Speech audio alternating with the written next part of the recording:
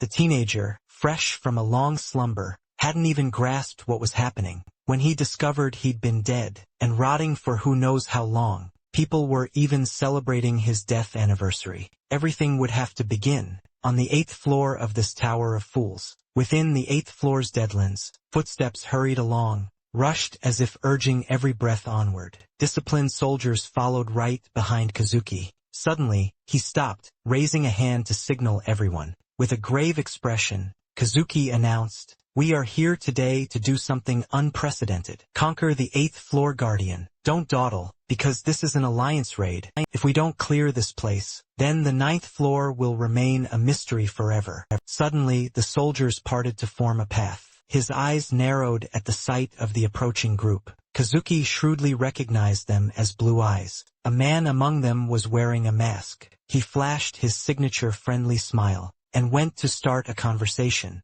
Subaru replied politely, "Sorry to have kept everyone waiting." Kazuki smiled, shaking his hand. "Kept us waiting? You're the first one here." Subaru asked curiously, "I heard that. Even the martial arts team is participating today." He sighed, "Well, Nezuki Misabaru is the one in charge. After all, they probably just want to pick up whatever scraps you leave behind." Just then, he gripped the hilt of his sword and spoke. "If they just want to pick up scraps," Subaru said with a hidden meaning, "then I have something right here for them." And then he dropped a glowing object into his hand. A status window suddenly appeared. "Blessing of the Archangel." Kazuki wondered, "This is..." Subaru explained, "I intended to complete this raid perfectly, but this is just in case. You should keep that with you." Hearing this, he hesitated. "But you need this more than I do." He cut in, asking, "Besides, after this battle, and do you want to return Blue Eyes?" Subaru emphasized, "You can just give it back to me then."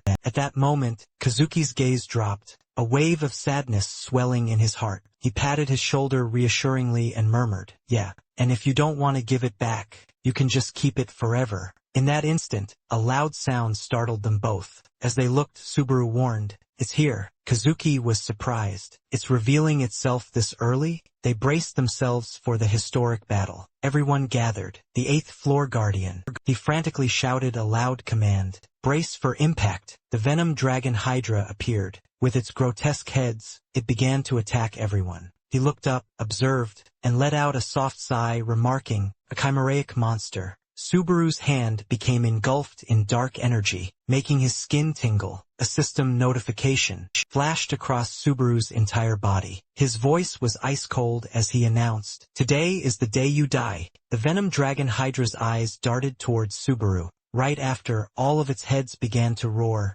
coalescing into a menacing blue orb. Kazuki, alarmed, shouted orders. "It's preparing to fire its breath attack. Everyone, fall back." But Subaru stepped up to stop them. "No need." Staring at the rampaging monster, he asked in confusion, "What are you talking about?" The Venom Dragon Hydra combined its power, its monstrous roar echoing through the space. In that instant he touched his sword, decisively drew it, and finally, Subaru unleashed a powerful slash into the air, carrying with it an ominous dark power. Two immense powers of good and evil clashed directly. Kazuki glanced over and remarked with a sigh, "Subaru, you never change." Chino ran up cheerfully, praising, "That was amazing, Subaru. Your training sessions really paid off." Seigo touched his neck and complained, "Damn it, I was one step too slow. I wanted to land that first hit." Reina looked up and asked, "What did you give Kazuki just now?" His voice dripped with hidden meaning. "You'll find out soon enough." Subaru looked up and asked, "Is everyone ready? We're gonna take down this overgrown lizard and clear the 8th floor." Instantly, everyone charged forward to attack the monster, leaving Kazuki alone to observe. He uttered indifferently, "Look at them. Such unity." Just then, someone approached from behind and said, "Just as planned. The hidden soldiers are also in position." Kazuki turned, a cold smirk on his face. "Excellent. In that case, let's begin." Someone accepted the order. "Understood." The mysterious person continued, "May fortune favor you." Kazuki glanced back at the battle before him, with a callous expression. Her back was slender, her hair fluttering in the storm. And then, as one, they charged to attack the monster. Simultaneously, the dragon monster's crimson eyes flew wide open, and it unleashed lightning from its massive jaws. its face vicious, with sharp teeth. Jenna moved closer to it. Saigon shouted to stop her. "Hey, don't just go slashing without saying anything." Just then, she glanced back and saw the cold, sharp blade. Gina remarked, "You're really still not used to how I work, are you?" But he yelled back in protest, "You need to be a little more careful." Meanwhile, Yak rushed forward with a challenge. "I want to see who can deal the most damage." A wave of red light filled the space, along with the roar of a monstrous beast, as they each attacked from a different side. He grumbled, "If that's how it's gonna be." Then Yeek cut in with a reminder, "The loser has to buy dinner." He flashed a confident smile, as he unleashed a fierce sword strike. Watching the monster fall, Yeek said, "Sorry, Chino." She, focusing her power, replied, "Don't worry about me, just keep attacking." Chino focused, creating a giant shield. "Leave the defense to me." Suddenly, Kazuki appeared from behind, making her jump as he sharply called out, "Chino!" He taunted, "Think you can defend against this too?" Just moments later, she was struck by a surprise attack she couldn't possibly block. Kazuki's cold, grave voice rang out, "This is the price for your arrogance." Realizing something was terribly wrong, Subaru snapped his head around, just as a faltering voice choked out, "Subaru." Chino's body staggered, then crumpled to the ground. And there he stood, a chilling smile plastered across his face. Terrifying veins bulged around Subaru's eyes, a clear sign of the sheer fury raging in his mind. Kazuki's voice sneered, taunting Subaru, "You don't have time to be looking elsewhere." In that very instant, the poison dragon monster bore down on him. Subaru's voice, a raw cry of pain, as he questioned, "Kazuki, why?" In the dark expanse, a system panel materialized. "You have been chosen by the tower. Climb the tower and prepare for the beginning. That will soon be upon you." A chilling message was sent to all players. The very first message from the tower. Was it a trial or perhaps a blessing? Even now, the true purpose of that message remains a profound mystery. We never knew who sent it or for what purpose. We simply followed its orders, powerless to resist. And just like that, we set our sights on the tower's peak, a place no one had ever conquered before. Earth, Muram, Hunteza, Elfie, Luken, champions from disparate dimensions, each bearing their own heavy responsibilities, continued their arduous climb up the tower. Today, the sky had lost its blue, covered instead by layers of smoke and choking dust. The bodies of poisoned dragon monsters lay strewn across the cold, hard ground. With the battle finally over, it was also a time for hero sacrifices. Subaru, utterly spent, gulped for air. In the biting cold air of the 8th floor's boss room, the lair of the red dragon Hydra, his voice, thick with anguish and deep resentment, a voice rang out, "I told you all to run, but you didn't listen, and in the end, they still managed to take it down." The monster rumored to be indestructible. Subaru gazed at his fallen comrades, and cried out in pure anguish, "I don't remember giving any of you permission to die." Everyone who once fought by his side was gone. He cursed them through his pain. "You idiots!" The system alerts chimed relentlessly. Status, poisoned. Natural recovery, disabled. Fatigue, 94. If only he could somehow go back. Subaru knew exactly what it would say. It asks, "Will you die if fatigue reaches 100? A truly fitting end for Subaru Nizuka, the Milo King. However, he then looked at the mastermind and asked quietly, Why did you do this?" Seeing that smile, Subaru roared in a rage. "Answer me, Kazuki." Hyozo Kazuki slowly stood up, then sat down right in front of him. "It's been 15 long years, Subaru. I've been running toward this very day. For 15 long years. All of you must understand. This was the only way I could ever defeat you. If I hadn't drawn your attention, your precious Blue-Eye Guild would have just gotten in the way, wouldn't they? You have no idea how much. Everything you've given me has utterly tormented me. That's why I chose the world over you." His voice was strained. "It had to be this way. It's a real shame I had to do this, but at least I finally get to see the end. Oh right, I guess I won't need to return this, will I, after all? The blue eyes will disappear along with you. Don't look so sad. Even in death, you'll be remembered as a hero. It's not like you'll be around to verify it, anyway." Subaru's low voice echoed, until the very end. You only hear what you want to hear. Trying to suppress his emotions, his hands dug into the dirt. As he glanced at the scene before him, He was lost in his thoughts. At this rate, his eyes narrowed, growing tense. Survival is out of the question. But I refuse to die so meaninglessly. Just then, Kazuki whipped his head around. His eyes were wide with sheer terror. He screamed, "It can't be!" In that very moment, a system panel materialized. Legendary Class A loser Subaru charged forward, shouting with conviction, "I can still use it. It still has uses left. Like I tell you, you piece of trash system, uses remaining. 4.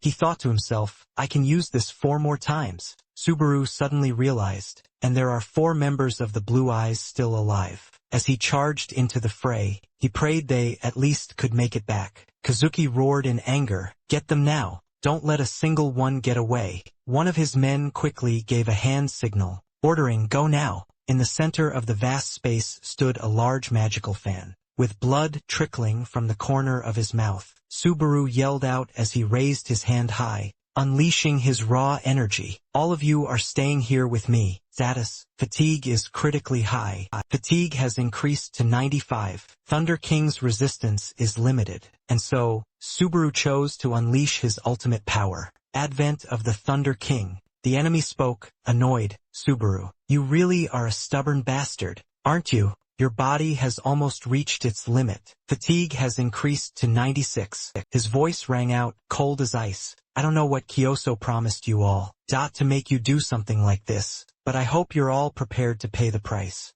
With your lives, because from this moment on, no one leaves without my permission." The enemy faction observed the unfolding scene. And just like that, the tension began to build, and so they decided to charge in. All or nothing, swords were raised high, ready to strike, preparing for the battle. Subaru thought to himself, "Normally I wouldn't lose to people like this." He gripped his weapon tightly and spun it a few times. But if Kazuki makes a move, that's a whole different story now. Just dealing with these guys alone is already exhausting me. The real problem is my fatigue level. Subaru was utterly drained, his mind in a chaotic turmoil. "I can't possibly keep this up much longer." But, in a critical moment of distraction, he was struck down from behind. Subaru's face contorted in sheer agony. Blood spewed endlessly from his mouth. The status window blared a warning. "Fatigue has risen to 98. Subaru grimly forced himself to turn and counterattack. A chaotic scene, littered with gruesome wounds. Light slowly began to illuminate the tragic space. His legs grew heavy, and his sword clattered right beside him. Kazuki shouted with a joyful triumph, "We did it! We killed Subaru Natsuki." But then, Subaru appeared right in front of him, and asked, his voice dripping with ice, "Who did you say you killed?" His body quickly discharged a massive, blinding amount of lightning. The man's body was instantly scorched and burned. His eyes rolled back, vacant and lifeless. After the lightning finally dissipated, he collapsed a charred husk to the ground, clutching the blade still lodged in his own body. Subaru, too, had finally reached his limit. Slowly slumping down, people began to shout, "He's down! Did we finally get him?" Kazuki hid in the crowd, observing that monster closely. Subaru couldn't believe his era would end so simply. The system constantly blared warnings. "Fatigue has risen to 99. Danger. Fatigue is critically high. You will die if fatigue reaches 100. In his mind, Subaru seethed, "Kazuki, you should know better than anyone." His legs could barely support his weight. That in the end. Suddenly, Subaru roared, "Get your sword ready. I will win." His eyes were dark, burning with hatred, while the other man was already thinking of his victory speech. The Archangel's blessing system. "I'll survive with this. Survive with." Just then, Kazuki's eyes widened in sheer horror. But in an instant, Subaru's sword was already right in front of his face. In his shock, he could only think, "No way," Subaru declared. "Ultimately, I'll be the one who wins," spouting such cool lines while looking utterly pathetic. Kazuki's thought, "At least let me see him die before I go. My final lightning strike must have connected." But it's peculiar to be thinking about this right on the verge of death. Am I destined to be stuck in this state forever? This in itself is pure torture. What's that? What's this awful smell? A smell? I can smell something. Could it be? In a junkyard, a lid crashed down with a deafening clang. Subaru was sitting inside a reeking trash can. He glanced around, utterly bewildered, and asked, "Is this help?" Suddenly, an information panel materialized before his eyes. Name, Subaru Hasoi. Affiliation, Earth. He stared in utter confusion. Subaru Hasoi? What the hell is that? What even is this trashy status window? Just then, Subaru roared, seething with anger. That name doesn't suit this face at all. And those from Earth, they're nothing but a bunch of trash. The people around him began to whisper. What are you doing here? You just here to make the rest of us look good? You got it exactly right. Subaru Natsuki is an anomaly. Was he trying to achieve even half of what he did? 25 years ago, Subaru Natsuki died, exactly 25 years ago. Then this body is... Subaru dazedly clambered out of the trash can. Are you kidding me? Is this a dream? Just at that moment, he collapsed to the ground with a painful thud. Subaru stared blankly at the item before him. A wave of doubt rising, he picked up the player tool. That's right, if I use this. Subaru quickly operated it. Searching for blue eyes, the information came up, Lamku. The heir to blue eyes lacks power. The secret behind the name Lamku. Lamku continues to grow, inheriting Subaru's will. Natsuki and Blue Eyes today. Our guild master Kyozo will win the next tournament, discussing the heroic spirit of Blue Eyes on that day. 25 years ago, he couldn't believe it. No way. Subaru stared at the face of the person in the picture, bewildered. He's not dead. The person on the screen looked familiar. It was Kazuki. Kazuki Kyozo. From the beginning, they weren't always enemies. Subaru remembered their conversation from back then. What's with the sudden call at this hour? Subaru replied, I'm thinking of leaving Blue Eyes. You were confused. Huh? What's so sudden? Kazuki asked. I want you to tell our friends for me. At least, that's what Subaru had once considered Kazuki to be. He then said, you'll understand the reason eventually. Don't worry, even if I leave, I'll still be your shadow. A few years later, Kazuki had formed a guild and reappeared before him. He used a name they had once joked about, Lamku. That was the name of the shadow he'd mentioned. But he's still on the 9th floor? Does that mean he's achieved nothing in 25 years? Suddenly, Subaru's eyes widened in shock. The news bulletin showed crowds flocking to a memorial service at the Subaru Natsuki Memorial Hall. Memories that haven't faded, even after 25 years. He was startled. His own memorial hall. Subaru stood before the entrance of the Subaru Natsuki Memorial Hall, stunned and in utter disbelief. This building is more impressive than I thought. A mask was displayed in a place of honor, and everyone present was staring at it with intense, bewildered focus. Subaru wondered to himself, what's the point of memorializing me? Confused, he walked with heavy steps, his eyes scanning the room. Subaru wondered who would do this, and for what purpose. Why would they do something like this? A voice boomed out, giving Subaru a headache. He was a role model for us all, always the hero of the Blue Eyes Guild, the man who created an undefeated legend. The man continued, to forever remember him and all of his comrades. Subaru's eyes widened in horror. Are you kidding me? Kazuki's voice echoed. We established this memorial hall. Subaru was furious, veins popping on his neck as he thought, that bastard Kazuki he's actually claiming. That Subaru Natsuki and the Blue Eyes are no more. However, only the Lamku Guild still stands, inheriting their noble spirit. Subaru's hands clenched into fists, a silent fury burning within him. Shut up. Stop spouting that absolute nonsense. Weren't you satisfied with just killing me? If that's how it is, then I'll just have to live up to your twisted expectations. Kazuki continued his pompous sermon, insisting that Natsuki and the Blue Eyes would never return. Subaru was enraged. Just you wait, he fumed.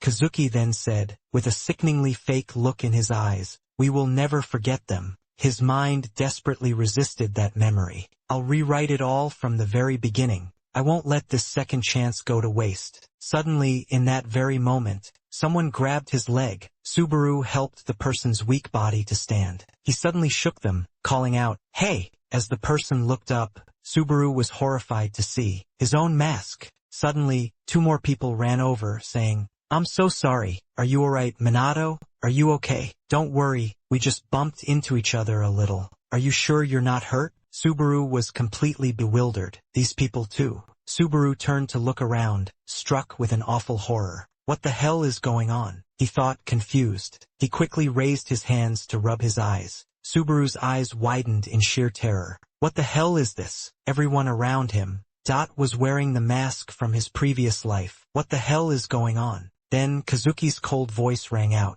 It's such a shame things turned out this way, he mused. Don't be so sad. Even in death, you will still be regarded as a historical hero. Subaru suddenly understood. So this is what he meant. His eyes became sharp, filled with an immense, burning hatred. As Subaru walked straight towards the crowd, in front of him was his own memorial portrait. It was surrounded by fresh flowers. Subaru realized all of this. Dot was just a way for Kazuki to take all the glory of the blue eyes for himself. Suddenly, his hateful gaze melted into pure astonishment. Before him, an ethereal sight, white chrysanthemums. They glowed with an eerie blue light, and Subaru's eyes went wide, reflecting the unbelievable scene unfolding before him. He was violently shoved and jostled by the surging crowd. As he fought to escape, angry voices indignantly cried, "Hey, watch where you're going. Wait your turn." As if caught in a hypnotic trance, Subaru walked directly towards his own portrait. He reached out a trembling hand and touched the light.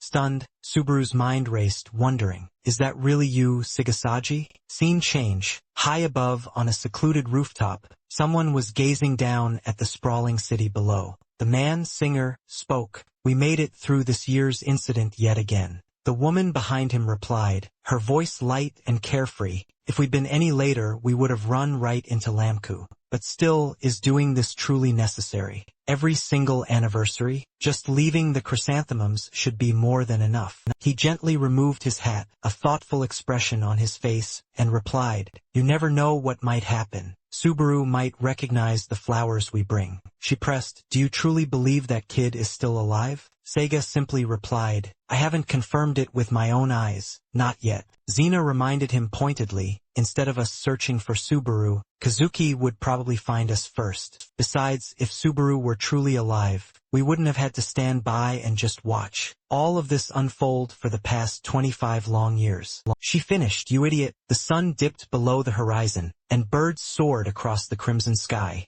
In a quiet corner, Subaru wept, an endless, childish sob. He tensed up, his thoughts racing. She's really... Subaru was completely lost in his own thoughts. Is she really alive? He clutched the flower in his hand, a desperate whisper of her name. Sig. So this is the room Subaru Hasoi used. Turns out he was poor. Huh? All his searches on Blue Eyes yielded absolutely no results. Subaru dropped the laptop with a thud onto the bed. But I'm sure Sig is still alive, he mumbled to himself. She's still out there, but she's in hiding. Could Kaiser be the true cause of all this? Knowing his twisted personality, he wouldn't let anyone who knows the truth simply walk free. Did Sig really survive all of it, all by herself, and live in peace? I'm still not sure. If all four of them were wiped out back then, but with Kiza still alive and well, contacting them now would be absolute suicide. Besides, I'm completely powerless right now. Forcing anything will just make me an easy target. His gaze fell upon the mask and flower on the table,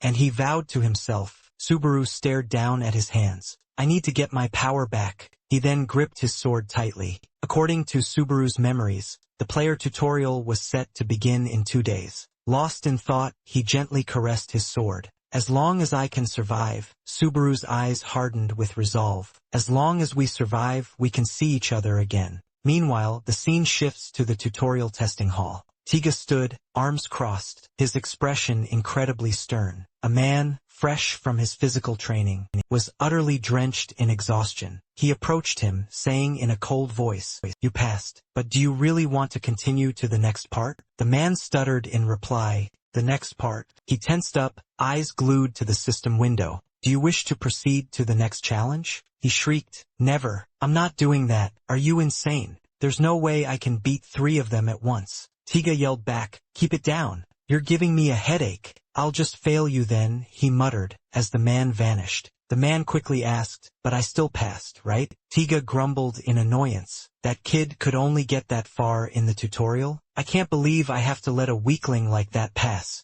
Except for Jayen's kid, who actually passed level 20. None of the other candidates here seem promising at all. The standards for this tutorial test are absolutely pathetic. The quality of recruits has truly hit rock bottom. his gaze suddenly locked onto the screen. A figure was walking in, dragging his sword lazily on the ground. Tiga remarked, "That's a name that carries a heavy burden." "Well, of course, but that only matters if you actually pass." "All right then." At that very moment, Subaru, with a completely deadpan expression, waited for the system announcement to begin. The system materializes 2 goblins. "Eliminate the goblins, now," Tiga urged. "Let's get this test started right now."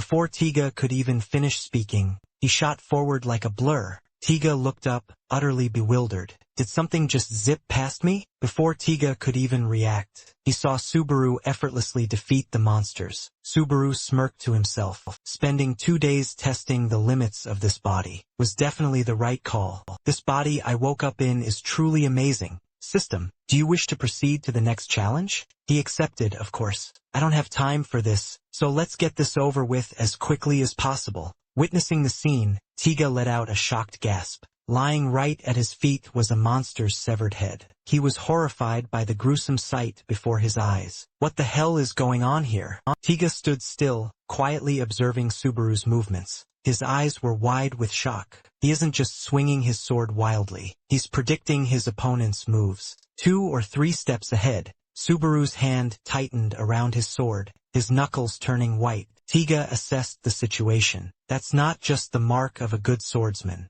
Even I can't move like that, unless he's the reincarnation of Subaru Nazukiyami." The sword in his hand came down with powerful, decisive strokes on the monster. Subaru gave the creatures a cold glance. "System, you have completed level 49. Do you wish to challenge the final boss?" He let out a sigh, then simply urged, "Right now." The space trembled once more. Right where Subaru was standing, the ground began to crack, with strange white veins spreading across it. A giant hand emerged from the ground. Tiga shouted worriedly, "Hey, you idiot, wait, you're not Nezuki. If you value your life, you should stop right here." The monster roared. It was the Goblin King. The system window appeared, sensing the offering at level 49. "The Goblin King's rage has been ignited." Tiga shrieked, "Surrender now, before it's too late." Taking on the Goblin King is a huge gamble. This is a suicide mission. Don't let greed blind you. Even with all your skill, you'll never bridge the massive stat difference. But Subaru's eyes burned with unwavering determination.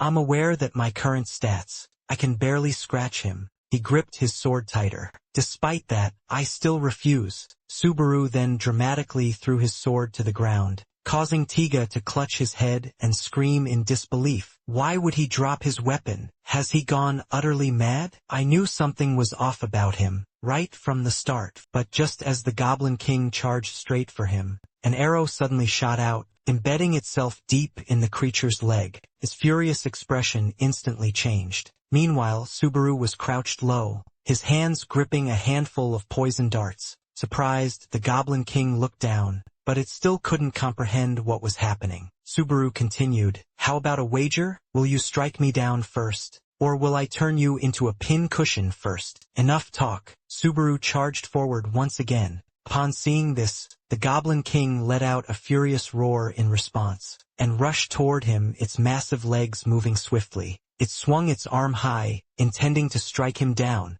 The two clashed, but with his agile movements, Subaru quickly weaved and dodged its relentless attacks. He was reminded of a time he had trained before. Subaru was repeatedly throwing darts, but he just couldn't hit the center. Just then, a girl approached and casually said, "You can't throw them like that." It was Xena. So, Xena stood up to demonstrate for Subaru. As she threw a dart, she explained, "Anything can become a deadly weapon if you grasp its center of balance." And with that, the dart she threw hit the dead center. And now, he was using that very same technique. Following Xena's guidance, he precisely hit the monster's throat. Then, he grabbed another dart and plunged it deep into its body.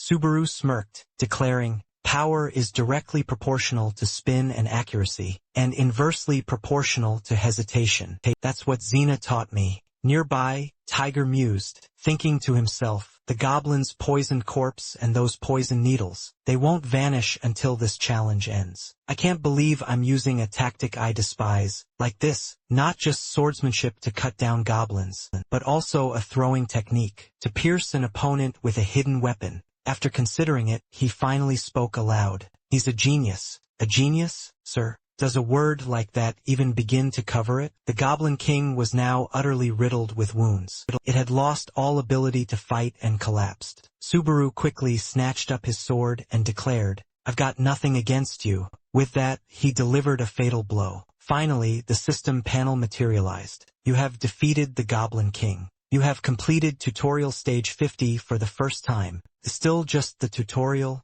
Don't make me slash a monster like that. During the training phase, leveled up, gained prestige, gained achievement points, unlocked the tutorial shop. This shop can only be used during this stage. What can I buy with the points I have now? Current achievement points, 2,425. He reeled from one surprise to another. I've never even seen this shop before. Opening the tutorial shop. It looks like prices range from 5 to 200 points. I'm gonna have way too many points left over. As soon as he pressed the button, Subaru's eyes widened, and he mumbled, I can even buy an item like this. Nameless Demon Sword. Price 1,000 achievement points. Rank, sword type weapon. Consumes the user's vitality and spirit to enhance slashing power and physical abilities. A failed work by the master swordsmith, Cinder Z. It has no name. I can't believe I've come across one of Cinder Z's creations here. It's extremely tempting, but should I really use something that drains my life force? A mithril sword, priced at 1,400 achievement points. Rank, sword type weapon. It reduces the user's fatigue accumulation and extends their combat duration. A mithril sword, blessed by the Holy Church. As he gazed at the holy sword, Subaru couldn't help but feel utterly conflicted. I don't need a demon sword. I need a holy sword. Should he prioritize raw destructive power and pick the demon sword? Or should he prioritize safety and choose the holy sword? He silently weighed his options, deep in thought. Both are good. How should I spend these initial points? I need to choose incredibly carefully here. But then, a brilliant idea struck him. He decided he could choose again. I can still change it. The system panel reappeared. Greedy Spike, price 1,400 achievement points. Rank, F, type, skill, level 1. Effect, nullifies the side effects of skills and items used by the user. The skill's rank and level can be upgraded.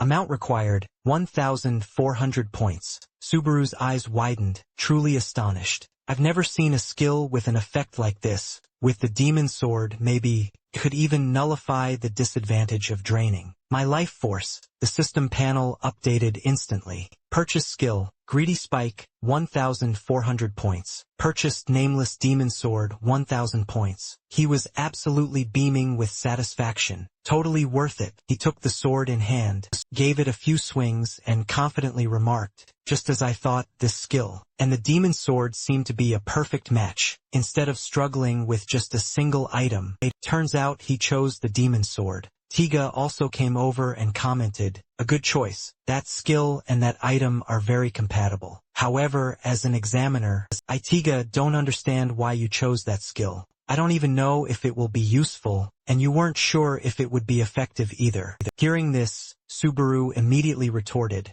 do you want me to spell out every little detail? Suddenly, Taiga just absolutely lost it. He wanted to ask, explain it? Ugh, being polite is such a struggle. You must be pretty wiped out after that test. So I'll let it slide, just this once. It's not like there's any special reason or anything. He thought to himself, so that snot-nosed punk is an examiner now? He recalled a young man from ages past. Imafan, can I get your autograph, sir? An autograph? I don't have one of those. Then just writing your name will be just fine. My name is Hidoto. After remembering that, he started to ramble. Back in my day, learning etiquette was the very first step to becoming a true player. Compared to that, young people nowadays, just because they've got a few skills, they become arrogant. I don't know how they were raised, but they hate losing out and only demand their rights. And instead of respecting their elders, they just call us old fossils. Times sure have changed, just like the amount of hair on your head.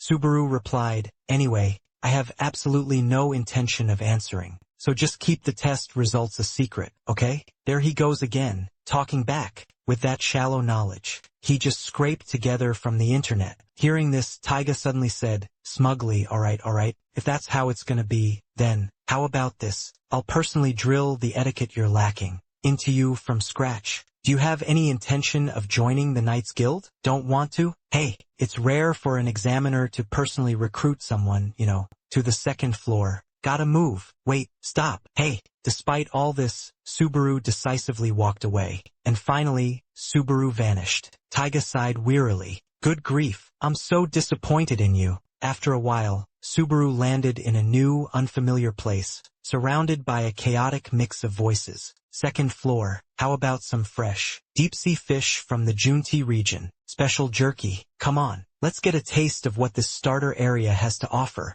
We've truly got it all here. From martial arts world fabrics to jackets from Earth, I finally returned to this place. I've grabbed an opportunity no one else even dreamed of. This isn't my first rodeo, it's my second attempt, because I've already lived through this once before. This time I have to handle things better. For my comrades who are desperately waiting, and to exact revenge for the horrific end we faced. This is a private training room, perfect for self-training. Learning new skills, testing equipment durability, and so on. As he arrived, an old man asked, "Which floor are you from?" Subaru quickly replied, "I just came up. It's a place all the players frequent, after all." The old man then pointed the way for him. "In that case, you should use training room number 1. There's a straw dummy in there." After hearing that, Subaru had a question. "I'll use number 5. Número 5. The old man suddenly got agitated and raised his voice. "I'll be honest with you, don't do it. It's a waste of money. Just use number 1. I appreciate your concern. Just give me 30 minutes.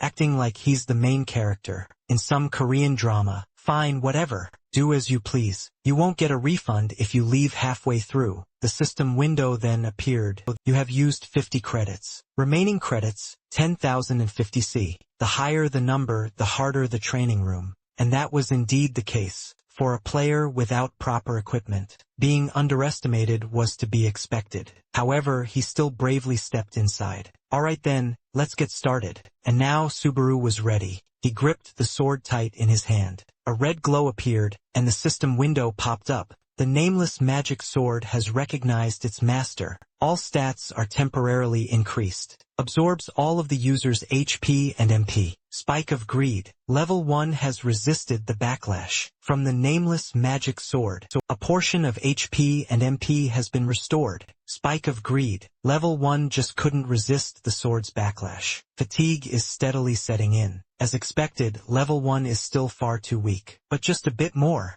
The nameless magic sword devoured the user's HP. His power surges with every HP point lost. As he scanned the system window, the sword's power intensified. It pulsed with an incredibly brilliant red light, but Subaru couldn't rein it in. Is this my limit? Well, it's still within expectations. 10,000 credits consumed. The skill level of Spike of Greed. Level 1 has risen by 1. He thrust the sword into the ground, panting heavily as the system window popped up. Spike of Greed, Rank E Skill Classification, Level 2. Prevents side effects from skills and items. Used by the user. Credits needed to level up. 20,000 C 20,000 C. Spike of Greed Level 2. Resists the sword's backlash. Spike of Greed Level 2 has partially succeeded in resisting the sword's backlash. The nameless magic sword has absorbed all HP. Its power is further increased. I did it, and with that, Subaru's expression hardened with resolve. With bloodshot eyes, Subaru resolved to push forward.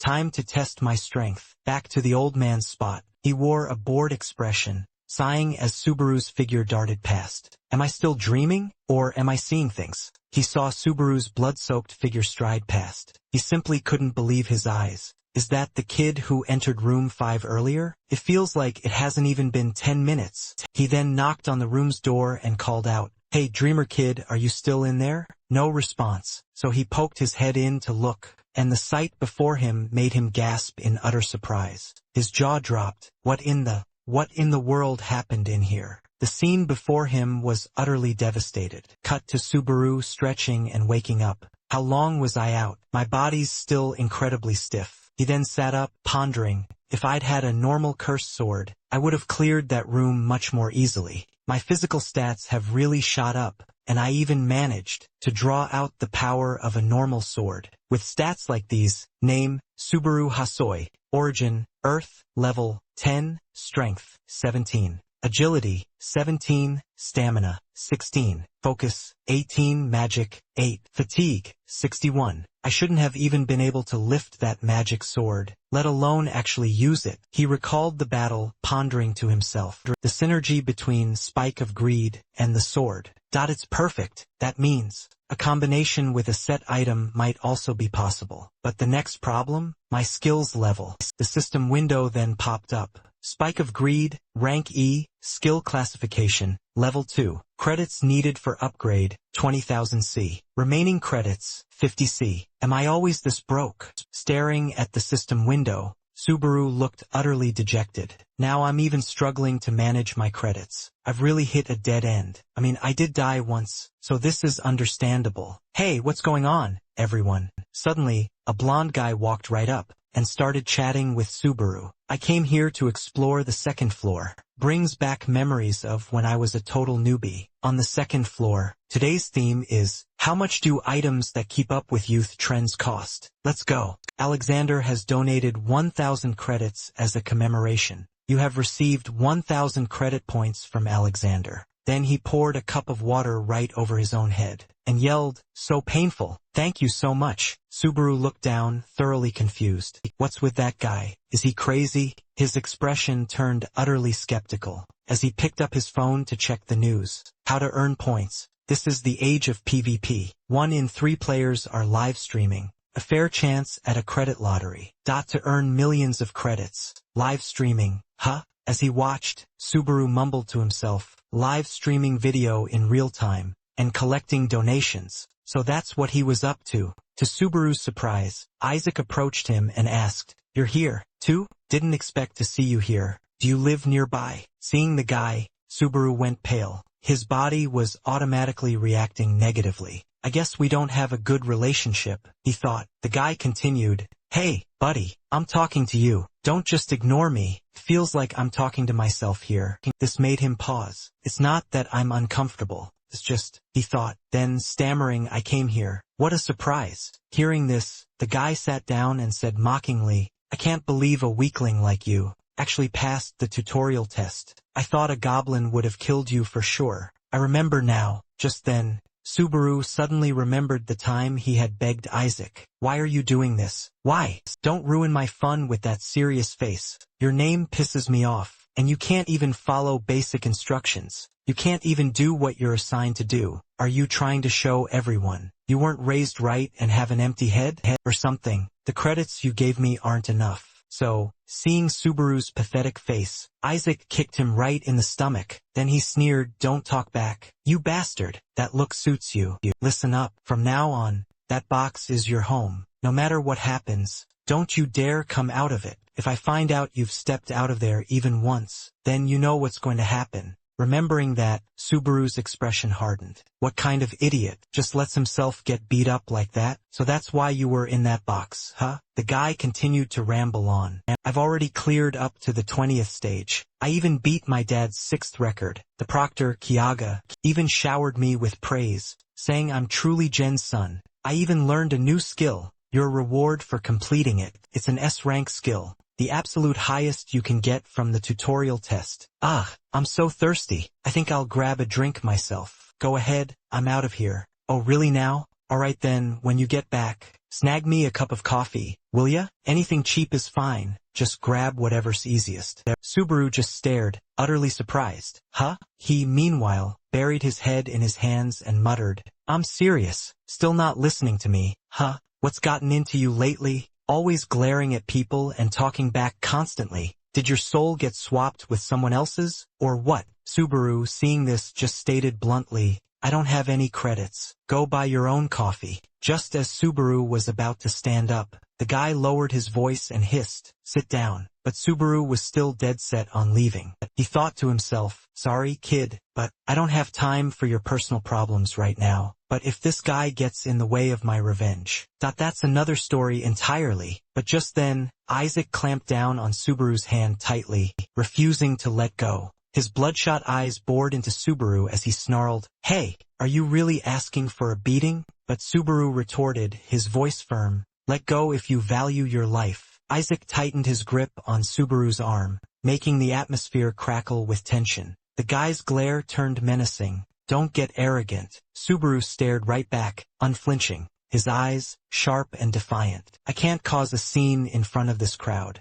He realized, making a scene would only make things worse. Suddenly, Isaac burst into a loud, almost mocking, echoing laugh, clearly seeing Subaru's hesitation. He must have totally misunderstood. "Don't be so scared, I'm just messing with you a bit. Same as last time, right? You're still the same coward you've always been. With skills like yours, you must have had to try really hard, just to pass the tutorial test. I bet you're feeling pretty proud of yourself." But as he finished speaking, Isaac took slow steps closer to Subaru, looking at him with contempt. "You piece of trash, do you really think you can beat me? If I wanted to, I could make you disappear. You know who my father is, don't you?" After saying that, the guy turned and walked away, laughing loudly. "Be careful, my friend." Subaru remained calm, silently watching him go. "Some friend," the system announced. "There are two main ways a player can grow. The system now provides step-by-step guidance. First is through the gates. By clearing the tower's gates and receiving rewards, a player can naturally become stronger. To enter the tower's gates, you must pay credits. However, your safety is guaranteed in a digital space, as the gates are created within it. So even if you die, all you lose are your credits and your progress. The second way the system announced is by hunting. By hunting monsters outside the safe zone, or clearing the dungeons on each floor. You can definitely grow by doing so. Your growth will be faster than clearing gates. But since the hunting takes place in the real world, it's a life or death situation. If you die out there, you die for real. At that moment in the Orc Lair dungeon, whispering, that's why players avoid hunting, because there's no reason to risk your life. But a slender figure stood with resilience. Subaru sat leisurely, in front of the monster he had just defeated. The safer it is, the slower it is. The slain beast looked utterly tragic. The more dangerous it is, the faster it is. He slowly took out a thin light device, pondering the sensational news that had just been updated. It was a picture of a mysterious figure with a mask. Subaru was surprised. Nazakami Subaru 80,000 viewers. The mysterious figure was streaming enthusiastically. "Is everyone watching? Today I'll be challenging the third floor of the gate." Subaru scowled, utterly fed up. The name Nazakami Subaru and a mask. How many people have used this name? The system displayed, "Nazakami is an idiot. Mission 20. No. Every time it's completed." That guy continued, "Nazuki Subaru, I'll play the fool for you. Thanks for the 20,000 credits." Subaru was utterly bewildered. There's a mission for 20,000 credits. Many missions were being posted. Hobby, teasing lonely wallets. Safe Assets has registered a mission. The masked man rejoiced. "Thank you, everyone. I'll complete this gate for all of you." Nazuki Subaru. He easily earned money through live streaming. In stark contrast, Subaru had to fight monsters, his life on the line. Meanwhile, the credits he had left were a measly 50. "Scoff," Subaru sneered. "He sure earns a lot." He seemed to watch the screen intently,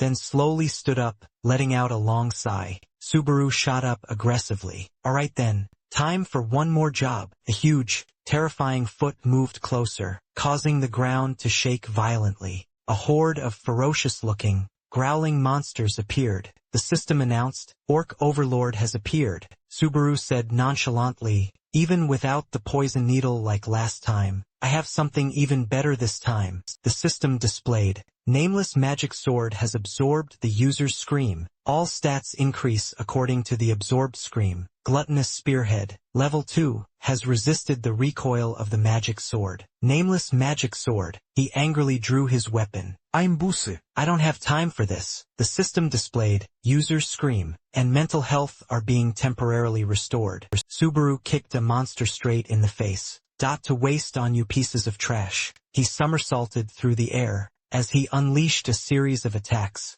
taking out the monsters one by one, who could only stand frozen, gazing up from below. Subaru unleashed a powerful punch. The system instantly flashed the results. Orc Lair Dungeon, cleared. He briefly thought, "This thing again?" Subaru then stared at his reflection in the mirror, muttering to himself, "Okay, I think I get how these streamers make money now. If I'm really going to do this, I'll give it my all, focusing on what I do best." he decisively put on the mask. "I'm the real deal anyway," he declared. Subaru then turned and silently walked out of the room. Suddenly, a voice rang out. "Nazuki Subaru has started a live stream." In an office, the atmosphere was completely silent. Only one person, Hatsuka, was there, sitting deep in thought. She suddenly clenched her jaw in frustration. Seemingly furious, Hatsuka suddenly screamed, "What the hell is this? You idiot! You bastard! You piece of trash! Not even 5 people could clear it. What the hell?" Song-won asked, approaching.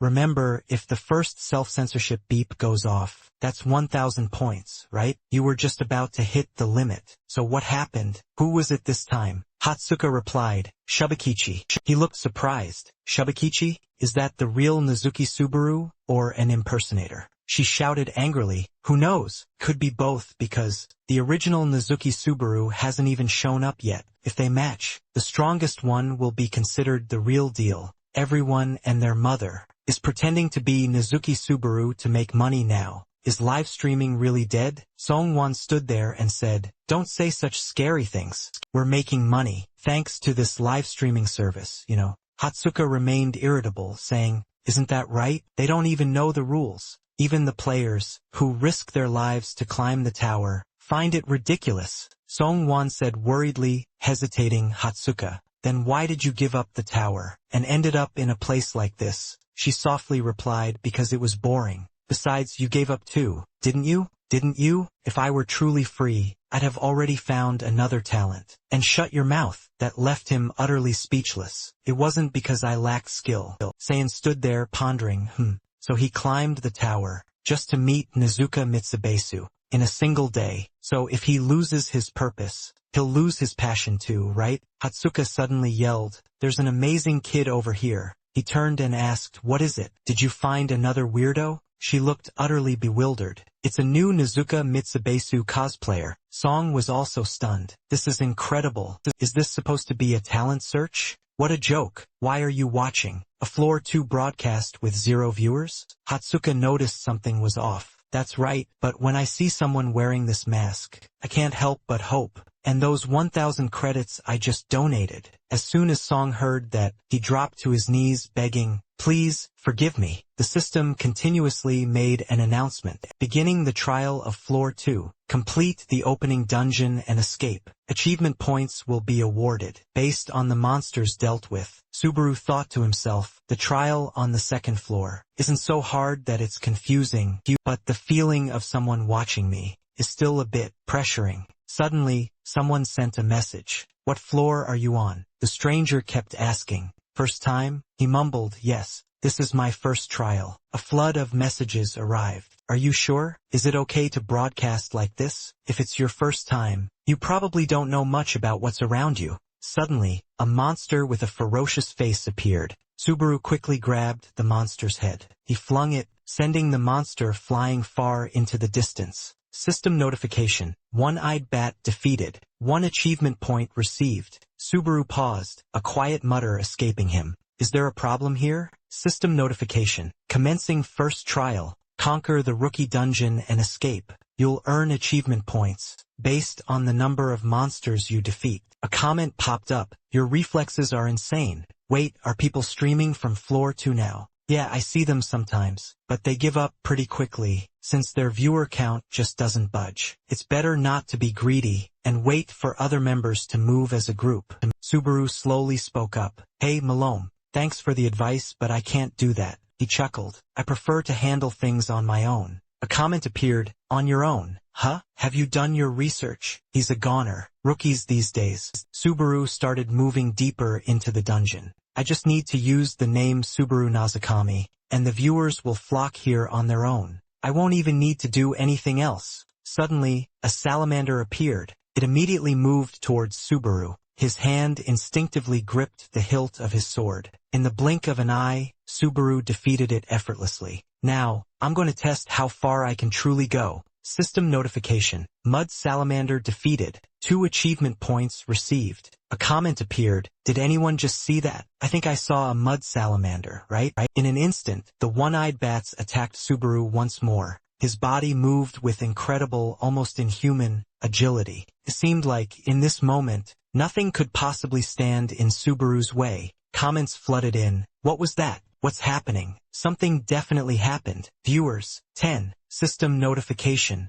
One-eyed bat, X2. Defeated. 2 achievement points received. Mud salamander, X2. Defeated. Achievement points awarded. Subaru spoke up. If you all focus on the sound, you'll know exactly which direction and how many are coming. Comments appeared. I know that. You're lying, you're no rookie. I knew it. I can do that too. Hey, you V-tier guy. What's your level? He pressed on. Since you all already know, then I'll just speak my mind. The comments flowed in normally. Ultimately, no one can do that. A player's talent is everything. Just sticking to your content? I get it. Trying to leech off Subaru Nazakami is a bit much. Suddenly, Subaru thought to himself, still not enough. I want to accumulate as many achievement points as possible before I get out of here. A comment popped up. Have you been going straight this whole time? A real man just moves forward quietly. Didn't you do any research? You're gonna be in trouble if you just keep going straight like that. Suddenly, Subaru stopped dead in his tracks inside the cave. He slowly raised his eyes. Countless one-eyed bats clung to the walls. Their pupils slowly opened, glowing a brilliant red one after another. The others opened their eyes in unison. A comment appeared. See? Told you so. He's a goner. See you back at the entrance. System notification. Maloney Stream has created a mission for 100 prestige points. If you can kill them all. Subaru, at this moment, he was still deep in thought. Comments appeared. Is this a trap? So rude. Haha. Subaru spoke up. Hey, Maloney Stream, thanks for the 100 prestige points. An enraged, clenched fist slammed onto a desk. Saigon yelled in a panic. Where did I go wrong? I was fine up to floor 6, and now I'm failing here? Give me back my money. I'm sorry, was I being too calm? My bad. Hatsuka was just staring intently at her glowing phone screen. Saigon tilted his head and asked, What's wrong? What are you looking at? Her voice lowered. Something's not right, Saigon. Surprised, he said. It's not a lot of money, really. I have the money to pay you back if I ever gamble again. Hatsuka cut him off. That's not it. Her voice held a hint of surprise. Nazuki Subaru. Saigon glanced over. Huh? You're still watching streams? Suddenly, his expression soured as he looked down. No way. A comment appeared. Holy crap, and he's a newbie on floor 2. Yeah, you kidding me? I'm starting to feel sorry for the bats. This is insane. How many times is that now? Saigon continued. How many has he taken down all by himself? The frenzied, one-eyed bats rushed in, attacking like a storm, but Subaru's sharp blade cut them down with ease. A comment appeared. Your explanation explains nothing. Who even called him a newbie? Something happened when he stepped up. Is that all you've got to say? I'm on an upper floor right now, but I'm being taught by a second-floor newbie. That's like saying if you step forward, that you can take a step. Subaru sighed. Communicating really is hard. A comment appeared. Don't forget to collect your reputation points. He spoke up. Oh right, I forgot. Subaru's finger quickly tapped to claim the reputation points. A comment popped up. What's with him? Is he lagging or something? Subaru scratched his head, embarrassed. How do I even claim this? A comment appeared. Aside from his skills, he's definitely a greenhorn. Click the Accept button for the quest at the top of the chat window to complete it. Received 100 reputation points from the Maloney stream. Subaru quickly replied, Thanks a lot. He then continued deeper inside. Well, the next area should be the last one. System notification, current reputation points, 150. Current achievements, 118. Suddenly, a piercing scream echoed from outside the building. Hatsuka said excitedly, Oh, this is bad. She could only exclaim, This is bad. Saigon gritted, teeth clenched. Covering his ears, he snapped, You're the one in trouble here. She whipped her head around.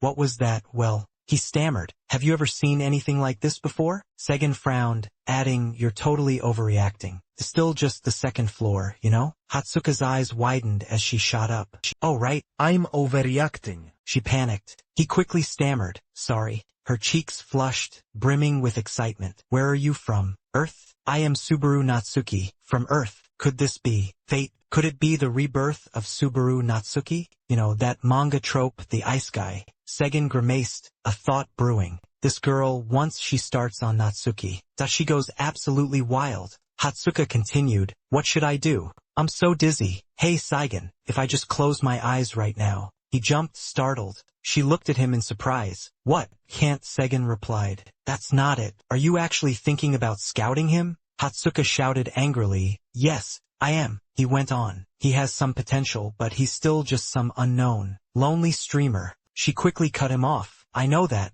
Saigon sighed, utterly exasperated. What do you know? If we bring this to the chief, we'll just get totally chewed out again. Hatsuka retorted angrily, and just a minute ago, all you could think about was gambling, and now you're acting all serious. Her cheeks puffed out in an adorable pout. Just you wait. Hatsuka's eyes snapped back to Subaru, staring intently. At that moment, the world around him began to tremble. His hand rested gently, yet firmly, on the wall. This is it, the end of the dungeon. A door suddenly, slowly, swung open from within. Subaru stood firm, facing it with unshakable confidence. And there it was, a werewolf fast asleep. He slowly sat up. So, you're the werewolf GZ? A comment appeared. I feel the pressure every time I see this guy. This is insane, please. Keep it a secret, though. I actually struggled with this guy for 8 tries. The fact he wouldn't let me pass on my first run. That made me think it was a bug. Received acknowledgement from the werewolf. Proceed through the gate to continue the trial.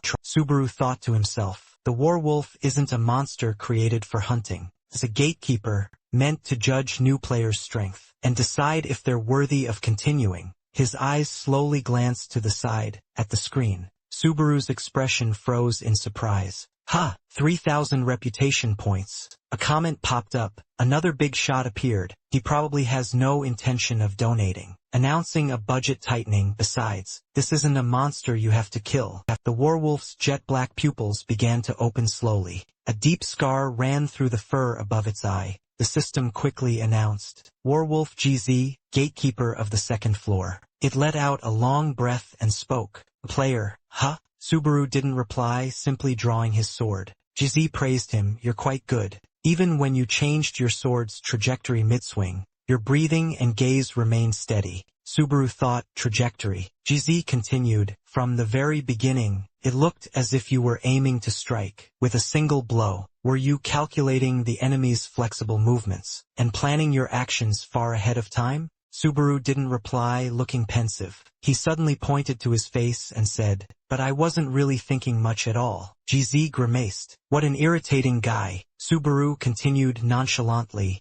Would it be better if I couldn't do that, perhaps? GZ laughed awkwardly. Normally. No, you can't. No. Subaru resumed his thinking. You find it strange too, don't you? GZ, the important thing is communication, making eye contact, and conveying everything in an instant. When you're taking down a group of one-eyed bats, at once you can't be thinking about aiming. With singular focus, the lone wolf always attacks, lunging headfirst, and the deeper it commits, the wider the opening it leaves vulnerable. System notification. Earn the werewolf's acknowledgement. The werewolf's eyes snapped wide in surprise. Staring at Subaru's solitary figure, it asked, baffled, you seriously came here alone? Subaru replied icily, can't you tell simply by looking? The werewolf leaned in, its face close to his. You're an interesting one. I sense the aura of a great warrior about you. Comment, the scent of a great warrior. And you said I stink. He said I reeked of corpses. Subaru's eyes sharpened. The wolf tribe's warriors possess a unique sense of smell. It's not just mere body odor. They can perceive a person's true essence. The werewolf stated, you are qualified to pass through this place. The test is over. You may proceed. Comment, what's with this guy? So this is how anti-discrimination works out sometimes. Subaru scratched his head in confusion. He thought to himself, even in my past life, this never happened. What a letdown. My target is you. The werewolf tilted its head. Isn't your target the door behind me? Subaru quickly nodded. Yeah. Someone ordered me to kill you. Suddenly, the werewolf looked up and continued, as expected of a man who carries the soul of a great warrior. At that very moment, in a sun-drenched office, Hatsuwaka and Seigen were inside the office. Their fingers tapped uncontrollably, with a clear hint of irritation. What is this after the entrance floor, Department head John then spoke up. That stream, how many viewers does it have? Seigen gave an embarrassed laugh and answered, and about 20 people. Hatsuwaka cut him off. No. She smiled brightly and continued, It's over 30 now. Segan grimaced, thinking, I'm not going to correct you, you idiot. John suddenly snatched up his glasses and put them on, saying, Are you people kidding me? You think I don't know? You're making bets during work hours? And what's more, I told you to find someone promising, and you bring me a guy with a measly 20 viewers? Hatsawaka's eyes slowly drifted downward. 30 people. John angrily cut in. That's not what's important, Hatsawaka. Why don't you just become a streamer yourself? You have the skills, and you'd definitely get fans, she said loudly. Chief Hatsawaka looked down at the screen. I just looked, and it's past 40 people now. John scowled. Hey, are you even listening to me? At that moment, Subaru stood ready, facing the werewolf. Suddenly its arm shot up, revealing sharp claws. His palm tightened on the hilt of his sword. Don't think about anything. System notification. Nameless demon sword absorbs user's mana. All stats increase, corresponding to the amount of stamina consumed. Subaru calmed himself. Be calm. System notification. Greed's Edge. Level 2. Negates the side effects of the nameless demon sword. His pupils suddenly glowed. Even if this is your first time. Just as he finished his thought, the werewolf charged. Just do it. Like always, Subaru's blade quickly parried its claws. The werewolf didn't stop there. It raised its claws again.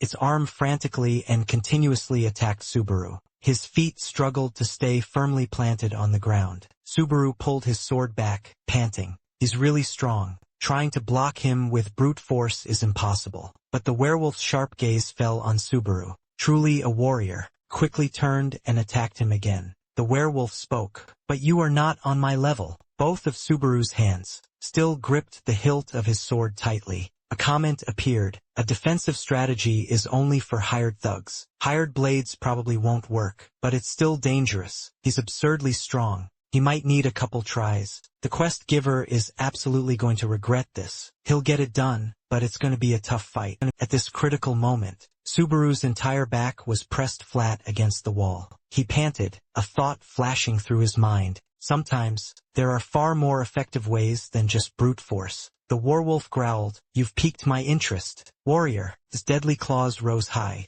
Let's end this. His powerful arm came straight down, descending with terrifying force. Subaru's body quickly shifted, and he declared, That's my line. Your attacks are far too predictable. The instant he finished speaking, his blade struck the werewolf's body. Its entire body reeled back in searing pain. Blood gushed out relentlessly. Subaru leaped high once more, his grip tight on his sword. He effortlessly used his skills to take down the werewolf. Subaru swiftly sheathed his sword at his hip. The werewolf looked up and rasped, Excellent warrior. The system promptly declared, You have defeated the werewolf. Leveled up to 12, +2 strength, +1 agility, +1 focus, +2 magic. Received 500 achievement points. A comment popped up. Wait, did he really just beat him? He died standing up. The streamer is damn good. Isn't this his first try? How is that even possible? Subaru panted, then smiled. I beat him. Another comment appeared. Solo, I tip my hat to you, the person who gave the quest.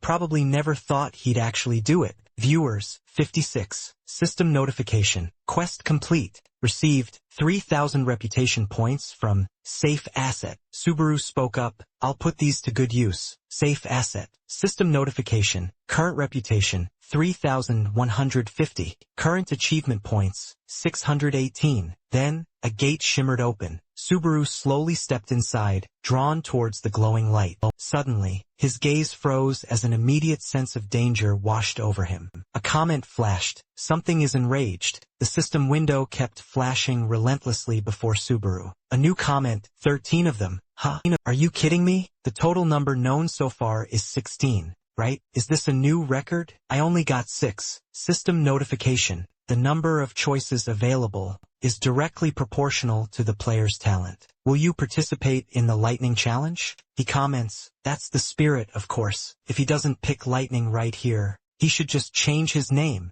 Subaru hesitated for a long moment, before finally declaring, I choose. System notification. Lightning challenge selected. Subaru's entire body was then enveloped by a powerful current of raw electricity. Hatsuka remained glued to the screen, watching. Everyone else laughed, thrilled by the sight. Alright, this is it. Hatsuka pointed excitedly at the screen. He did it. 60 people already. How about that? Have you ever seen a streamer's viewer count rise this fast? And usually, quests only offer 2 or 3 choices at most. But he got 13. John continued in a low voice. It's truly impressive that he defeated a werewolf. I heard it had never been defeated before. But still, he's still just a rookie streamer on the 2nd floor. There's a lot more to prove. Hatsuka laughed excitedly. Chief, wanna make a bet with me? John looked surprised. A bet? She continued. If he fails to acquire the lightning, Segan and I will work for a fixed salary for 5 years. On the other hand, if he succeeds, you'll sign a contract with him without any objections. Segan started crying and whining.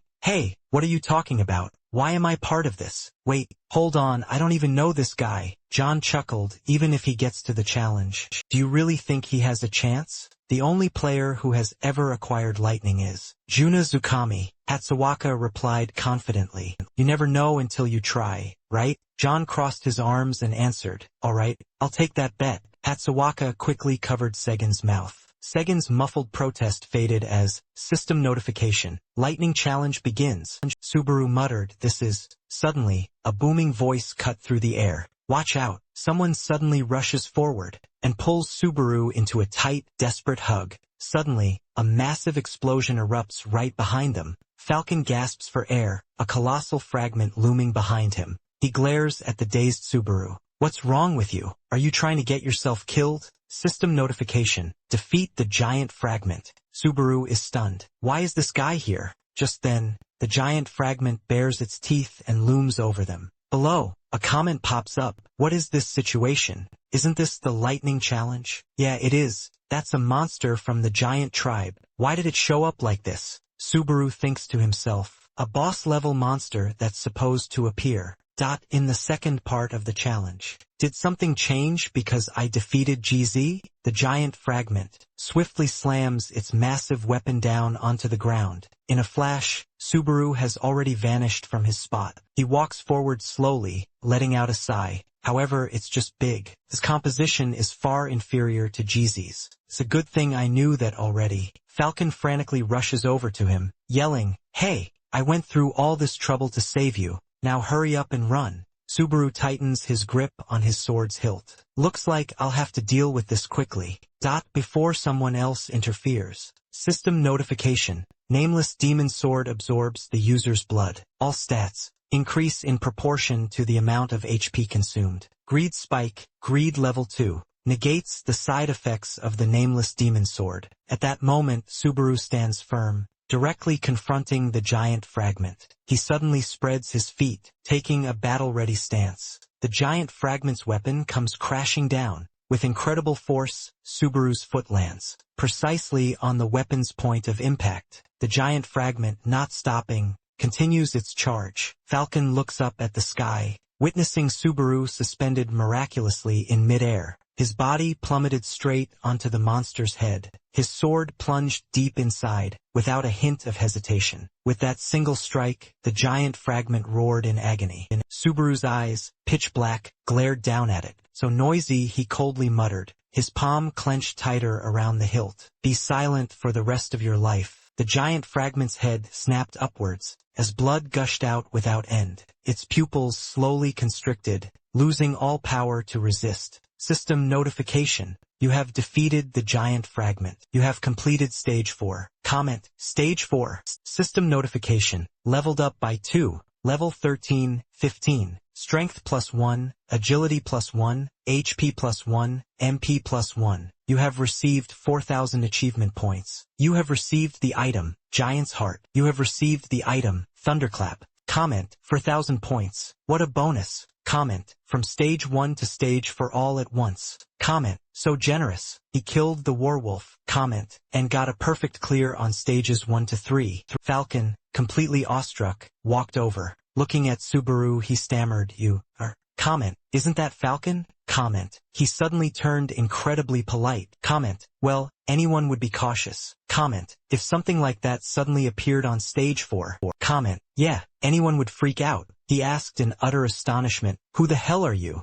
Subaru replied coldly, Can't you tell just by looking? His pitch-black pupils gazed down. I came here to defeat the giants. Just then, in a very quiet town, with only a few scattered residents, and some guards standing around, Subaru sat alone in a room, staring intently at the screen. Comment, show us the items. Show us. Comment, show us. Show us. Comment, I bet it's at least magic grade. Comment, not just magic, maybe even rare. Subaru reached his arm directly into his inventory. I'm curious too. Well then, let's take a look. System notification. A rare grade giant's heart. Accessory type, health +2. A ring carved from the heart of a giant. It enhances health and recovery ability. Subaru thought to himself, accessories are very valuable. I like this health boosting effect too. He looked down at this floor. Just my luck, I happen to need a set of armor too. System notification thunder roar. Rare grade armor type defense +5 armor. Infused with the power of lightning. Can use thunder roar once per day. Nullifies negative statuses. Uses remaining 3 comments appeared. Hey, that's pretty good even with the equipment restrictions. It seems he can still use it until floor 5. The giant's heart is a lifetime item. For its base value is whatever you ask for. Subaru quickly put on the sturdy set of armor. System notification. Nezuka Manhwa has registered a quest. 5,000 reputation points if you learn Raikou. Do your best, Subaru replied in a low voice. Thanks, Noah Nazakami. System notification inbox registered a quest. I'll offer 5,000 points for a similar quest. Mission V-Up has registered a quest. 3,000 points for a similar quest. Safe Asset has registered a quest. My Trust and 7,000 reputation points. Subaru spoke up. Thank you everyone. I'll be sure to show you what I'm made of. So many people are waiting for this lightning magic. Maybe he's a more important person than he thinks. Suddenly there was a sound from outside the door. Come in comments appeared. Right on time. Were you eavesdropping behind the door? There's no mistaking it. This guy also registered a quest. In front of him were Faken, and the person next to him was Hey Beluzer. Faken said with a smile, sorry to have kept you waiting. This is the village's knight commander, Sir Beluzer. The giant's attacks have become frequent recently. We knights must stand guard 24 hours a day, fully equipped for their safety. We have asked the villagers to limit non-essential trips. We never expected to meet an outsider. At a time like this, Beluzer continued, I heard you protected our village while I was gone. On behalf of all the villagers, thank you. Subaru quickly interrupted, I just did what was necessary. Beluzer, the true face of this village, and a brave knight who fights the giant clan. Beluzer said grimly, fortunately, during our reconnaissance, we discovered the chieftain of the giant clan. We plan to risk our lives to corner them. So please, forgive my rudeness. I beg you, please save our village. Subaru didn't answer. He just looked at Beluzer's current state. Comments appeared. Beluzer, don't die. Beluzer, is he going to die? Stop with the spoilers. Subaru grimaced, thinking to himself, based on my memories,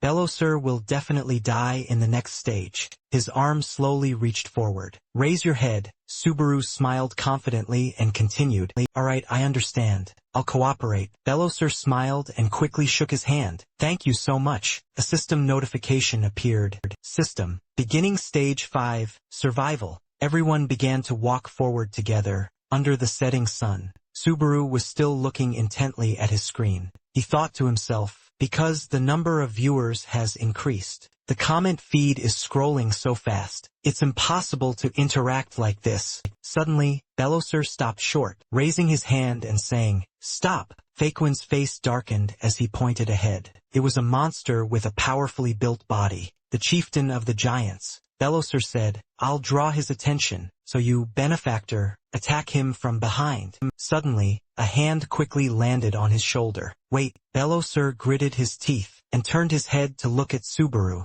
That thing. Suddenly, the ground beneath them began to shake violently. Beluzer and his comrades were in a complete panic. Subaru's gaze sharpened, locked on his target. These aren't human. At that moment, the chieftain's eyes snapped open. His gaze slowly drifted to the side. Simultaneously, massive shards materialized all at once. They charged forward in a crazed frenzy. Beluzer's eyes widened in utter shock. Trembling, he wondered why. The massive palm of a giant attacked. It stopped, right in front of them. They were now in grave danger. Help! The giant was now in terrifyingly close view. it suddenly broke into a sinister smile. His completely white pupils were terrifying. Everyone started to panic and flee. Everyone, retreat to the foot of the mountain now. Hurry! The giant suddenly let out a thunderous roar. As if in anger, it crushed the person with its hand. The one who had been sacrificed below. One person, crying out, tried to rush forward, but was held back by his comrades. Stop! A monster raised its hand. He cried out, screaming.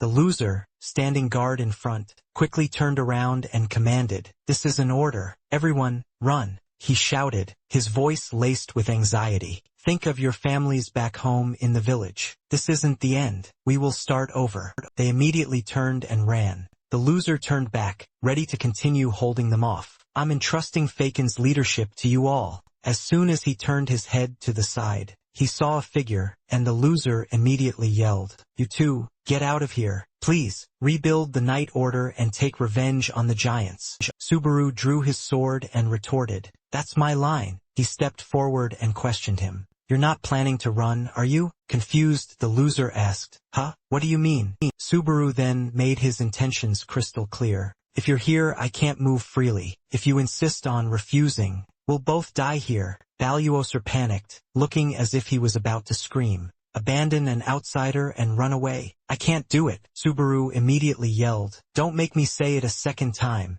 Hearing that, he immediately bolted. Belisar glanced back, shouting as he ran, "I'll go gather the warriors then. Just hold them off until I get back." Subaru, eyes fixed on the monstrous horde, simply replied, "Thank you." Belisar, still fleeing, yelled back, "Survive this battle. I owe you big time. Take care." Suddenly, the monsters opened their gaping mouths and let out a terrifying roar. Subaru, completely fearless, leaped forward, charging straight at them. The sword in his hand pulsed with a dark, black aura. "I am your opponent." He instantly slashed at the giant's leg, sending the massive creature reeling off balance. It nearly toppled, nearly crushing the others. Hearing their comrades shriek, the other giants glanced over. Subaru wiped sweat from his brow. A system notification popped up. Defeated, trace of the giant, X2. Received, 20 achievement points. His eyes glowing crimson, he muttered, slashing again.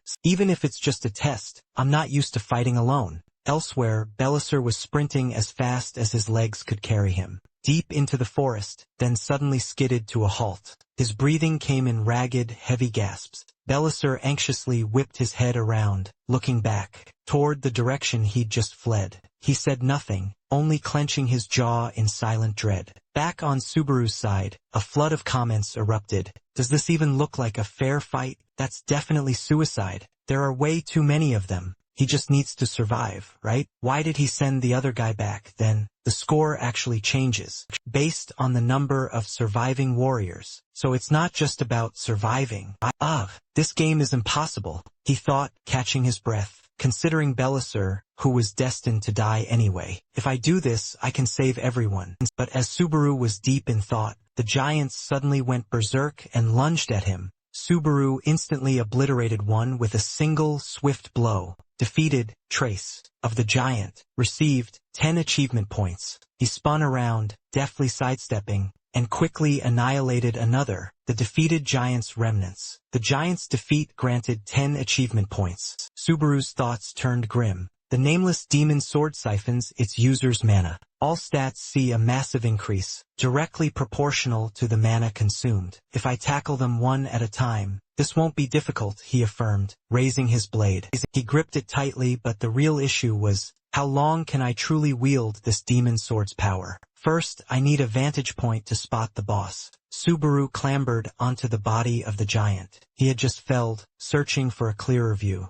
The surrounding giants, alerted by his presence, also looked up. Below, Subaru glided through the air. Some giants even opened their massive mouths wide, as if expecting him to simply drop in. Suddenly, one giant's mouth stretched wide, raising its enormous hands, poised to snatch Subaru. He didn't attack, just launched a kick at its face. Subaru then used the giant's faces as his stepping stones to propel himself further away. The comments section reignited. One misstep and he's instantly done for. Aerial combat. This has always been Suba Junosukami's specialty. He completely disregarded the comments. Instead, his mind sharpened on his strategy. Greedy Spike, Level 2. This skill nullifies the demon sword's side effects. Stamina and mental strength restored to full. A shift in stamina consumption noted. Gear truly makes all the difference. His eyes suddenly widened, having spotted something new. Locate the boss quickly, before I reach my limit. From afar, Subaru finally spotted the boss. There he is. As soon as it spotted him,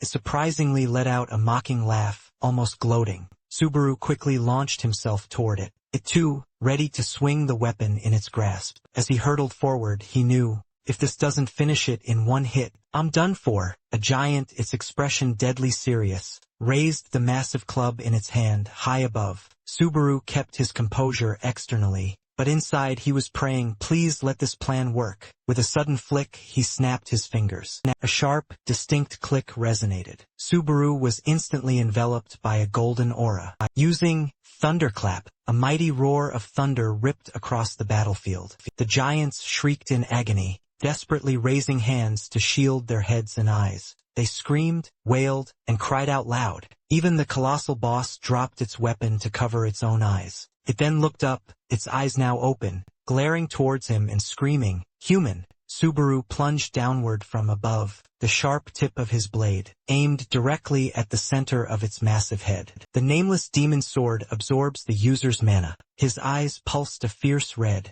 and the sword flared with a blinding glint of light. Subaru decisively plunged the sword downward. It was stabbed, its eyes widening in utter, raw surprise. Subaru held his ground as blood splattered violently everywhere. The massive giant stared at him in utter disbelief. Then, it slowly leaned back, its colossal body beginning to fall. All the other giants were still clutching their heads, completely unaware that their boss had just been killed. Defeated, Giant Seed. Immediately, a series of system windows popped up. Stage 5 Survival. Complete. Achieved. Outstanding performance. Leveled up. Strength +2. Agility +2. Stamina +1. Magic +1. In the comments section, messages flooded in yet again. Absolutely buzzing with intense excitement. Has anyone ever beaten him before? No way. How did he even beat him? It wasn't supposed to be that kind of stage. Right from the start. When did the chance to finish him even appear? Defeating something that shouldn't be defeated. What a troublemaker. Ah, I hate my weak body so much.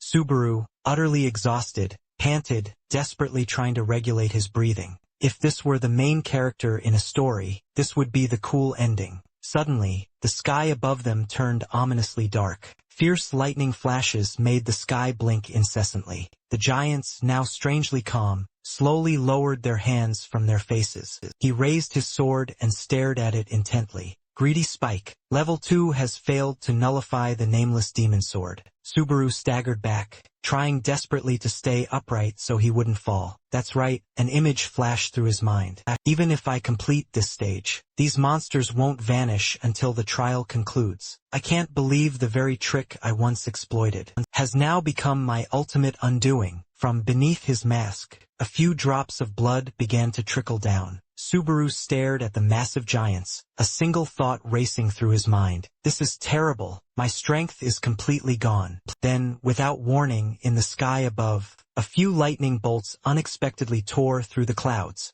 A single golden bolt plummeted from the heavens, searing towards the ground. With extreme speed, his entire body was instantly illuminated by the blinding light of the lightning. And then it struck Subaru directly, creating a massive explosion that even made the colossal giants recoil in terror. Meanwhile, in a completely different part of a lush forest, the sky was perfectly clear, birds were chirping sweetly, and warm golden light poured down, filtering gently through the dense tree canopy. Deep within that tranquil forest, a cozy wooden house nestled comfortably beneath the rich foliage. In front of the house, a young girl sat intently on a chair, completely engrossed in something. Her eyes were glued to a device held firmly in her hands. Cigar emerged from the house, and his gaze immediately landed on her. He approached her, and asked what she was doing out in a place like this. She didn't answer, deftly changing the subject instead. The weather's beautiful, isn't it? And the air is so wonderfully fresh too.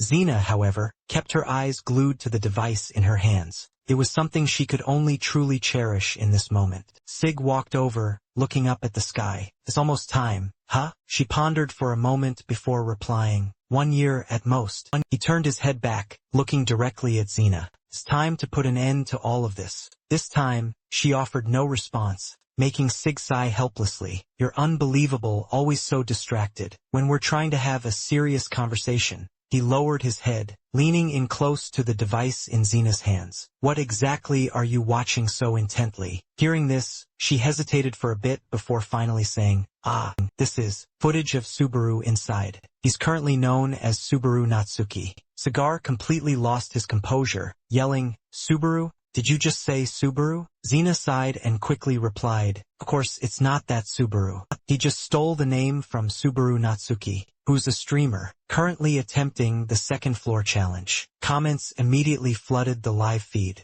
His movements are absolutely extraordinary. And this guy is supposed to be a newbie. Xena stammered a bit, then stated clearly, you know it too, don't you? She grew a little angry, raising her voice at Seeger. If Subaru had survived that situation, then Kazuki Kyozo would have been erased from this tower ages ago. He asked calmly, what do you mean by that? Xena's brow furrowed slightly, and a faint blush crept onto her cheeks. Subaru is dead. You need to accept that fact. Hearing this, Seeger immediately turned to walk away. Let's not talk about this anymore. She called out to him, slightly panicked. Seeger.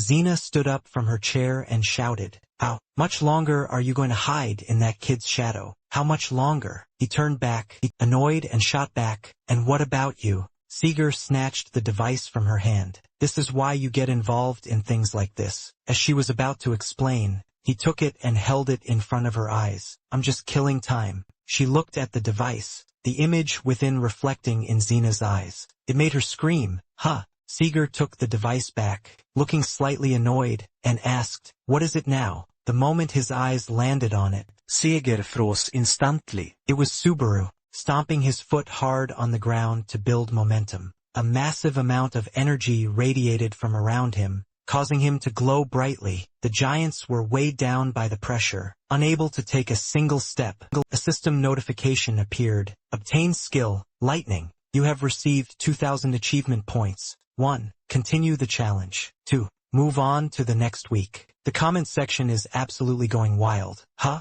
No way, is this even real? That's just wild. So that's the trick to getting it. This difficulty level is absolutely busted. You're curious how to acquire lightning? Simply vanquish the giant tribe's boss. That's all there is to it. Why didn't Subaru Natsuki say anything? It's understandable. Even if I told you all, none of you could actually pull it off anyway. He cast his gaze downward, musing to himself. This is far from normal. This isn't an item I should be able to get here. The system panel popped up again, showing details for Lightning, a rank A+ type skill, level 1. Consumes stamina and mana to unleash the raw power of lightning. Upgradable by adding lightning fragments. Subaru looked at the panel and let out a weary sigh. Well, at least I'm not dead. That's all I need. The challenge pausing at that precise moment definitely saved my hide. A new flurry of notifications popped up, displaying info about all the viewers who had sent him gifts. Subaru instantly piped up. Alright, thank you, everyone. He checked his reputation points and went on. Reputation points, 20,150. I did say that whenever I get gifts, I put on a show as a thank you. And now, the challenge continues. The giants, newly unfrozen and able to move, immediately charged forward, letting out fierce growls. Subaru's keen eyes swept across them. I'm gonna show everyone what that can do. 20,000 reputation points. Consumed. Skill. Greedy Spike level 2, leveled up.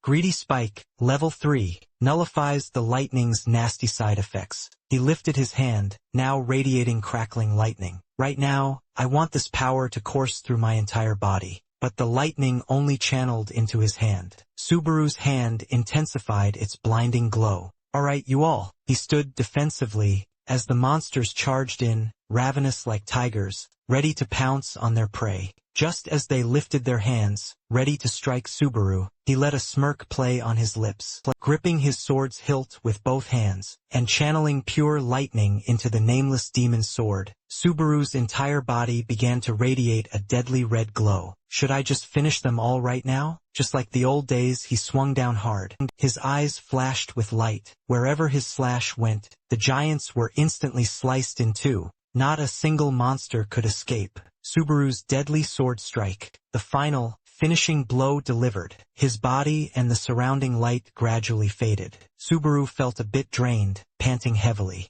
Damn it, I planned to save my strength for the trip back. He leaned on his sword, trying to stay steady. I misjudged how much power it would consume. Behind Subaru, a group of people was slowly approaching. Seeing the scene before them, they were all slightly stunned. Bulosa then raised his head, his face a clear picture of confusion. Huh? He suddenly rushed toward Subaru. Our benefactor, he cried, struggling to stand. Subaru heard the voice and turned his head. Subaru's vision was growing dim. He tried to breathe normally. As his vision started to blur, he watched Bulosa run anxiously towards him. What an idiot, seriously. The moment Bulosa extended his arm, Subaru's eyes shut tight. He had truly reached his limit. Inside a room, the device on the table buzzed. The three people inside the room were all worried, and a bit panicked. Shirhan looked up and asked, "Do we really have to go this far?" John didn't know what to say either. "Don't ask me. I don't understand how women think." Asuka, sitting on the chair, put her face in her hands and mumbled,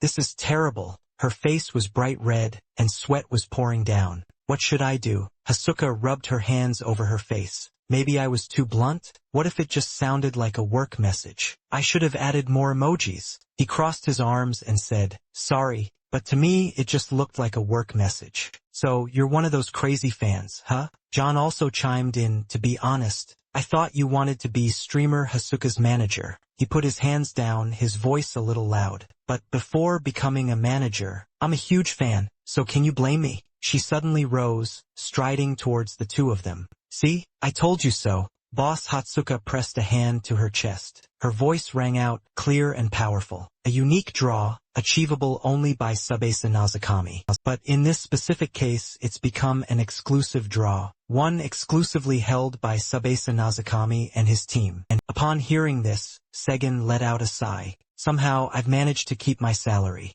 He raised a hand to his chin, a smile playing on his lips. No wonder no one else could get a hold of him. He's definitely someone worth keeping an eye on. The device in his hand suddenly picked up a signal. Seeing this, Hatsuka's eyes lit up with anticipation. Boss Segen's next words, however, made her a little anxious. It seems Subazuna Zukami has read the message. But as soon as he finished speaking, Hatsuka immediately froze solid. He just left them on read. The two of them stared at her in utter confusion, as she remained standing there, completely frozen. Meanwhile, inside a room absolutely packed with anime figures, an excited voice suddenly rang out. Well then, a young man was perched on a gaming chair, in a modern room with an extravagant PC setup. He gazed intently at the large LED screen, unable to conceal his burning excitement. "Shall we begin?" A streamer who specializes in meticulously analyzing player matches. Using his sharp insight and extensive knowledge, he has crushed countless opponents and forged an unshakable reputation for himself. A confident smile spread across his face. Hoki, they call him. He has brilliantly demonstrated his sharp analytical skills by meticulously watching footage of various players. Among them is Kazoka Omen, the newest member of Blue Zone, hailed as its future. A comprehensive analysis of Kazukawa Amon.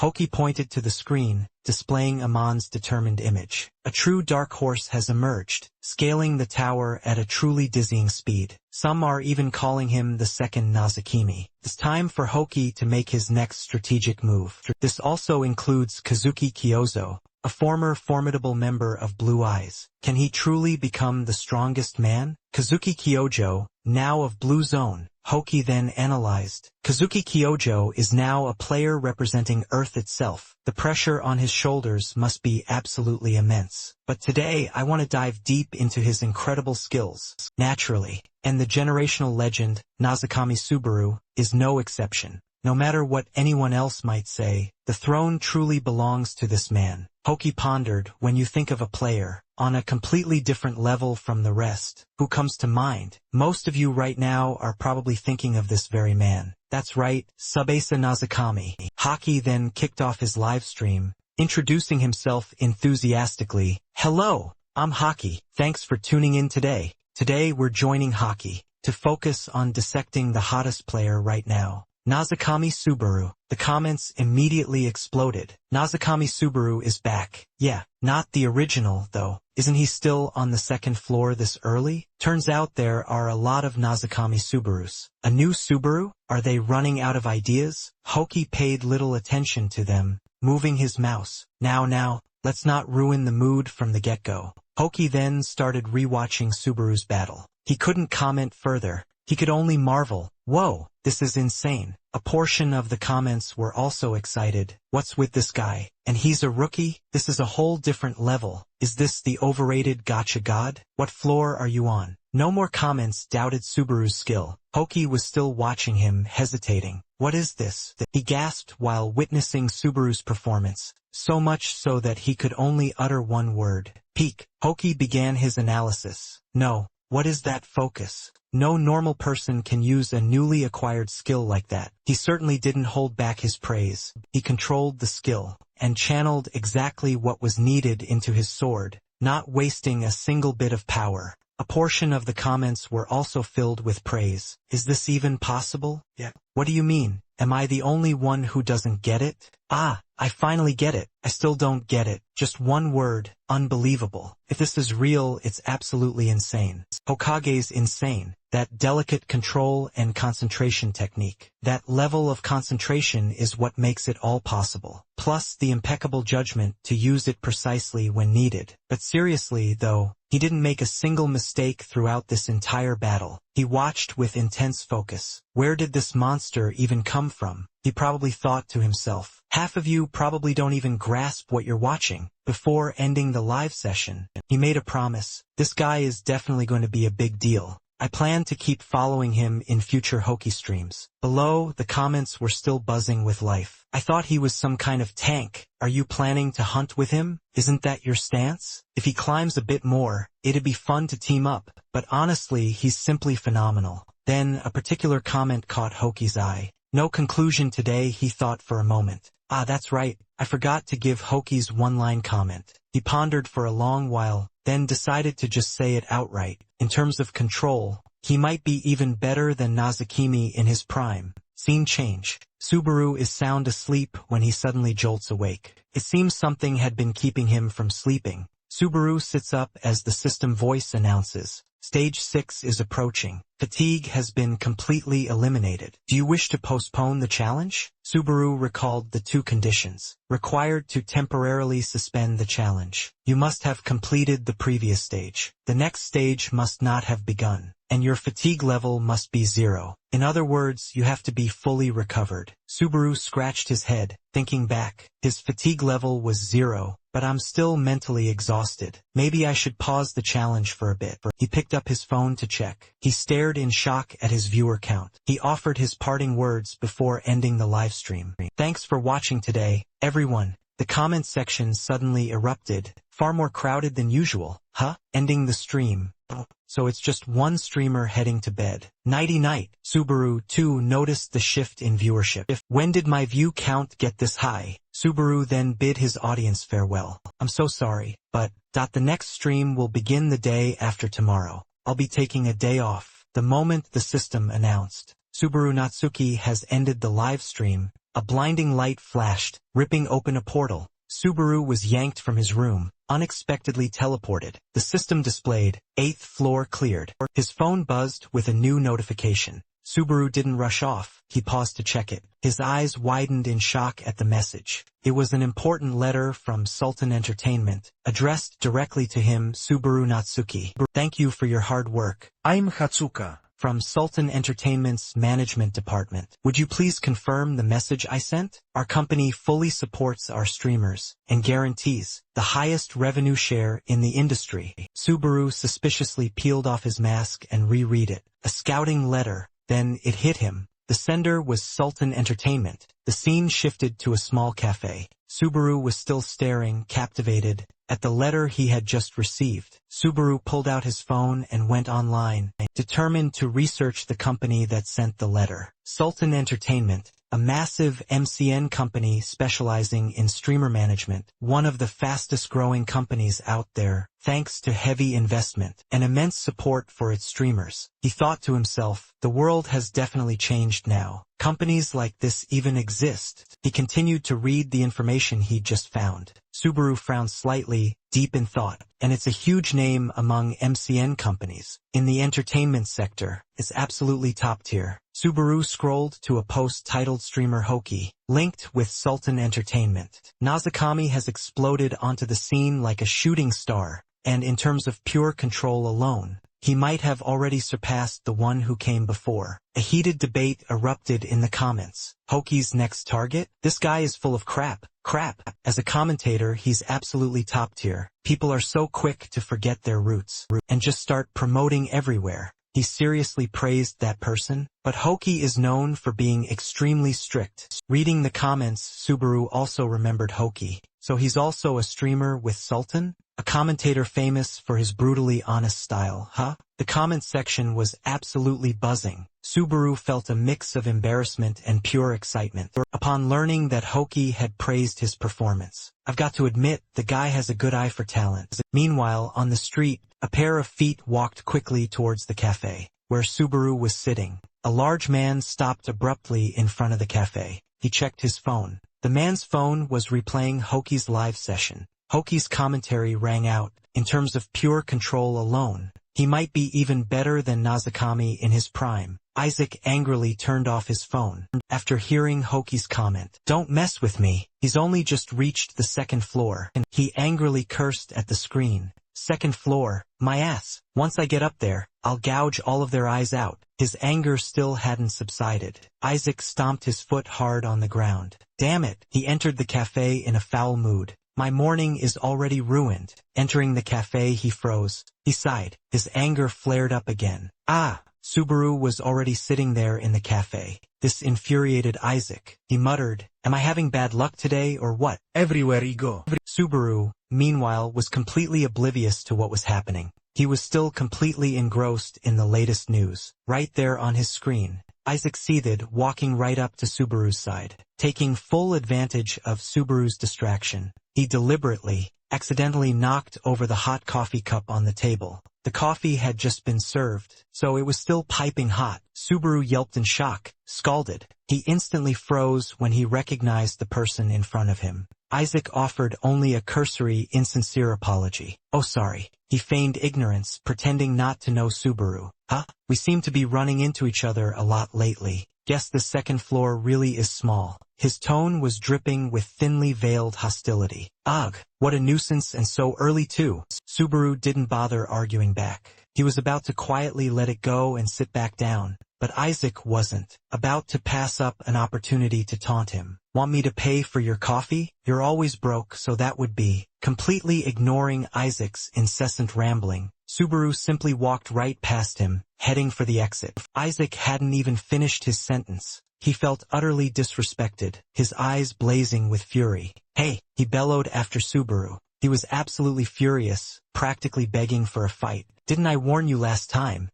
What, you got a problem? Suddenly, he lunged forward, grabbing Subaru by the collar. You bastard! He got right in Subaru's face, uttering a chilling threat. Wipe that smug look off your face. You think I'm just going to let this go? If you want to get your ass kicked that badly, then you should have just said so. I'll crush you again, just like the old days. Careful what you wish for. Subaru, completely exasperated, watched Isaac act like a total madman. He firmly gripped Isaac's wrist and replied, almost too gently, sorry, but Subaru shook his hand off. I don't have time for that today. Subaru's grip, it turned out, was anything but gentle. It left Isaac's wrist visibly bruised. The man was utterly shocked, unable to believe it. Has he always been this strong? Subaru simply walked away nonchalantly. Just consider it you paying for my coffee. Thanks for the treat. He just left, leaving Isaac dumbfounded and alone in the cafe. Suddenly, he was stuck with the bill. The man yelled, hey, get back here.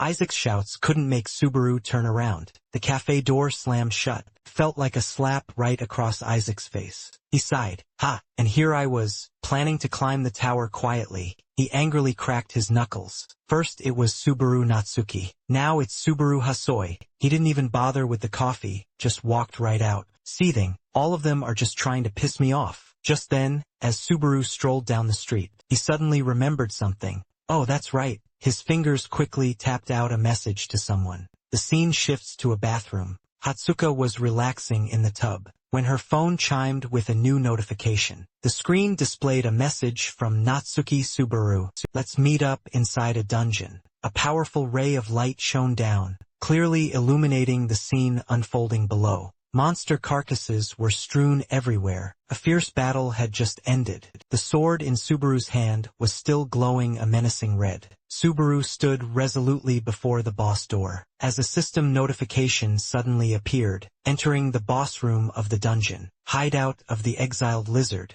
Another crucial notification then appeared. Greed's Spike Level 3 nullifies the side effects of the nameless demon sword. Subaru thought seriously, mentally preparing before entering the battle. I've slowly gotten used to this body, but from high above, within the pitch-black abyss, a searing flame shot downward, revealing a giant lizard. Its entire body engulfed in raging fire. It charged forward. The system displayed, "Boss, Salamander has appeared." The monster let out a hideous, earth-shaking roar. Without a moment's hesitation, Subaru charged. He thought carefully, strategizing even as he attacked, to prevent an accident just like last time, and to fully master the use of Thunderclap.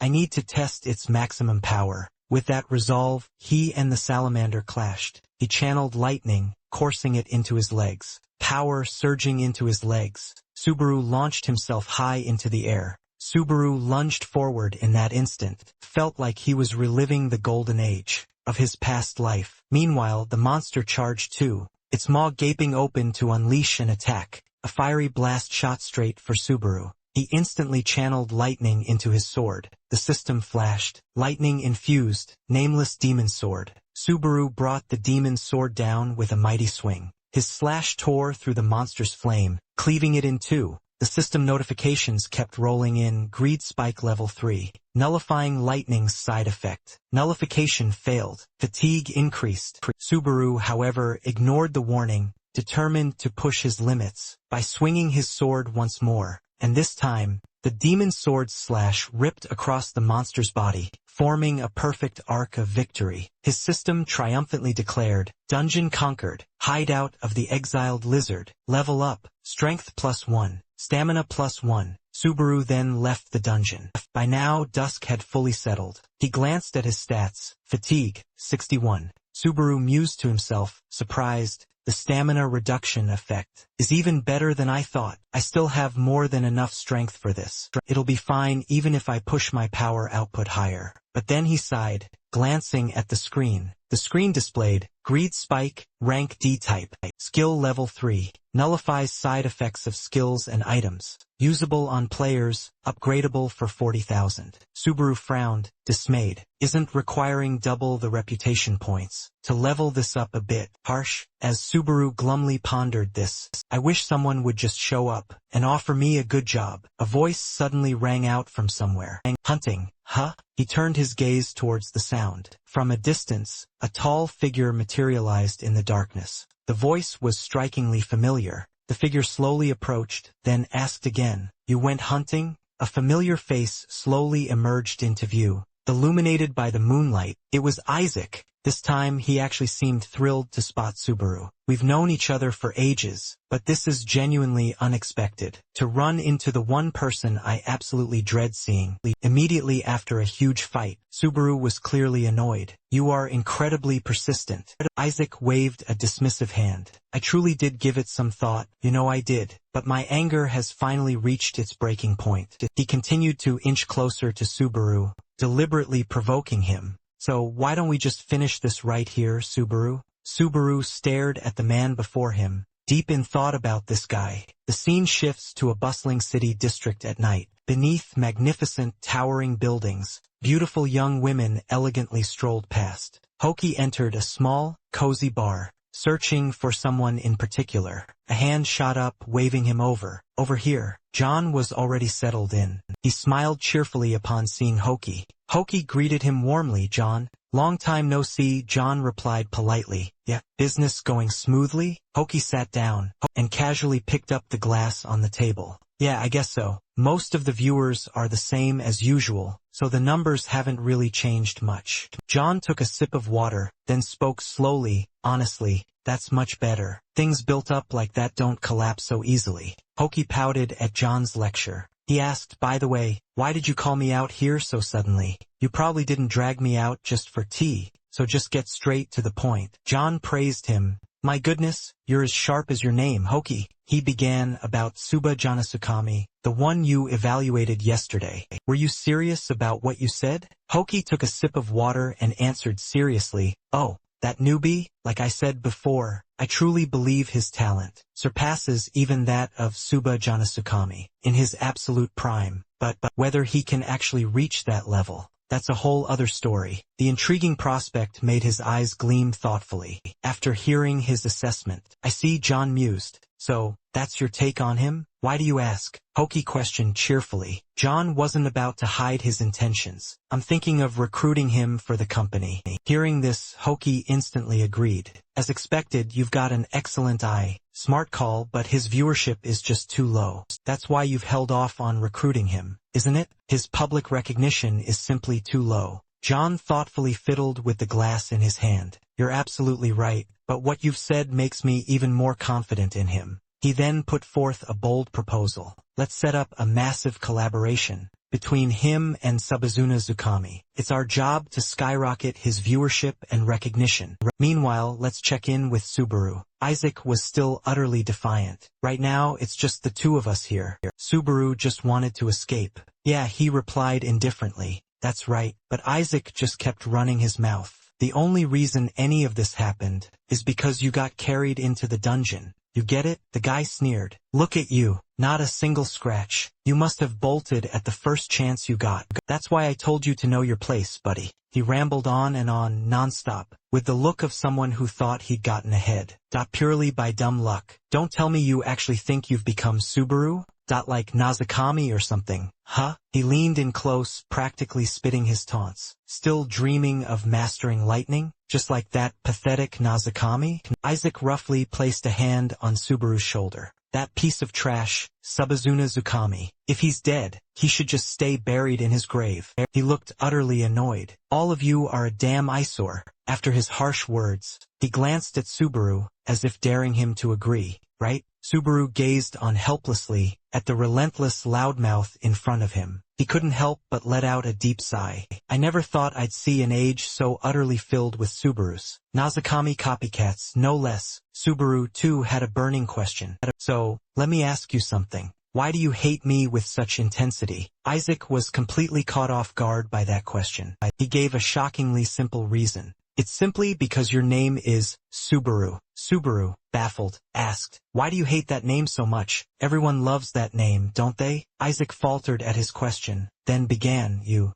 know who my father is, don't you? And you're still asking that? Subaru was left even more utterly baffled. What does any of this have to do with your parents? You're a grown man, for crying out loud. Why do you always drag your parents into everything? Isaac then introduced his name, Jenner, a high ranker from the 9th floor. The name rang out, making Subaru gasp in surprise. Jenner? You don't mean the one/swordsman Jenner, do you? Do you? A memory from his past life flashed vividly through Subaru's mind. A hurried announcement blared out. Emergency! The utterly unthinkable has happened. Subaru Nazakami of the Blue Eyes, who appeared like a comet from Earth, has defeated Ranker Jenner of the ancient continent, with a single, thunderous blow. Subaru then walked away, leaving Jenner, in the middle of a completely devastated landscape. It all happened in less than 30 seconds. He lay in a pool of his own blood.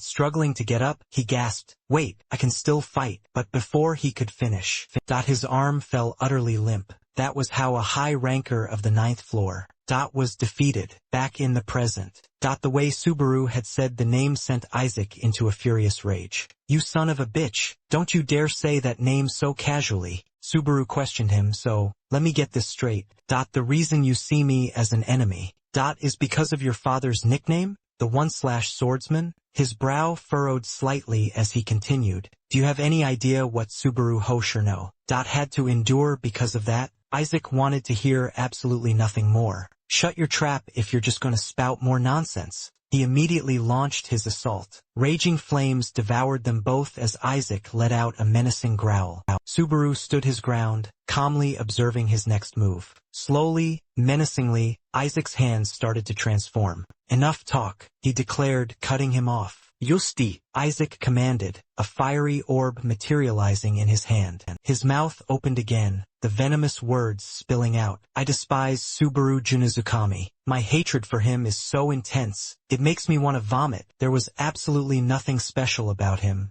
yet he always managed to steal the spotlight, and had the audacity to act so high and mighty. It's solely due to leaders like him that those other fools grew complacent and met their end right alongside him. He spat, a look of pure vengeance etched onto his face. Serves them absolutely right. Even now, deep in the pits of hell, they're probably rotting into oblivion, getting exactly what they earned. With that thought, Isaac's lips twisted into a cruel, satisfied smile. Cursing non-stop, he launched his devastating attack. Bearing that name is the absolute worst luck one could ever have. The attack hurtled straight for Subaru. A massive explosion erupted, and Isaac let out a complacent sigh. Confident he'd slain Subaru, he offhandedly muttered, "Oops, I simply couldn't rein in my power." He was a friend, right? Oh, what a truly dreadful thing I've done, he mused mockingly. Isaac continued to revel in his own delusions regarding his immense strength. Next, perhaps I'll go eliminate that masked bastard.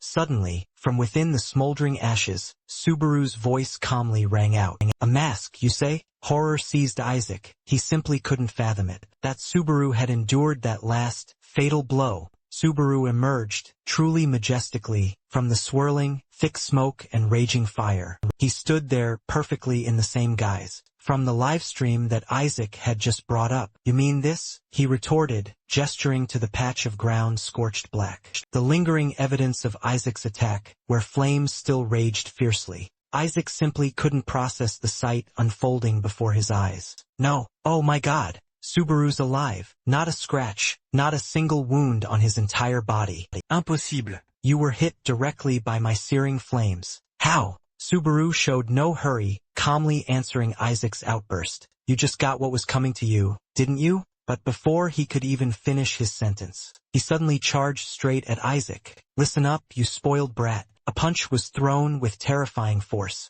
It slammed straight into Isaac's stomach, making his eyes roll back. Isaac's pupils shook violently, and he let out a groan. Ugh! Isaac crumpled at Subaru's feet. He screamed out in agony. Blood gushed from Isaac's mouth, along with his pained cries. Subaru looked down in disgust, slandering their name. Isaac wiped the blood from his mouth. He struggled to force out the words. What? You? It's impossible. Subaru calmly questioned him. Who do you think is standing before you right now? Is it Subaru Hasoi, the one you bullied and made cry? Is it Subaru Nazakami, wearing this mask? Or is it Subazuna Zukami of the blue eyes? He gently removed his mask. His gaze fell upon the man. Crumbling before him, Isaac remained defiant. Cough, stop screwing with me. So you're that streamer Suba Junizuki Yami, right? He staggered to his feet, his face twisted in a sneer. That lightning trick isn't all that impressive. If even a piece of trash like you could learn it. As he gathered power in his hand, he continued his arrogant tirade. You think you can beat me with that? The fact that a pathetic weakling, not even fit to shine my shoes, managed to learn that trick, means I'm even better than Azuki Subaru of blue eyes. Subaru stood still, listening to the man's ridiculous ramblings. Isaac roared furiously, Am I right? You bastard! He suddenly launched a frantic attack. Subaru simply swung his arm gently. With a single strike, Isaac's arm was severed, flying high into the air. It all happened in the blink of an eye, so fast that Isaac couldn't even process what happened. Huh? Subaru calmly critiqued him. Too bad. Wrong answer. I'm amazed you could spew so much meaningless nonsense. That's completely beside the point. Subaru's sword was pointed directly at Isaac's throat. He stammered, Hold on, what? Terrified, he managed, What do you mean? He vividly recalled Subaru's burning questions. Just how much do you think Subaru had to endure? Because of that, it's absolutely infuriating, isn't it, to have a brat like you slandering their name now? Only then did it hit him. Isaac finally grasped the gravity of the situation. He started trembling uncontrollably. Don't tell me. Subaru patiently watched as Isaac struggled to stammer out the words. You're Subaru Natsuki. The moment those words left his lips, Subaru delivered a devastating, fatal blow. Blood gushed out like a fountain as he swiftly finished. Isaac off. Playtime's over. Blood streamed from his body, pooling on the ground, as he quickly collapsed. Subaru put his mask back on and calmly walked away. I was actually going easy on him. Subaru murmured to Subaru Hasoi's lifeless body. Consider this a thank you for letting me borrow your body. The scene shifts to the next morning, back at the same familiar cafe. But today, the cafe staff were buzzing with an unusual energy. What's with him? Is he some kind of Sabase Tsukami fanboy or what? Has he no shame? He looks totally absorbed. Subaru sat quietly in the cafe, staring intently at the device in his hand, paying no mind to the incessant chatter behind him. As a streamer, he strictly adhered to Subaru Nazakami's no-face policy. It was a massive advantage, as it meant his opponents wouldn't recognize him. In public, a girl's figure entered from outside. I'm sorry to have kept you waiting. The person who entered was Hatsuka. She was blushing shyly. It's a pleasure to meet you. I'm the one who contacted you. She quickly introduced herself. I'm Hatsuka, your manager. Subaru stood up politely. I'm Subaru. Hatsuka nervously shook his hand. It's a real honor to meet you. Blushing, she gazed up at Subaru's features, and couldn't help but think, they look so much alike. Her thoughts began to wander. What if Subaru Natsuki was still alive and came back? What if he was hiding his face with a mask? But what if he's hiding it because he's an imposter? She had been staring at Subaru for so long, that he asked, is something wrong? Flustered, Hatsuka realized she'd been staring. Hatsuka then remembered what John had strictly told her. Making a good first impression, to earn the client's trust, is the most important thing. Got it? Absolutely. Do not show any untrustworthy behavior. She worried that she had already blown it, right from the start. Subaru, confused as to why she was grabbing her head and tearing at her hair, asked, are you a fan of Subaru Natsuki? Hearing that, Hatsuka's eyes lit up. Yes, a huge, passionate fan. Subaru explained, I'm not the real deal, so please calm down. Besides, manager, I think you're younger than me. Hatsuka said excitedly, but I'm a fan of you too. She was a true fangirl. Once you hit on her favorite subject, she couldn't stop talking. In fact, I've been watching you since you had no audience at all. That means I was your very first viewer, when you defeated that bat and passed Jeezy's challenge, but then chose the lightning challenge, to have a fair fight with him. I was so surprised, and after that, too.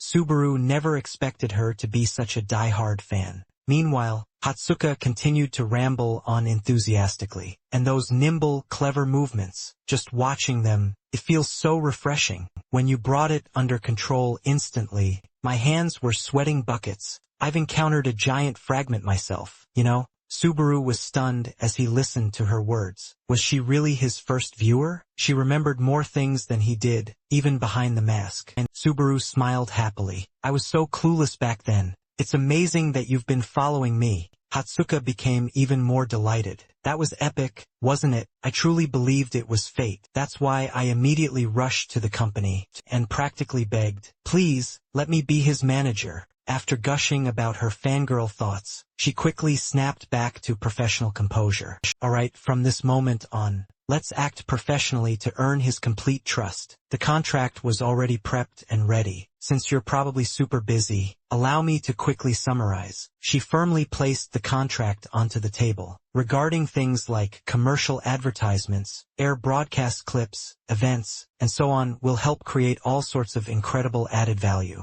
that can be generated by leveraging the Natsuki Subaru icon. Taking the contract, he then asked, so, what exactly do I have to do? Hatsuka replied, just keep doing your thing like usual. That's honestly all we need. The job seems so ridiculously simple, it made Subaru suspicious. Is just doing my thing really that easy? Hatsuka explained nervously, because you're the very first person to master Loi. Starting with our department head, our entire company holds you in extremely high regard. She silently cheered herself on. Good job, me. With one last push, she asked enthusiastically, so one last time, what do you think? Are the terms agreeable? Suddenly Subaru interjected, asking, are all the managers at SAO Tung like you, Miss Hatsuka? Subaru's question instantly extinguished Hatsuka's smile. She nervously shrank back, muttering, no, everyone else is far more reliable and professional than I am, though I'm not that bad myself. But seeing her so utterly flustered, Subaru quickly had to clarify himself. And no, that's not what I meant when I asked. Subaru's keen eyes carefully scanned over Hatsuka. He silently analyzed her every detail. Judging by the powerful aura she gave off, she definitely wasn't just an ordinary player. For someone of her immense skill level to just be a manager. Hatsuka muttered nervously, we're doomed, doomed. Behind that mask, a worried look creased Subaru's face. In other words, from here on out, my upcoming opponents will be far stronger. There's no time to rest. I've got to keep picking up the pace. Meanwhile, Hatsuka was worried. Her face fell as she thought to herself, I absolutely must make a trustworthy impression. What if he refuses? Should I just force him to sign? But contrary to her thoughts, Subaru held out his hand. He accepted. I get it now. You're someone I can trust. Hatsuka was surprised, not expecting him to agree. Ah, Subaru said sincerely, please take care of me. She was deeply moved, welling up with happy tears, and gripped Subaru's hand tightly. I'm the one who should be saying that. Please take care of me. The live screen lit up as Subaru appeared again. This time, his live session had quite a few viewers. The comment section buzzed with excitement. When he appeared, there he is. Hey, everyone, I was waiting for you. Hey newbie, you're too close to the screen. Look at that mask. Looks like it's the same content again. Today, the live screen boasted 703 viewers. Subaru was astonished. 700 viewers so soon. Right after I started the stream. Is this thanks to Hatsuka's announcement? Earlier, Hatsuka had posted an announcement detailing the stream schedule. Without keeping the audience waiting, Subaru began to enter the dungeon. Alright, let's get started. The system announced, beginning stage 6, the unsung legend. The scene shifted to a forest in a heavy downpour. An army was encamped there. Inside a tent, many soldiers were gathered. They were all surrounding their leader. Bellis spoke, Faken. Where is our benefactor? Faken replied, Sir. Another soldier interjected, I find this suspicious. Should we really trust someone who isn't even a knight? Others agreed. That's right. It's hard to believe an outsider just appears and single-handedly defeats the giant clan's boss. Unless you saw it for yourself, Bellis, you might have been deceived. Was that really the giant clan's boss? And not just some grunt? Bellis was furious that his soldiers were insulting his benefactor. How can all of you say such things? Suddenly, a loud call came from outside. Lord Bellis, a soldier announced. The benefactor is awake. Bellis quickly ran over.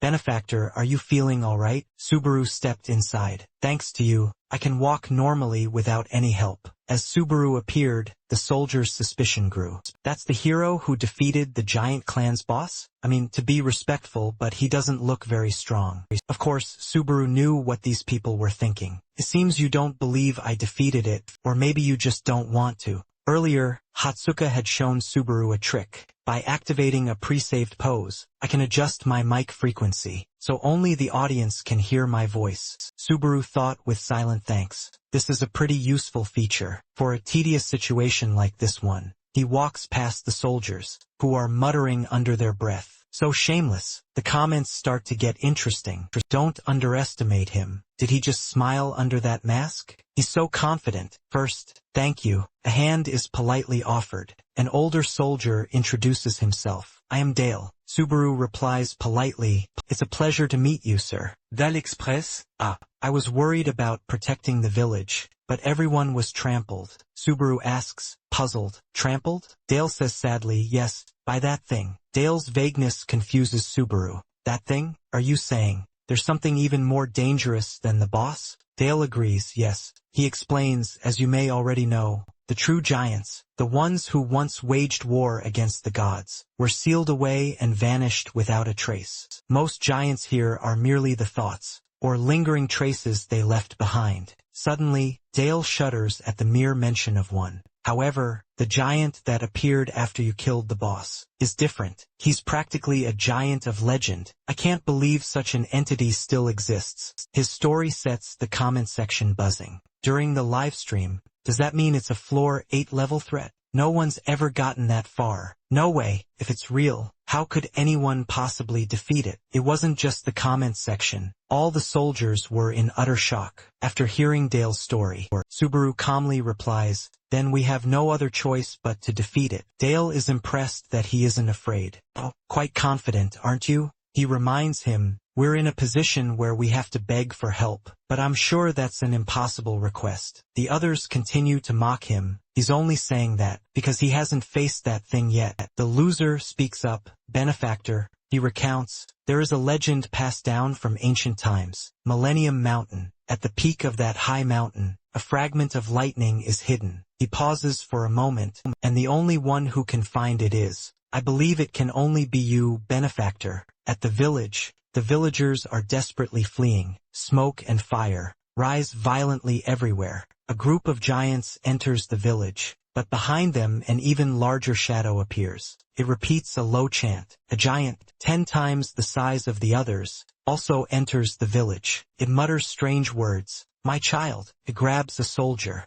The man panics and screams, ah, stop. The giant lifts the human it just caught, high into the air. I will. It crushes the person in its hand like a toy. It growls, I will send you off with the blood of humanity. All these scenes unfold right before Subaru's eyes. From high above, Subaru, riding his horse, gazes down at the village. The comment section is absolutely buzzing about that thing. It's all because of the recent spectacle. The one they defeated earlier, that was its child. Yeah, this thing is massive. Is that a true giant? Subaru pulls the reins and departs. He remarks, glancing back one last time, it's really trying to kill everyone down there. The comments just keep pouring in. This test is actually trying to kill us. Seriously, impossible things are happening. The test. Everything is moderated. Before leaving, Belusar gives Subaru crucial instructions. It'll take about 3 days for the giant to arrive here. If you can't find the lightning by then, just run away. That's the only way to protect your life. Benefactor. Before Subaru now stands Millennium Mountain, a towering peak that scrapes the very sky itself. He's on his way there, determined to defeat the giant. The power of the lightning is absolutely essential. It might just be the key to this entire trial. A few doubtful comments suddenly pop up. It'll probably take at least 2 tries. Reading comments like these, Subaru confidently asserts, no, there isn't a single trial in this tower that I can't conquer. Suddenly, he realizes his slip of the tongue. Damn it, I accidentally used a catchphrase. The comment section instantly gets excited. So confident. I've heard that phrase before. Is that a catchphrase? Suddenly, the system repeatedly announces, Safe Asset has registered a quest. If you defeat it, you will receive 3,000 reputation points.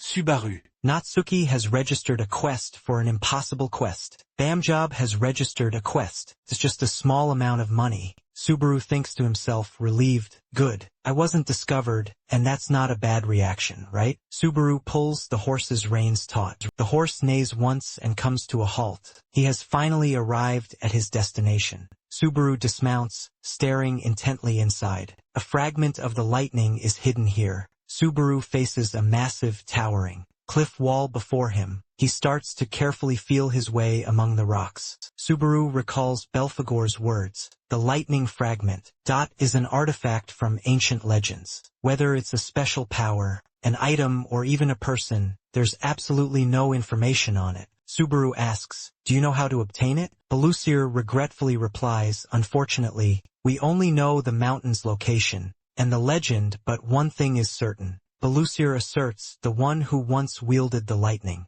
completely annihilated the giants. The scene shifts to Hatsuka, on the phone from indoors. A voice on the other end asks, what is it? Hatsuka joyfully shouts, the contract has been finalized. her section chief on the other side. John asks doubtfully, "What did you say? Seriously?" He's self-taught. Ha ha ha, you finally did it. Hatsuka, now feeling like a decent person, after receiving the compliment, happily tosses her bagside. And rushes into the room. Hatsuka exclaims, "Right? With this, I'll finally get some respect too." "Wait, are you actually praising me?" John replies, "Of course. I met with Hoki, but there's something I wanted to tell you." Soon, before he can finish his sentence, Hatsuka turns off her device. She lies on her bed, happily relaxing. "Alright, my work is done. Time to watch the stream." Huh? She cheerfully pulls up Subaru's stream, enjoying the ultimate otaku pleasure of watching the action unfold live on screen. The stream is precisely at the scene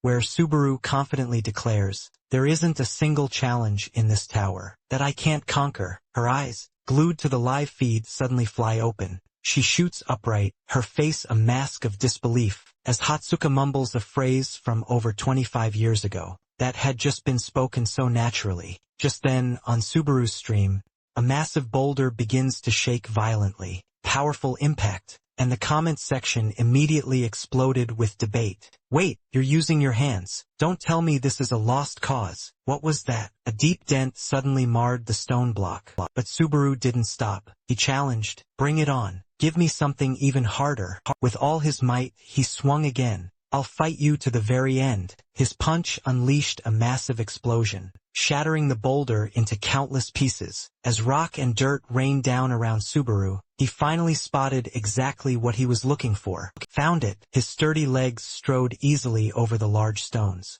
Subaru clenched his fist. He thought, naturally, "You're all likely wondering this, but this sensation, it's impossible to convey through a mere stream. A colossal wave of thunderous energy. It's strongly calling out to my own lightning. From behind this door." He walked forward, fast and determined. The comments began to flood in. "Whoa, that door is massive. It looks like something for giants. How's he gonna open that thing without a key? Just break it down. You're good at that, aren't you?" "But how?" He gently touched the door. Then, from inside, streams of golden light slowly revealed themselves. He thought, well, that's an obvious clue. In other words, a system voice suddenly rang out, generating greedy lightning. Spear, level 3, nullifies lightning side effects. The Real challenge has to be inside. He thought, this calls for a powerful punch. Subaru leaped high into the air. "If you're going to call for me with this much enthusiasm, then I will answer," he loudly roared. A powerful blast of golden energy shot out,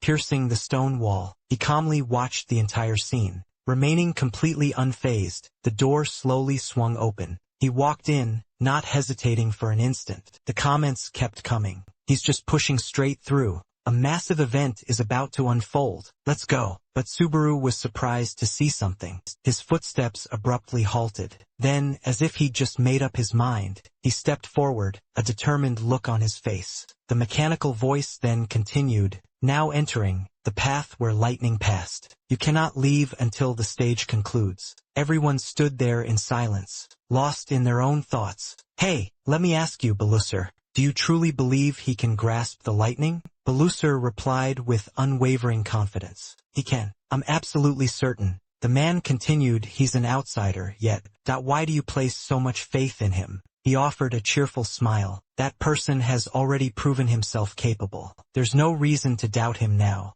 So what if it's lightning? We're all going to die anyway." A trembling voice rose from behind him. "You don't understand." Belusar bit his lip. "That giant. I experienced his immense power firsthand. In that village." Belusar sat down next to him. "Even so, we can't give up, right? Let's place our faith in him one more time. In that young hero who did everything for us. Without asking for anything in return." His eyes welled up with tears. "Easy for you to say." Before he could finish, everyone suddenly erupted in panic. As everything began to shake violently, a panicked voice cried out, "This is bad." Someone rushed in. Looking terrified, he cried, "He's here." Everyone froze in terror, mouths agape in disbelief. Inside the cold, desolate cave, Subaru coolly surveyed his surroundings as he ventured deeper. He pondered, "What do you want me to do in here?" The comments began to flood in. "There's nothing here. Nothing at all. There's absolutely nothing." Maybe the lightning is just too fast to see? His eyes grew pensive. That makes sense. Before lightning strikes, it's just scattered electrical charges in the air. So, of course, I can't see it. It turns out this isn't a visual challenge at all. The name of this trial, is The Path Where the Lightning Passed. And the powerful lightning deep inside is calling to me. It's pull. Suddenly, he froze. His pupils constricted violently. He slammed his fist on the ground. Maybe this trial is about lightning. That can't be seen with the naked eye. The very air is thick with it, and the deeper I delve, the stronger the reaction gets. Then suddenly, a golden flash burst forth as a rock came flying. It exploded, and the comments kept coming. What was that? What the hell? He thought to himself, I must be right even knowing all this. Still, I have to keep pushing forward. You seriously have zero taste. Looks like they're challenging my endurance this time. His gaze turned sharp. Essentially, if I can't handle it, I'm dead. The mechanical voice announced. A has gifted 100 reputation points. What are you scared of? Keep pushing. Many more gifted him reputation points. He strode forward relentlessly. His expression was resolute, his eyes gleaming sharply. Quest reward. Thank you all so much. Meanwhile, a pot of soup was simmering, steam rising from it. Sig sat quietly on a chair, sighing, lost in thought. Xena burst through the door, startling him. He quickly slapped a hand over something. To her surprise, she sighed in relief, then teased. What are you hiding? Watching something naughty, aren't you? He stammered. I'm not hiding a thing. I'm just tired, that's all. She settled beside him with a cheerful smile. So, I heard your hair's growing quicker now? You know, he said helplessly. Don't say such weird things. I've already explained. That's not true. She went on, ever since you said that, I stopped watching the stream. But I guess it can't be helped. He began to stammer. I see. So what's your plan for being here? She nonchalantly took a bite of her cake. What kind of reaction is that? Are you implying I can't just chill on the sofa? He stammered, his voice barely steady. That's not what I meant. If that's how it is, then I'll just bear it and give my all. He let out a frustrated shout. You don't have to say it like that. Annoyed, she covered her ears. Hey, my eardrums are practically rupturing. Don't just start screaming like that, out of nowhere. He kept shouting. Just relax and make yourself at home. Don't even worry about me. His hand began to tremble.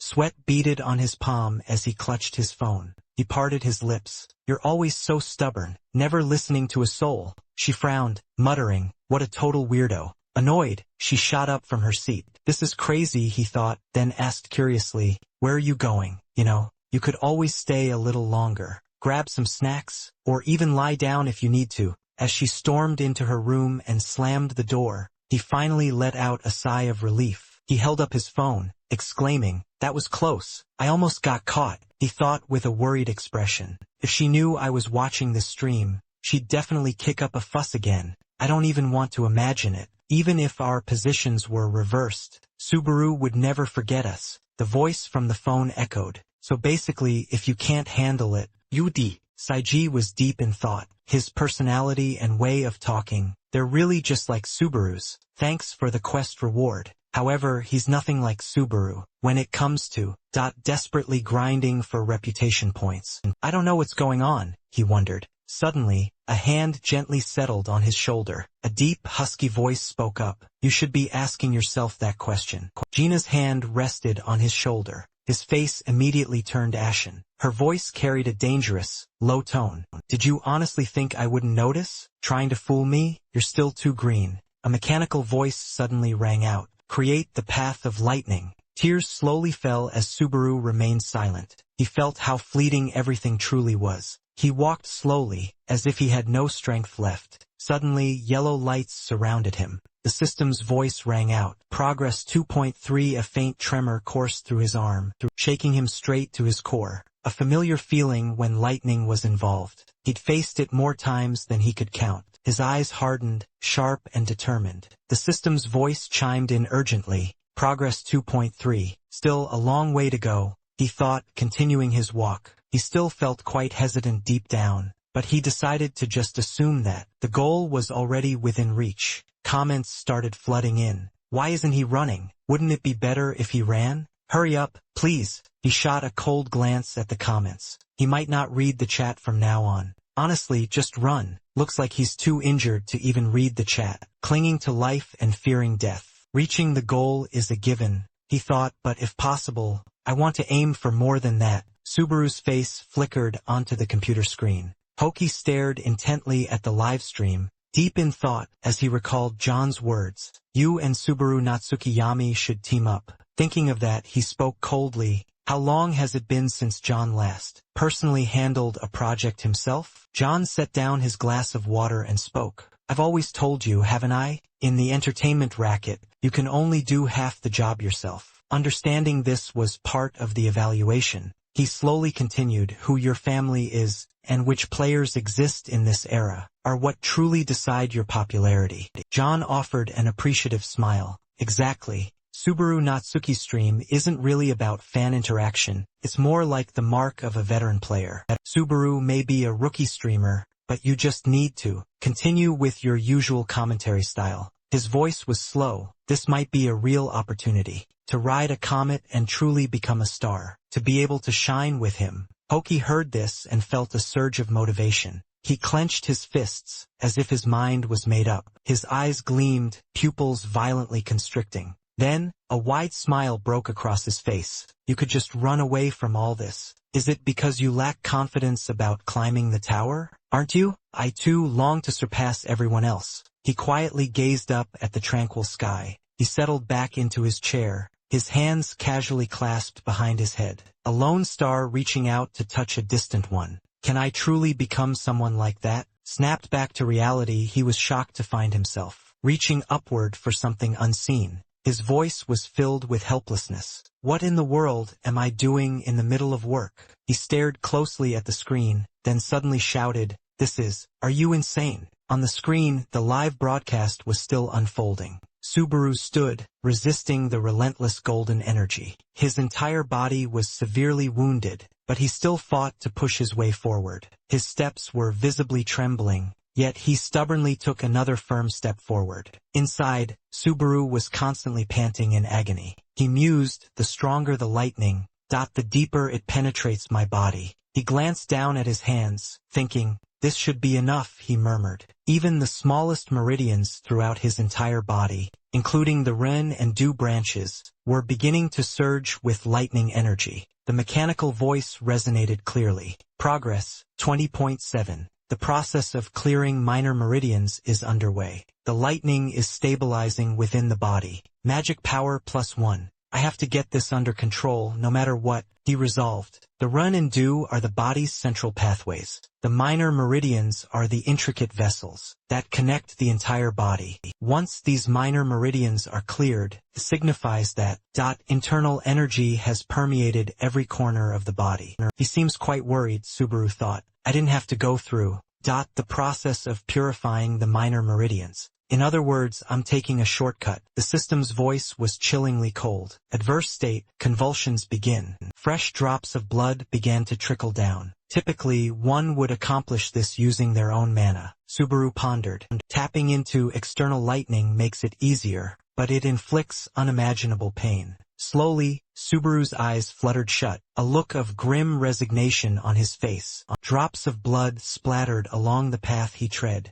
staining the ground a deep crimson. Hatsuka sat on her bed, clutching her phone, glued to Subaru's live stream. Her expression was etched with worry, large beads of sweat trickling down her face. Her inner thoughts raced. He's already cleared his minor meridians. Is he seriously attempting this here? To push his body, not through his own mana or internal energy, but by an external force? The pain must be indescribable. Most people couldn't possibly endure it, and would undoubtedly collapse unconscious. Even if dying in a trial doesn't affect reality, she fixated on Subaru's image on the screen. The pain is just as real. She gritted her teeth. Her body trembled. So why? Her eyes welled up with tears. Why go this far? Subaru kept pushing forward, amidst the resounding mechanical voice announcing, progress, 50.3. The clearing of minor meridians is underway. Lightning stabilization in the body. Magic power, +1. His body, riddled with wounds, crumpled to the ground. It's all my fault, he agonized, utterly devastated by guilt. It's as if I'm the one who killed them. Meanwhile, Segan stared intently at his phone screen. He then spoke. I always say this, don't I? There's no trial that can't be conquered, he asserted confidently. Don't worry, he declared. He announced to everyone's delight. In the end, I'm always the one who wins. Subaru's voice was barely a whisper, seemingly devoid of any strength. He felt himself spiraling into madness. If only I hadn't been so careless. If only I hadn't pushed them with my overconfidence. His eyes were savage, even as tears streamed down. Then no one would have had to die. Kazuki, his face marred with blood, spoke up grimly. He then gave a contemptuous smile. You all failed because you're far too damn arrogant. Subaru charged forward in a frenzy, pushing himself to the absolute limit. Each agonizing step left a fresh crimson stain in his wake. He was plagued by self-loathing, tormented by his own helplessness. Finally, his legs gave out and he crumpled to the ground. All strength had utterly drained from his body. He gasped for breath, his injured hands weakly reaching forward, as if desperately clawing for one last, fragile shred of hope. Suddenly, the scenery shifted to an expansive, open grassland, with vibrant green grass stretching endlessly toward the horizon. Subaru's eyes darted to the leaves softly swirling around him. He muttered under his breath, where am I? That's when his gaze landed on a small gathering of people. They were huddled together, illuminated by a crackling campfire. Subaru instantly froze, every muscle in his body seizing up. A sudden, overwhelming realization washed over him. His pupils widened in shock as he whispered, barely audible, everyone, Shiosora, Hyogi, even Sig and Xena. Subaru sprinted towards them without hesitation. A desperate question echoed in his mind. Is this all just a dream? In moments, he stood directly behind them. Tears welled up in his eyes, yet Subaru couldn't help but smile. Of course, this is how it has to be, right? My God, what a truly horrific nightmare that was. At least let me tell you about the terrible dream I just had. Just then, a chilling voice cut through the air. Subaru, you truly led us all to our demise. I don't want to die. These words hit Subaru like a physical blow. Shio, who had been sitting calmly to his side, interjected, you always spoke of such grand, impossible things. And then, her torso now bore a gaping, bloody hole right through the middle. Her voice was laced with bitter, seething resentment. Why didn't you protect us? He could only gape, eyes wide with horror, as he choked out her name. Shio. In the very next instant, a furious, infernal blaze erupted right in their midst. Subaru, now drenched in cold sweat, stuttered incoherently, utterly speechless. He could only watch, utterly powerless, as the ravenous flames devoured every single one of them. Subaru frantically lunged forward, screaming, no, wait! He sobbed uncontrollably, lost in the inferno's devastating embrace. Everyone, don't go, just wait a second. Subaru squeezed his eyes shut tight, tormented by overwhelming anguish. Succumbing to the unbearable loss, he crumbled to his knees. He choked out a desperate, pleading whisper, please, as the merciless fire raged, climbing even higher, until it consumed everything in a searing, blinding light. The radiant light jolted Subaru back to reality. He dropped to one knee, a single thought echoing. So this is the dreamscape.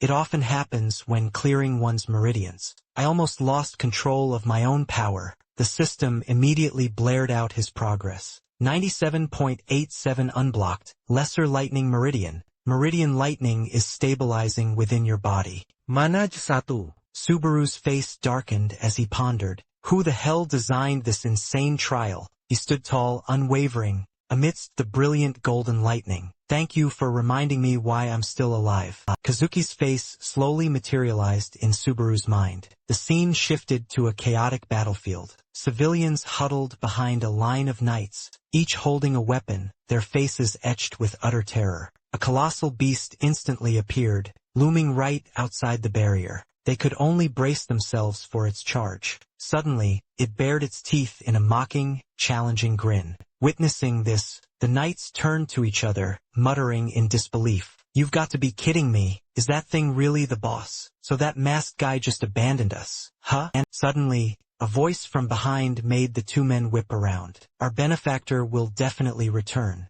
Bellis strode over, stating with firm conviction. You entrusted this village's fate to a stranger, whose very name you don't even know, and now you dare to doubt him. They hesitated, feebly denying it. We didn't. He frowned in utter disdain. How shameful, and you call yourselves knights. Suddenly, a hand clapped Bellis on the shoulder. You're right, Dale added. Before we blame others, we must remember that protecting this village is our duty. A second later, he drew his sword. Dale pointed his sword forward, declaring, Knights aren't meant to be protected. We are the ones who do the protecting. Without another word, he dashed forward with lightning speed. Dale's courageous charge inspired the men behind him to follow. Today, let's die as true knights. On Subaru's side, the system announced, Progress, 99. A glowing golden orb suddenly materialized within a circle. He instantly gaped at it, utterly bewildered. What is that thing? He wondered aloud. But judging by their progress, that had to be their ultimate target. Suddenly, his fatigue level blared. A staggering 97. This made Subaru freeze in his tracks. Golden streams of pure, spiritual energy surged through his very being. Subaru sprinted towards the energy's luminous source, muttering just one more step. The system blared. You must reduce your fatigue level any further and it will be extremely dangerous. Yet, he stubbornly lifted one foot, then the other. Just then, a heavy foot stomped hard on the ground. It was Dale, coiled and ready to spring into action. He swung his razor-sharp sword in a wide arc. Dale poured every ounce of his strength into a decisive slash, aimed right at the beast. Blood instantly splattered from its massive body. The beast howled, a blood-curdling scream tearing from its throat. It bent low, throwing a massive punch straight at Dale, but it missed. Meanwhile, Bellas charged in, sword gleaming in hand. He roared, Leave the rest to me. Bellas swiftly stepped onto a nearby rock, using its height to launch himself towards the beast. The beast was momentarily stunned, looking up to see Bellas hurtling straight at it. He tightened his grip on his sword's hilt, his face a mask of pure killing intent. A second later, Bellas delivered a devastating slash right across the beast's face. It gritted its teeth in raw annoyance, emitting a few ragged growls, then toppled backward. Chunks of its grotesque flesh flew everywhere. Its entire massive body crashed to the ground, just as Bellas expertly landed to the side. The other knights saw this and erupted in joyful cheers. They did it, Sir Bellas and Sir Dale. They finally took down that monstrous hustie, stomping around like you owned the entire place. You filthy monster. It's all thanks to you, Sir Dale, Bellas remarked, exhausted. The most dangerous one you warned us about is finally dead. We can finally rest. He bent over, gasping for breath. Sir Dale looked up and gravely replied, It's not. I told you, those creatures always change their tune. Quicker than you can flip a pancake. Turns out it wasn't so tough after all. It's just that Sir Dale and Sir Bellas are way too strong. Now we just need to finish off the remaining giants. But before he could even finish his sentence, he was utterly stomped on by a giant foot. This is Dale. He panicked, looking at the perpetrator and confirming. It's him. Bellas screamed in terror. This guy is on a completely different level. The scene then shifts back to Subaru. He reached out his hand towards the circle. Just as the announcement blared, Progress, 99.99. Subaru clenched his fist tightly, muttering, I'll make you apologize. In hell. Then, the system finally displayed, Progress, 100. His pupils glowed, his tone now filled with pure killing intent. Kazuki, I will be taking your head as a souvenir. In the meantime, brilliant, golden energies radiated fiercely around Subaru. A moment later, streams of lightning began to converge on him. Subaru turned his back, thinking to himself. He let out a deep sigh of relief. It's finally over. At long last, black veins began to appear in the whites of Subaru's eyes, as his whole body started to fall backward, all from absorbing that immense energy. The system then continuously announced, minor meridians successfully cleared, magic amplification rate increased by 20, casting speed for all skills increased by 20, all stats +2. Subaru gritted his teeth and powerfully endured it. If you had enough power for one more strike, you could have at least given me a heads up. He then lay sprawled out on the shattered ground. The system displayed, Legend Scenario 6 completed. The scene shifts to John, who is sitting thoughtfully, in front of his computer screen. He looks at the comments scrolling by. The difficulty is insane. He passed out again? He mumbled, I wonder when he'll wake up this time? You can only be reckless up to a certain point. Oh, it seems he's not cut out for using cheap tricks. Just then, his phone rang. It was a call from Hoki, he answered. I'm watching Suba Junizukami's stream right now. Hoki exclaimed, oh, you too, John? This is absolutely insane, isn't it? John calmly offered an explanation, so everyone could finally understand. Hoki, beaming, declared, this guy is seriously going to be a star. As a player and streamer himself, he wondered, you think so? Actually, I think it'll be tough for him. He's obviously more of a player than a streamer. He scratched his head, agreeing. Yeah, that's right. That's the core content people are tuning into. This stream for Asuba Junizuki is almost like the original Asuba Junizuki, who's not a streamer but a pure player. In other words, we're witnessing the birth of a Subaru Junizuki. He frowned, but was interrupted in real time. Just then, on the screen, Subaru's arm began to move. He struggled to get up, sending the comment section into a frenzy. He's waking up a little early this time. So glad to see he's alive. He's finally awake. Huh? Subaru slowly opened his eyes, his breathing growing more ragged. He put a hand to his head, cursing under his breath. Damn it, what's my fatigue level? The system immediately displayed 81 foot. Subaru judged internally. Good. It's lower than last time. The higher stats must have had an effect. That last lightning strike was completely unexpected, but the results weren't bad at all. A series of notifications came through. Quest complete. Reputation points acquired. Current reputation, 20,420. He remarked, I've saved up a considerable amount. An icon appeared. Rank D skill type, limit break. Raises the skill limit of items and skills used by the player. Subaru summoned his sphere of lightning in his hand. He thought to himself, but this still isn't enough to raise the skills grade. If I defeat that giant, it might be enough. And this is the key to taking it down. The sphere's information appeared. Lightning spear, untradeable weapon, equipment grade, stable. An ancient spear forged from pure lightning. One throw delivers a devastating, decisive blow, but it's a single use. The comments section absolutely exploded. What an insane item. A one-shot throw. That thing dropped here. Are you kidding me? And it's all thanks to his account. Subaru panted, lost in thought. Even if it's a one-time use item, normally you couldn't even get this on the 8th floor, let alone this early. Then he spoke up. Exactly. It doesn't look like a spear, does it? A moment later, he reached out and pressed a button. Subaru stretched his muscles, mumbling, high-grade items can change their form, based on certain conditions. Everyone immediately started commenting. How do you even know that? My dude is already talking like a pro. Subaru walked into the cave alone. Alright, time to go destroy that thing. The crowd cheered through their screens. Yeah, blow it to bits with that lightning. The scene shifts to Belusar, his face etched with fear. He and Dale stared blankly at the enormous eye before them. The giant, merely stretching, was enough to strike fear into everyone. Tossed its long silver hair back. The beast let out a piercing roar, its mouth dripping with saliva. The system displayed, Giant Seed has devoured the giant's record. A knight suddenly ran towards it, causing the loser to shout, Hey, what do you think you're doing? With tears streaming down his face, he laughed helplessly. I told you, didn't I? You people don't know anything. Oh gods, I'm not like those other fools. He dropped to his knees, begging, Please have mercy on me. The giant looked down from above and spoke. Mercy? Don't lump me in with those cowards. It raised its hand. Dale rushed over, urging, What are you doing? Get up, Belusar, hustle. Get the villagers as far away as possible, run. Suddenly, something made Dale freeze solid. The knight standing behind him shrieked in panic, Dale! A loud thud echoed as they were both instantly killed. Right there, in front of Belusar, he stared at the swirling smoke and dust, thinking, There's no way to win. Belusar glanced back, desperate for an escape route. He saw a horde of giants swarming behind the village. He realized they were completely cut off. Belusar's eyes flew wide open in horror.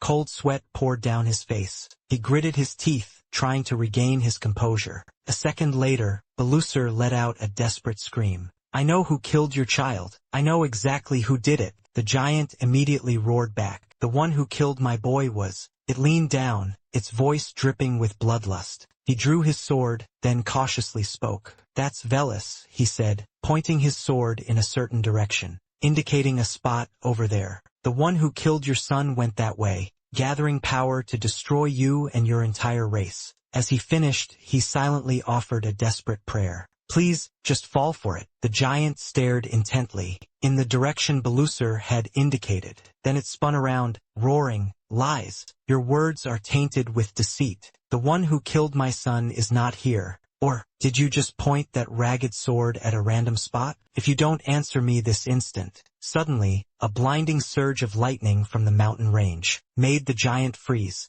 The beast was utterly stunned by the spectacle. Belusar was just as surprised. Over there, a violent vortex of lightning was erupting on the mountain peak. He panicked, sweat streaming down his face, wondering, "Benefactor, why now?" Just then, Subaru stood on the peak. Looking down, the system displayed, Act 7. "Thunder will now commence." He simply muttered, "Good, this is the final act." A flood of comments immediately appeared. "And it's getting even bigger again, isn't it? Still growing." Subaru thought, "What if something even more powerful than this appears? Then this entire trial can't possibly be just second-floor content anymore." The comment section was buzzing with theories. "This is just a sick, twisted preservation of misery. Even if I gathered everyone present, are you seriously planning to fight that monster? Shouldn't you just run for your life, even if it means getting countless scratches?" Subaru simply said, "It's fine. No need to overthink it. I just need to land a single hit." He effortlessly summoned a lightning spear. He thought to himself, "Right now,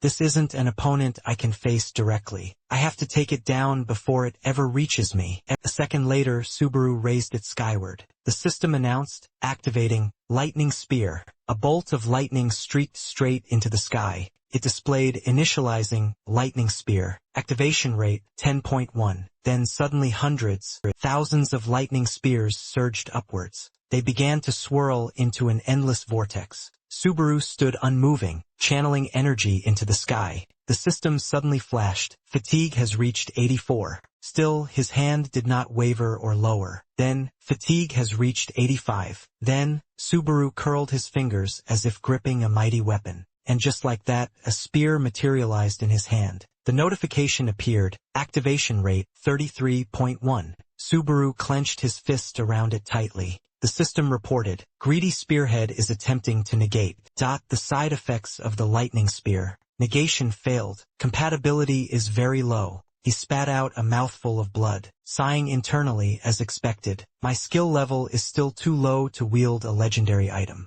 Even so, this body will just have to endure it." The warning rang out, "Fatigue has reached 88. Activation rate 50. Suddenly, a series of comments appeared, all while looking at Subaru's stony expression. But ever since he started learning lightning, he's had to endure an insane amount. Maybe he's starting to enjoy it? At this rate, he's probably hooked. Subaru was momentarily startled when he saw the giant looking right back at him. "So, it noticed me, did it?" The commentators were quick to affirm. "How could it not notice? Even my grandma could see you from space." He aimed his weapon forward and declared, "That's right, after creating a spectacle this huge, that would be pretty weird, honestly, if nobody bothered to pay attention." The system's voice boomed, activation rate 78.5. The giant's eyes fell upon the streak of light before it, and it growled thunder. Its voice thick with hate, it began to lumber in that direction. "So you're the one who murdered my son?" The colossal beast growled, picking up speed.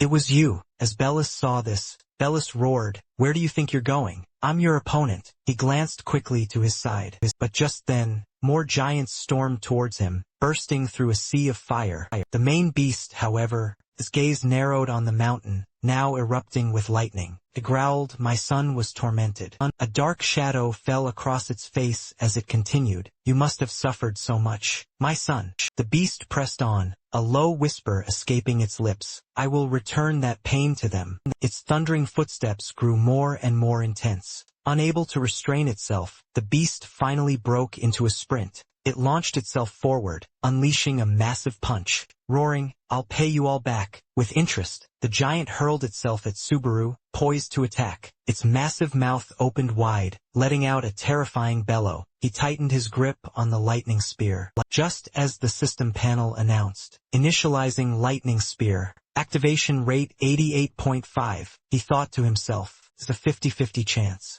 Hit or miss, that's all it comes down to." In the chat, people were frantically discussing, how is he going to throw it? This is no joke. It's way too fast. If he misses, he's dead. Isn't he? Subaru's gaze, however, remained locked. Don't take your eyes off it. Suddenly, an image of the captain materialized, advising him, don't you dare look away. No matter what happens, keep your eyes fixed on that target. That's where a true spear is thrown from. Forget about throwing in a straight line, or creating a perfect arc. Clear your mind of all those useless thoughts, predicting its movements. You don't need to do any of that. Trajectory, forget about it. Forget the weight and shape of the spear. You're not like other spear wielders. Subaru heard the captain's words. Subaru's grip tightened on the spear. A faint smile played on his lips. Back to the present. The system announced, initializing lightning spear. Activation rate, 95.2. Subaru wondered to himself, so what do I do? He sighed. Regardless, I'm not throwing just any ordinary spear. He smirked. In that case, it's simple. Don't throw it. Fire it. The giant bore down on him, but Subaru just kept gripping the spear. The chat panicked. What are you doing? Hurry, let it go. You're gonna die if you keep hesitating. Subaru stared at the giant for just a moment longer. The giant stared right back, its charge accelerating. It stomped its foot, gathering its power. The very ground cracked beneath its might. It shot forward like an arrow, clenching its massive fist, ready to swing. The giant leaped high into the air, soaring directly over Subaru's head. Lightning crackled fiercely from its impending attack, generating immense destructive power. Coiled into its attack stance, the notification chimed, activation rate, 100, initialization successful. Subaru's hand tightened, pulling the spear back. Subaru was resolved. There's only one chance. No matter what, the giant beast roared, reaching for him as it dove down. I will end this in a single strike. With that thought, he hurled the lightning spear with all his might. The spear flew and struck the giant beast, creating an earth-shattering explosion. The beast let out a cry, tears streaming down its face, before finally dying. It was still muttering Bay Dan under its breath. Then its body vanished into a cloud of dust and smoke. Subaru stepped out, completely unharmed. He walked away coolly. The chat exploded. So cool, freaking insane, so damn strong. Watching this was worth it. A notification appeared. Seed that devours lightning has been defeated. Stage 7, lightning, complete. Then, a flurry of level-up notifications flooded in. Strength +2, agility +2, health +3, focus +1, magic +1. Received 5,000 achievement points. Item acquired. The Thunder Core, a glowing stone, materialized before him. Subaru reached out a tentative hand. The Thunder Core, is this really it? The moment his hand brushed the stone, it pulsed with an intense glow. The blinding flash forced him to instinctively shut his eyes. A moment later, he slowly, cautiously opened them. Subaru gasped, looking around in utter astonishment. He was standing in a land painted entirely in shades of purple. Where am I? Suddenly, a colossal, human-like figure materialized in the sky. Staring directly down at him, Subaru flinched. The immense pressure it emitted caused Subaru excruciating pain. What's happening? I can't even speak. He collapsed, falling hard onto his knees. My body, it won't move. A series of ominous figures watched him intently, as notifications appeared relentlessly before his eyes. A mysterious being is watching you. A mysterious being is watching you. A mysterious being is watching you. A mysterious being is watching you. Subaru's eyes widened further in shock. Are you trying to tell me something? The Thunder Core in his hand suddenly began to glow brightly, its radiant light streaming through his fingers. The surrounding darkness was quickly driven away by the Thunder Core, revealing a clear sky. A new notification popped up. Main stage, lightning will now begin. Using the Thunder Core, you can search for clues within the village. Subaru, having narrowly escaped that bizarre place, finally registered the chat channel. Why'd he just sit down when it's over? Subaru Nizuki has ended the livestream. Looks like he's about to pass out again. He lifted his head. So it wasn't a cutscene, huh? Sorry, I just passed out for a moment there. Seeing him finally stand up, the chat channel erupted in a storm of cheers. Why do you pass out so much just from one test? That's Subaru for you. The Shadow of Subaru. That truly was a legendary level test. Subaru picked up his chat tablet. Ah, that's right. I still need to collect my reputation points. Notifications popped up. The Anasun mission. Complete. He scored a sweet 3,000 reputation points. Then, the War Gods mission was also completed. Another 3,000 reputation points rolled in. His current reputation points? A staggering 40,120. The chat joked, "You're rich now, huh? Alright, I'm heading back to the village. Show us the Thunder Core." They pressed, and he sighed. "I'm a little tired, so." Hearing this, the viewers grew playfully annoyed. "At a time like this, Paul? You're killing us here, you money-grubbing bastard." He said his goodbyes. "Well then, see you all later, then." Subaru disconnected. Subaru Nizuki had ended his stream. The live stream ended, and the scene shifted to a shop. Hatsuka's voice rang out clearly. "You really did a great job in that challenge." Subaru wondered, "I'm not so sure. Was that kind of stream really okay?" She reassured him, "Yes, it was absolutely perfect. Yesterday's peak viewership was over 3,000. You didn't even notice, did you?" He was stunned. "Over 3,000? Sorry, I was so focused on the challenge that I didn't pay attention." She was taken aback. "And no, that's a compliment. Don't you get it? Over 3,000 viewers for a new streamer is phenomenal. The way you ended the stream was also perfect. In a way, your exhaustion actually made it even better." Subaru confirmed, "That's right, that was exactly the part everyone was most curious about. It was like they were waiting for the next episode of a TV series." Hatsuka asked, "Did you plan it that way?" He replied, "I was planning to check out the rewards with the viewers on the next stream. That way, my reaction would be genuine. Not an act." Her jaw dropped. "Really? So you do get it. I guess that old man was worried for nothing. Actually, I've prepared a gift for you today." He was surprised. "A gift?" She smoothly crossed her legs. "Something you won't be able to refuse." She flashed a mysterious smile. "A truly special gift." Hatsuka couldn't help but blush. "Find a streamer named Hoki." Hearing this, Subaru began her search as instructed. Sure enough, a blonde man appeared on screen, chatting away. As the title states, today's topic is this. Hold on, perhaps I should pick a different topic today? Alright, enough rambling. Everyone, check this out. First up, Nazakami II, or rather, the one who will become the original. The chat immediately buzzed with activity. Wait, is this more Nizuki content? Is he an otaku? That challenge was insane. As he kept on speaking, I'll break down every single detail. Much later, with the evening sun streaming through the window, he was still going on about the challenge he had to endure. Basically, he gave himself an extra challenge, even though he was already in the middle of a test. Hatsuka sat across from him, silently watching Subaru, her face blushing. Hoki then held up a finger. "Oh sorry, let me just summarize this. There's not much more to say on this point, so I'll just sum it up in one sentence." Subaru listened in silence as he spoke. He himself is Subaru Nazukiyami. His voice oozed with arrogance. No further explanation is needed. He glanced at Hatsuka. Does the manager think so too? Suddenly, she leaned forward. "Can I ask you something?" He replied calmly. "Go ahead," she stammered. "I know. It might seem strange for a manager to ask this, and I know it's rude, but..." Her cheeks flushed bright red in an instant, and sweat trickled down her face. Hatsuka summoned all her courage. "Why do you stream like that, Nizuki?" She looked up at him. "It's not just about the money, is it, right?" Subaru crossed his arms, and pondered in silence for a moment.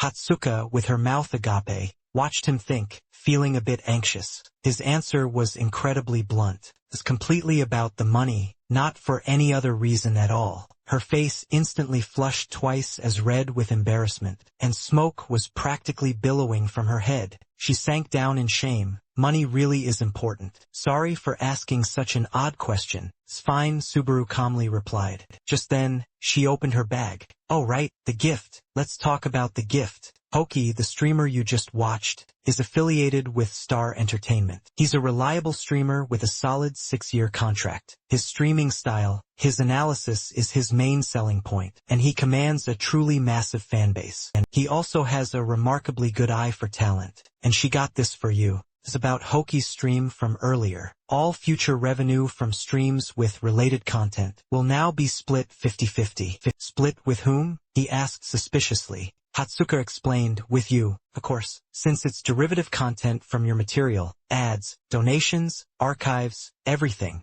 Subaru took the thick stack of documents. Really? Ever since I signed with the management company, one good thing after another has just kept happening. Hearing him say that, she got embarrassed all over again. She looked down at the table, scratching her cheek. You think so? He replied, yes. This is truly a surprising gift. Hatsuka brushed her hair back. Well then, this might sound a bit sudden, but as a gesture of goodwill, would you like to collaborate with Hoki? Time passes quickly. Subaru was now back in his own home. He took off his mask after meeting people outside. Maybe I don't need the mask anymore, and I don't need to keep emphasizing the money thing. Either way, he stood before the mirror, looking intently at himself. The more relationships I form, the harder it gets to know how much of myself I should hide. He looked over at the system panel. Greed Spike Level 3 has been upgraded. Greed Spike, Rank C skill type, Level 4. Once activated, it completely negates the side effects of skills and items.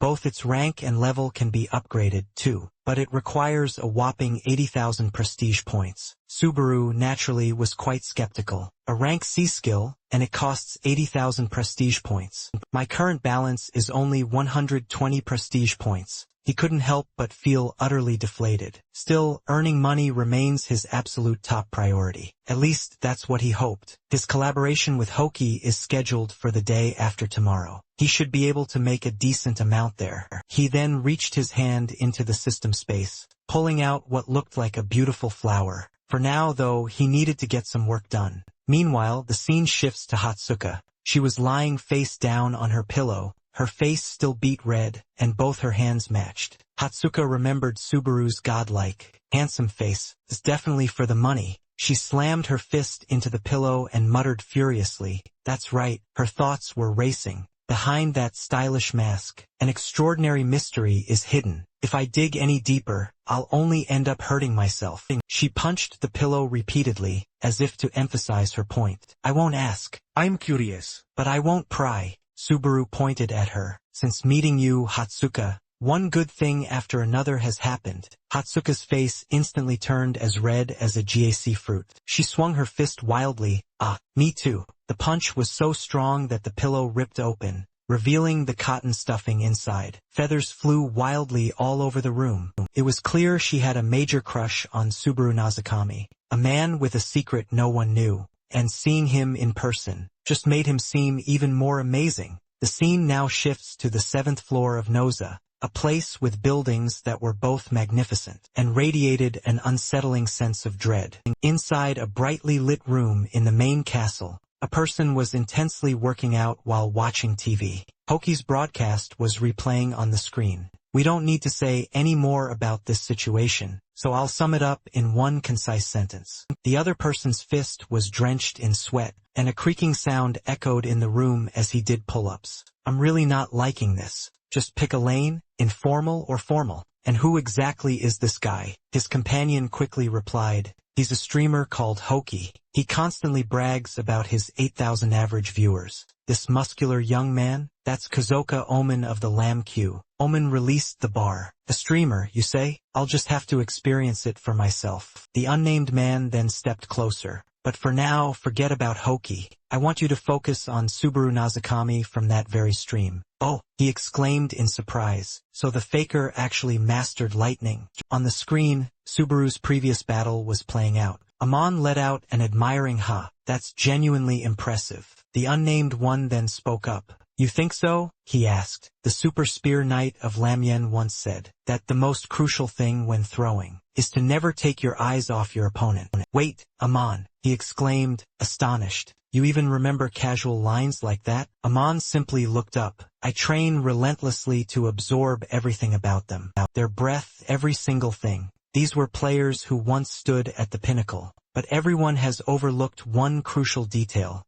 Lamien didn't just have Subaru Nazakami. Every single member was the strongest. And there are also suspicious circumstances surrounding their deaths. Just then, Hoki's voice suddenly rang out. He is Subaru Nazakami. No further explanation needed. Hearing this, Amon grew incredibly displeased. What right does that show-off brat have to be so smug, and to speak about them so disrespectfully? His companion calmly replied, "That's the biggest problem with streamers. Wouldn't you agree? They're willing to abandon their beliefs and pride. In an instant, all just to grab attention." Amon couldn't take it anymore, and used the remote to turn off the TV. He then turned to the other man. Completely annoyed, he barked, "Why did you even show me this?" The man stammered, It wasn't me. Guild Master Kyozo asked me to show you." Ammonius' eyes widened upon hearing Kyozo's name. The mysterious figure pressed on. Lightning, you see, is the sacred symbol of Lam Nyan, and Lam Nyan is the ancient predecessor of our Lam Ku.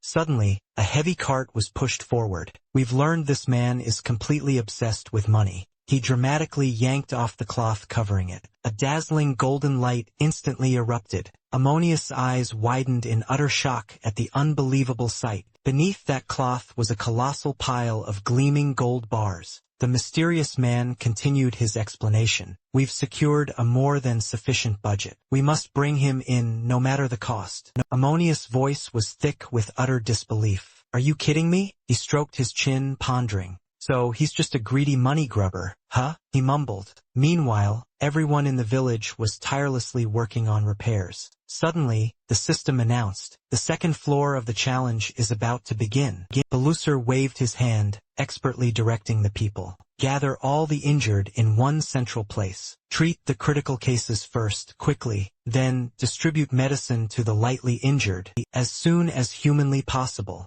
Just then, the sound of familiar footsteps caught his ear. Belusar unconsciously let out a small, relieved smile, as if he'd just met a saint. He called out, "Overjoyed benefactor, you're finally awake. How are you feeling?" "You collapsed right outside the village. We were so worried. If you hadn't woken up, I truly don't know what I would have done," Subaru replied, stretching his arm. Still a little dizzy, he admitted. Belusar nodded, clarifying, "Yes," he confirmed. "It only happened yesterday, so that makes sense. But let's not talk about this anymore," he suggested. "Can we talk at the inn in a bit? I have a few questions." He immediately bowed in eager agreement. "Of course, ask anything you like." With that, Belusar placed a hand on his chest in farewell. "I'll see you later." Watching him walk away from a distance, Subaru thought, he's a genuinely good person. In the comment section, a few viewers agreed. Maybe it's time for his suffering to finally end. A commenter then added, "Congratulations on the wedding."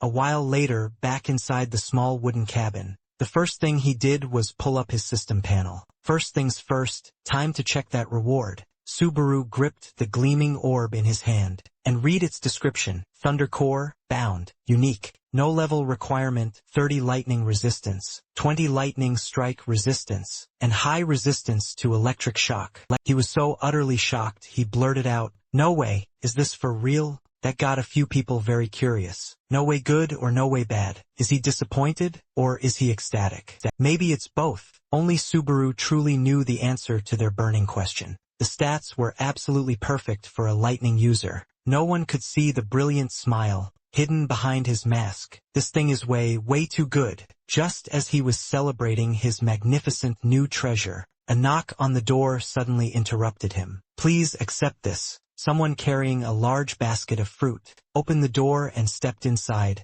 much to the surprise of both Subaru and the online viewers. "Huh? Fruit?" The loser peeked in. "Did you sleep well?" The viewers immediately started teasing. "Ooh, is your boyfriend here for a visit? Someone missed you a lot. Why fruit though?" Just a moment later, however, the two were sitting across from each other at the table. After thinking for a bit, Subaru spoke up. "So, the legend is real?" Though misunderstanding what Subaru truly meant, the loser excitedly agreed. "Yes, I saw that light too. You saved our entire village." Subaru then took out the item. This dropped from the giant's body. It's called a Thunder Core. Even Belusa couldn't hide his utter shock. "Wait, it can't be." Seeing his reaction, Subaru asked hopefully, "You know what this is, don't you?" Contrary to his hopes, Beluza immediately replied, "No, it looks very strange." That answer was like a splash of ice-cold water in Subaru's face. The online crowd erupted. "Yeah, sure, I'm sure he knows all about it, Mr. Know-It-All." More like, "The loser." The loser hung his head in shame. "Forgive me, I only know the ancient legends. I don't even know if they're true, or what happened after." Subaru could only sigh in resignation. No,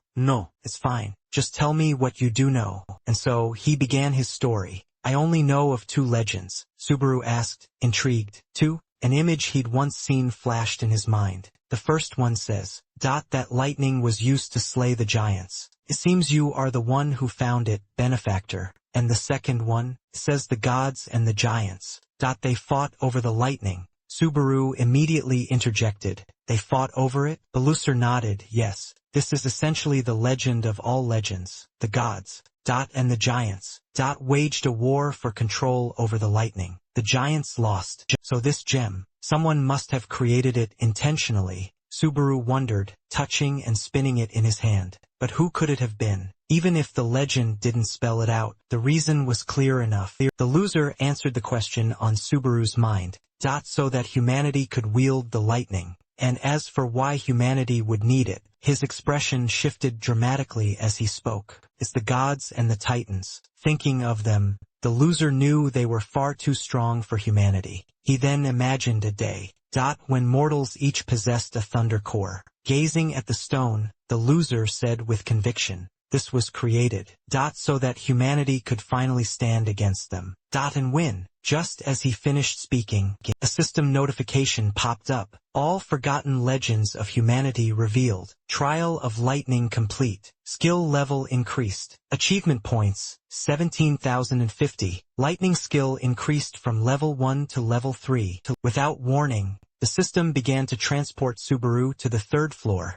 Right in front of Belisar, he cried out in alarm, "Benefactor, what's happening?" The light faded as quickly as it appeared, taking Subaru right along with it, leaving Bello user utterly bewildered.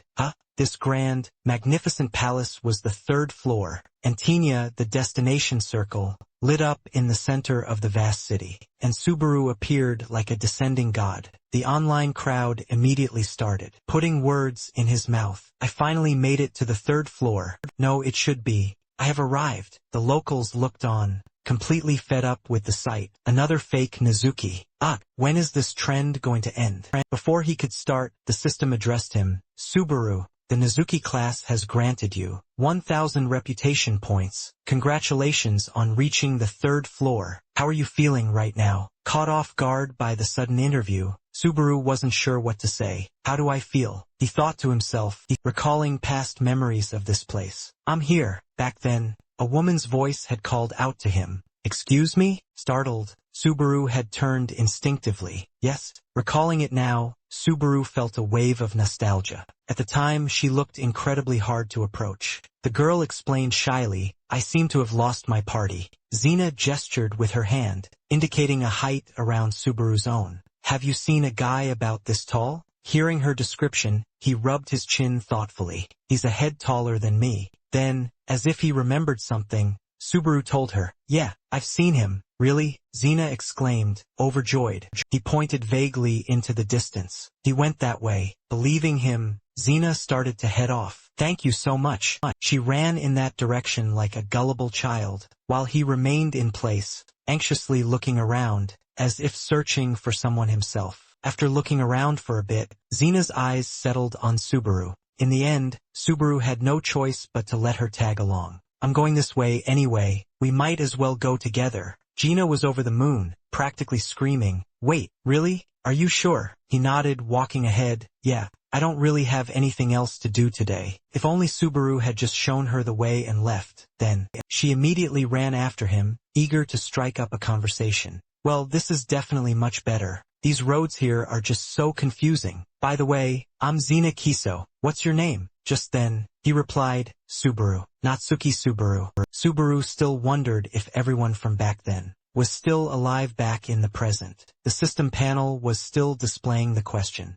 about his feelings. Subaru's gaze grew hard and steely, as he stared into the void and replied, "Feels like I've lost something important." The idiots in the chat immediately started mocking him. What's he talking about all of a sudden? He made Belusar so sentimental for no reason. To avoid being disturbed during the next phase, Subaru decided to log off. He said his goodbyes to everyone. As usual, the next stream would be a collaboration with hockey. They were a bit disappointed. "Wait, it's over already. That was too short, man." A historic stream, though. Finally, the system announced, Natsuki Subaru has ended the live stream. In a spacious and luxurious room, with sparkling chandeliers, a hand suddenly rested on the table, where Subaru was sitting. "Sorry to keep you waiting." John stood opposite him, looking down at him. "Hatsuka is on her way here right now. Unlike climbing via trials, moving between floors takes time." He smiled brightly, and extended his hand for a handshake. "It's a pleasure to meet you. I'm John, from Star Floor. I'm entering Moon Floor." Subaru grumbled, a bit annoyed, then remembered what she had said. A real chatterbox. Huh? The ever-chatty John didn't quite catch that, and with a confused look on his face, he just blurted, "Huh?" He shook the man's hand and then replied, "I've heard a lot about you from the manager. It's a true pleasure to finally meet you." John smiled once more, taking a seat in the opposite chair. "Normally, I'd have Hatsuka just pass on the message, but I truly wanted to meet you in person. She's only ever praised a player at such a high level. Exactly like this, only twice. So naturally I got curious." Subaru was a bit surprised to hear twice. He then spoke up to explain the first time. "Well, that's a given." The moment John uttered the name, it stunned him. Natsuki Subaru of Blue Eye. He crossed his arms and bowed his head slightly. "That surprised me. That harsh judge actually took an interest in you. Someone who shares the name, Natsuki Subaru." He raised a hand, scratching his head, and replied with an awkward laugh, "I wouldn't know about that, if you'll allow me to ask something out of the blue." But before Subaru could even speak, John cut him off. "Are you interested?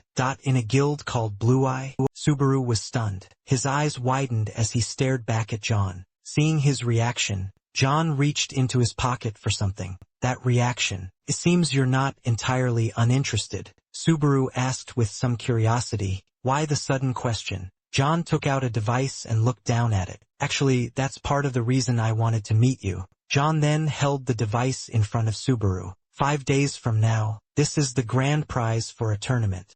Being held on the 3rd floor. The light from the screen illuminated Subaru's face. "Are you kidding me?" Under the table, his hand suddenly emitted small sparks of lightning. "This is..." Xena held the device, showing the notification, and murmured, "Natsuki Subaru has ended the live stream." She sighed and said, "It's over." Jenna turned and walked deeper into the forest. "I wonder if the other one has ended too." The sound of her high heels on the grass made a rustling sound as she walked to a grassy area. A blanket of white snow covered the ground. The deeper she ventured, the heavier the snow grew. Xena approached Siegel from behind and questioned, "Is it over?" He turned his head, his breath puffing out in a white cloud. "It's been over for a while now." She looked a bit perplexed and chided him. "Then what were you just doing?" Siegel swiftly turned his head away. "I was considering," he mused. In front of him, a person was frozen mid-attack. Farther away, another group of people was similarly immobilized. "Should I end them or let them go?"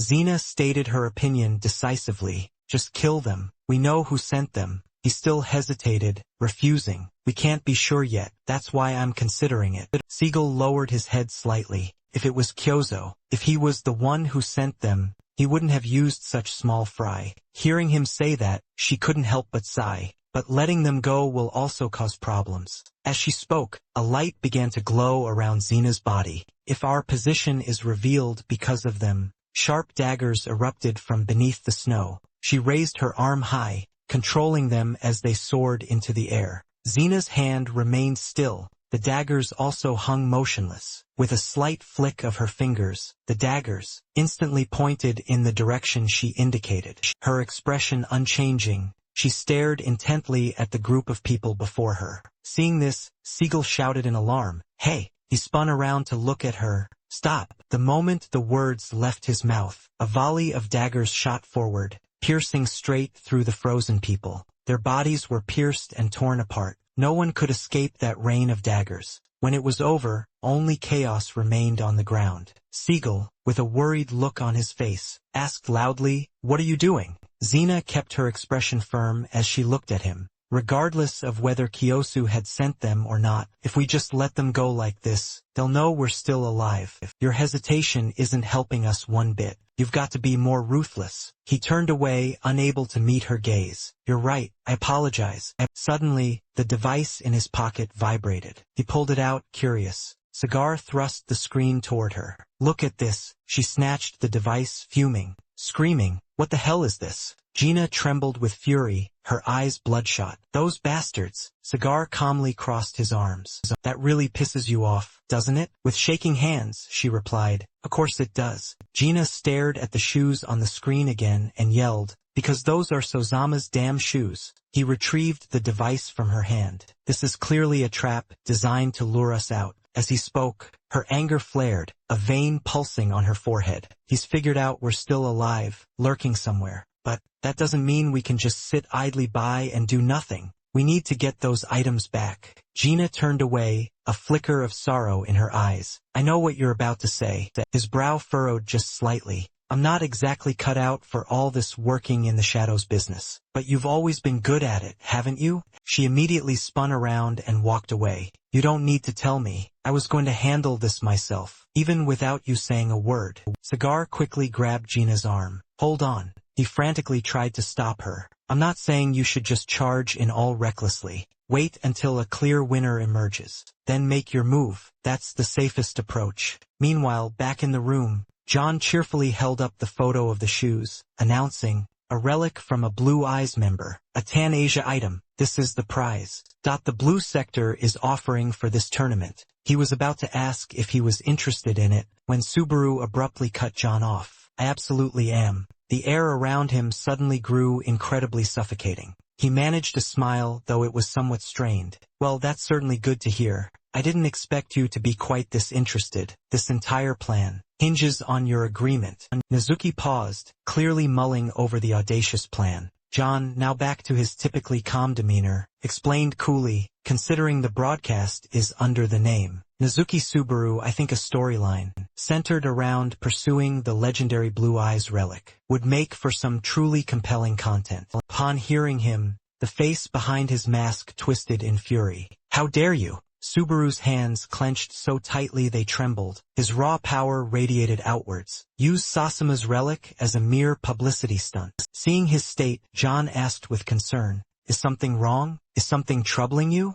Subaru said nothing. His voice, ice-cold, replied, "Let's do it." Even so, a faint worry still gnawed at him. A flash of triumphant joy crossed John's face. "Truly wonderful." He stood up, pushing his chair back. "In that case, I'll be taking my leave." John looked up at him from his seat. "Yes, I look forward to working with you." As Subaru walked away, John, still seated, tried to call out loudly enough for him to hear, "I'll always be cheering you on from behind my screen." But Subaru heard nothing at all. Rage and indignation had completely consumed Subaru's mind. "I won't let anyone else have it. Absolutely not." Back in his room, he lay sprawled on the bed, staring up at the ceiling. Subaru frowned slightly, lost in deep thought. "I wonder what the tournament format will be." He then rolled over to face the wall. "I'd appreciate it more if it were a one-on-one competition. I guess I'm not really in a position to be picky." From outside the door, a soft voice suddenly called out, It was Hatsuka's. Hearing her voice,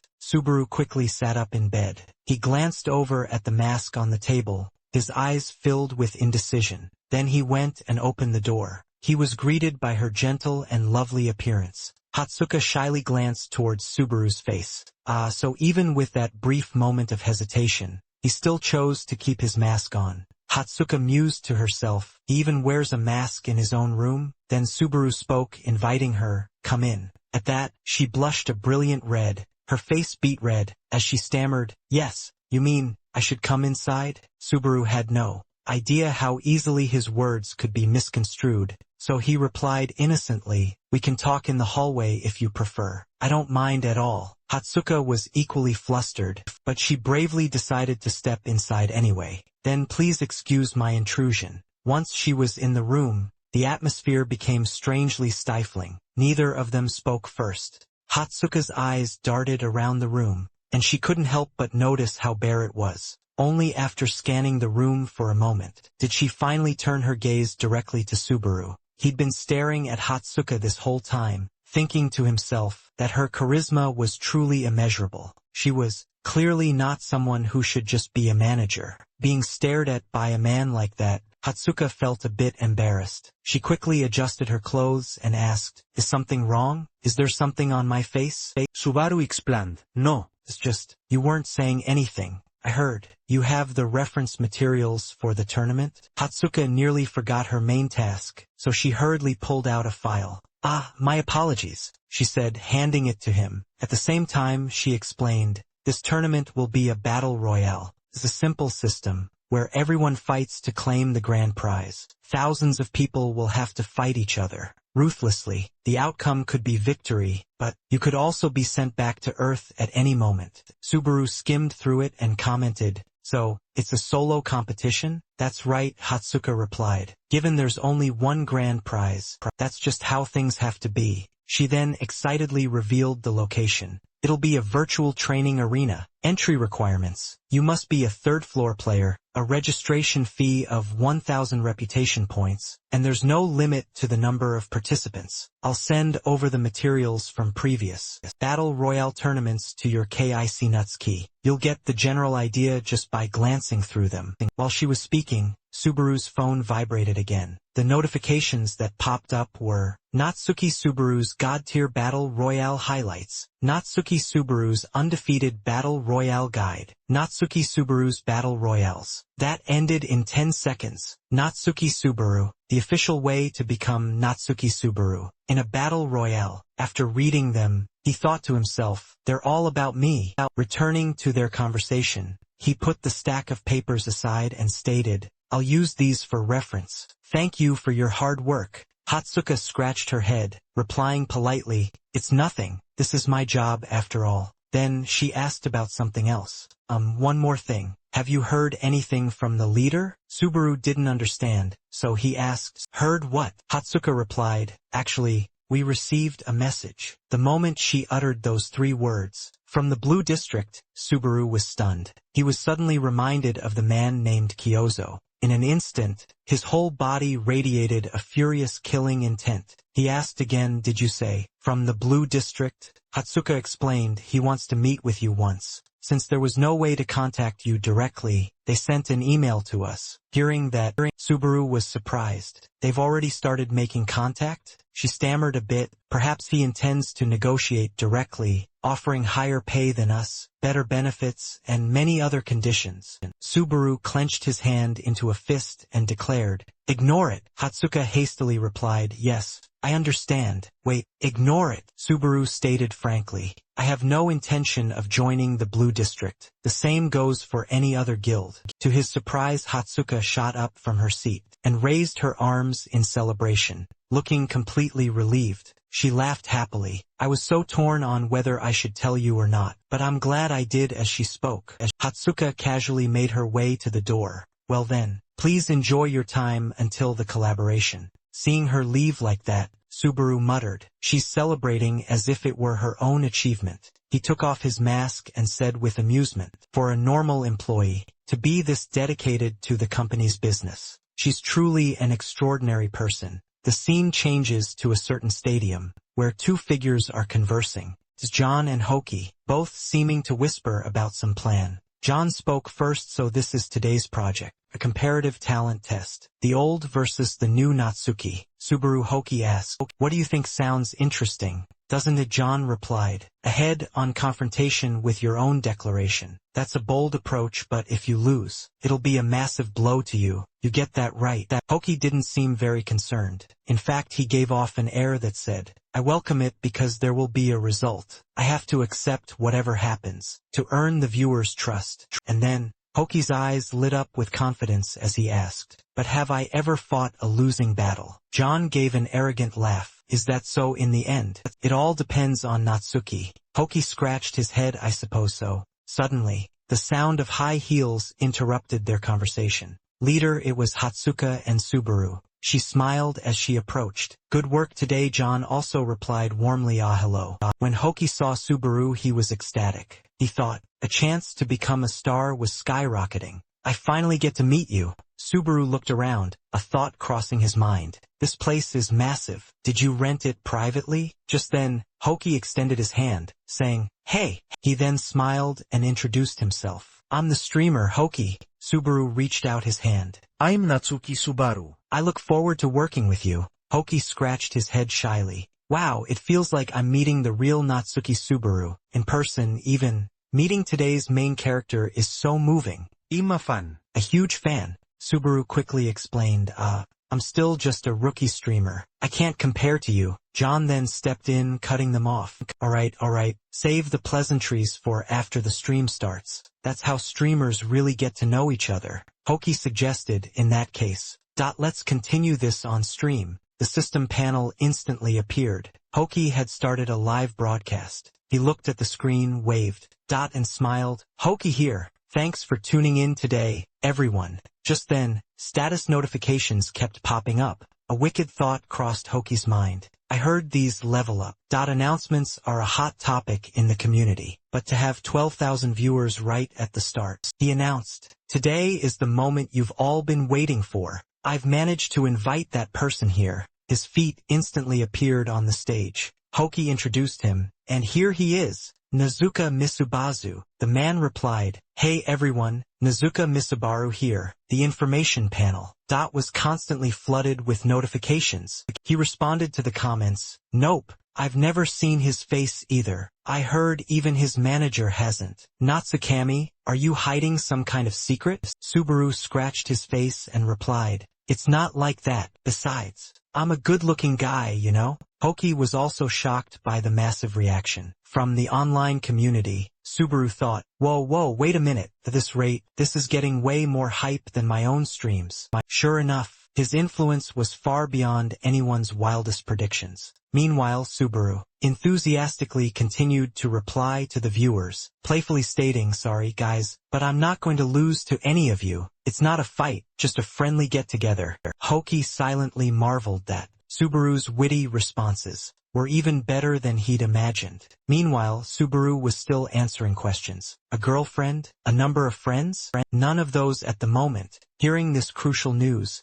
Shuka breathed a sigh of blissful relief, leaving John utterly exasperated. A moment later, Hoki spoke up, alright, let's stop teasing our important guest. Let's get to the main event. As soon as he finished, the system announced, the challenge will begin now. Suddenly the lights snapped on, and the golem monsters began to activate. Looking at the thousands upon thousands of golems, poised to rush into battle, Hoki calmly began to explain. Why did I choose this challenge, you ask? I'll explain. On one side, their feet slowly began to move. On the other, he began to answer. There are two reasons. First, it's a perfect way to measure one's control. Then he hinted, and the second reason is, I can prove whether I'm right or wrong, right here, right now. Over on Subaru's side, he received a notification. Mocha Cat has sent 100 prestige points. Subaru thought, seriously? Do you really think you can beat it? But Subaru calmly replied, if I wasn't confident from the start, I wouldn't have accepted the offer. The screen quickly displayed the competitors.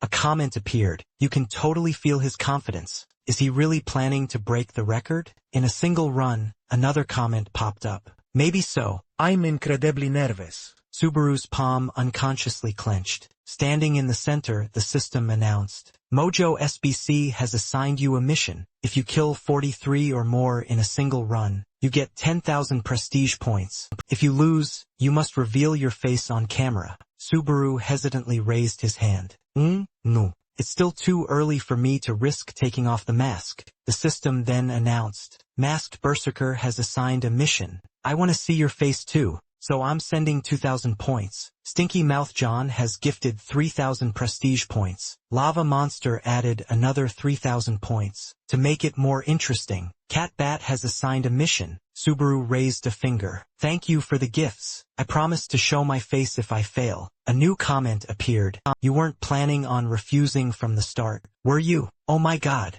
He's the only one facing a penalty, yet they're still adding to the mission rewards. Hoki chuckled. Yeah, that's right. With this mission, all the prestige points will go to Nazakami. He quickly pressed the timer. Alright, let's begin. His finger finally pressed the button. It's showtime. The timer immediately started. On screen, the golems quickly flew into the air, preparing to attack. Subaru's eyes sharpened, showing no fear. Activate lightning. His body shot toward the golems. Subaru's arm was enveloped in a powerful electric current, as his palm immediately grabbed a golem's face. In a flash, he had easily taken one down. Kill count 1. A comment appeared. Just one hit. He didn't even use his demon sword. That was too easy. Hoki's eyes went wide, unable to believe he was witnessing lightning. First hand from Subaru's sturdy hands, he quickly gripped the hilt of his sword. With a single motion, he effortlessly struck down countless golems. System notification time 0239. A comment popped up. This guy is so fast. Theoretically, at this pace, he'll hit 70 kills. But it's only going to get tougher from here. The countless golems stared with piercing eyes,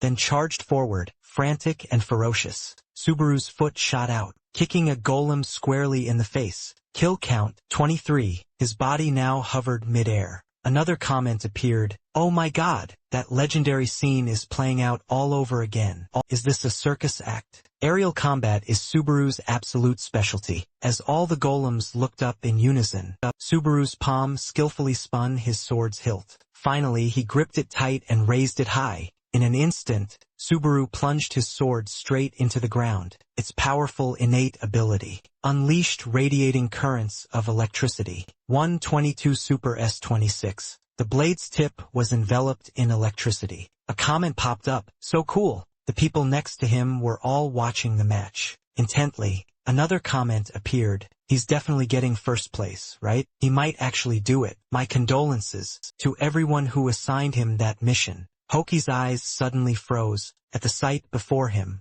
As the timer continued to tick down on the bright screen, Subaru was still fighting like an uncontrollable madman. For, in a flash, a golem's body was split in two. 122 Super S42. Subaru struggled to stay on his feet, panting heavily. 5. He finally returned to his original stance, his eyes sharp. Before him, countless more golems appeared. They were holding weapons. Subaru braced himself and dashed forward. 2. The tip of his sword instantly pierced through a golem's neck. The time on the bright screen was quickly running out. The timer finally hit 0. The system announced, the challenge has ended. Total kills, 43. The record has been updated. The system displayed a long line of text. First up, Blenazuka Misubaru. A comment popped up. What an insane result. No way. I can't believe it. He was only short by 1. Oh my god. This truly is a historic moment. Hoki rushed over, exclaiming, he's tied with Nezuka Misubaru.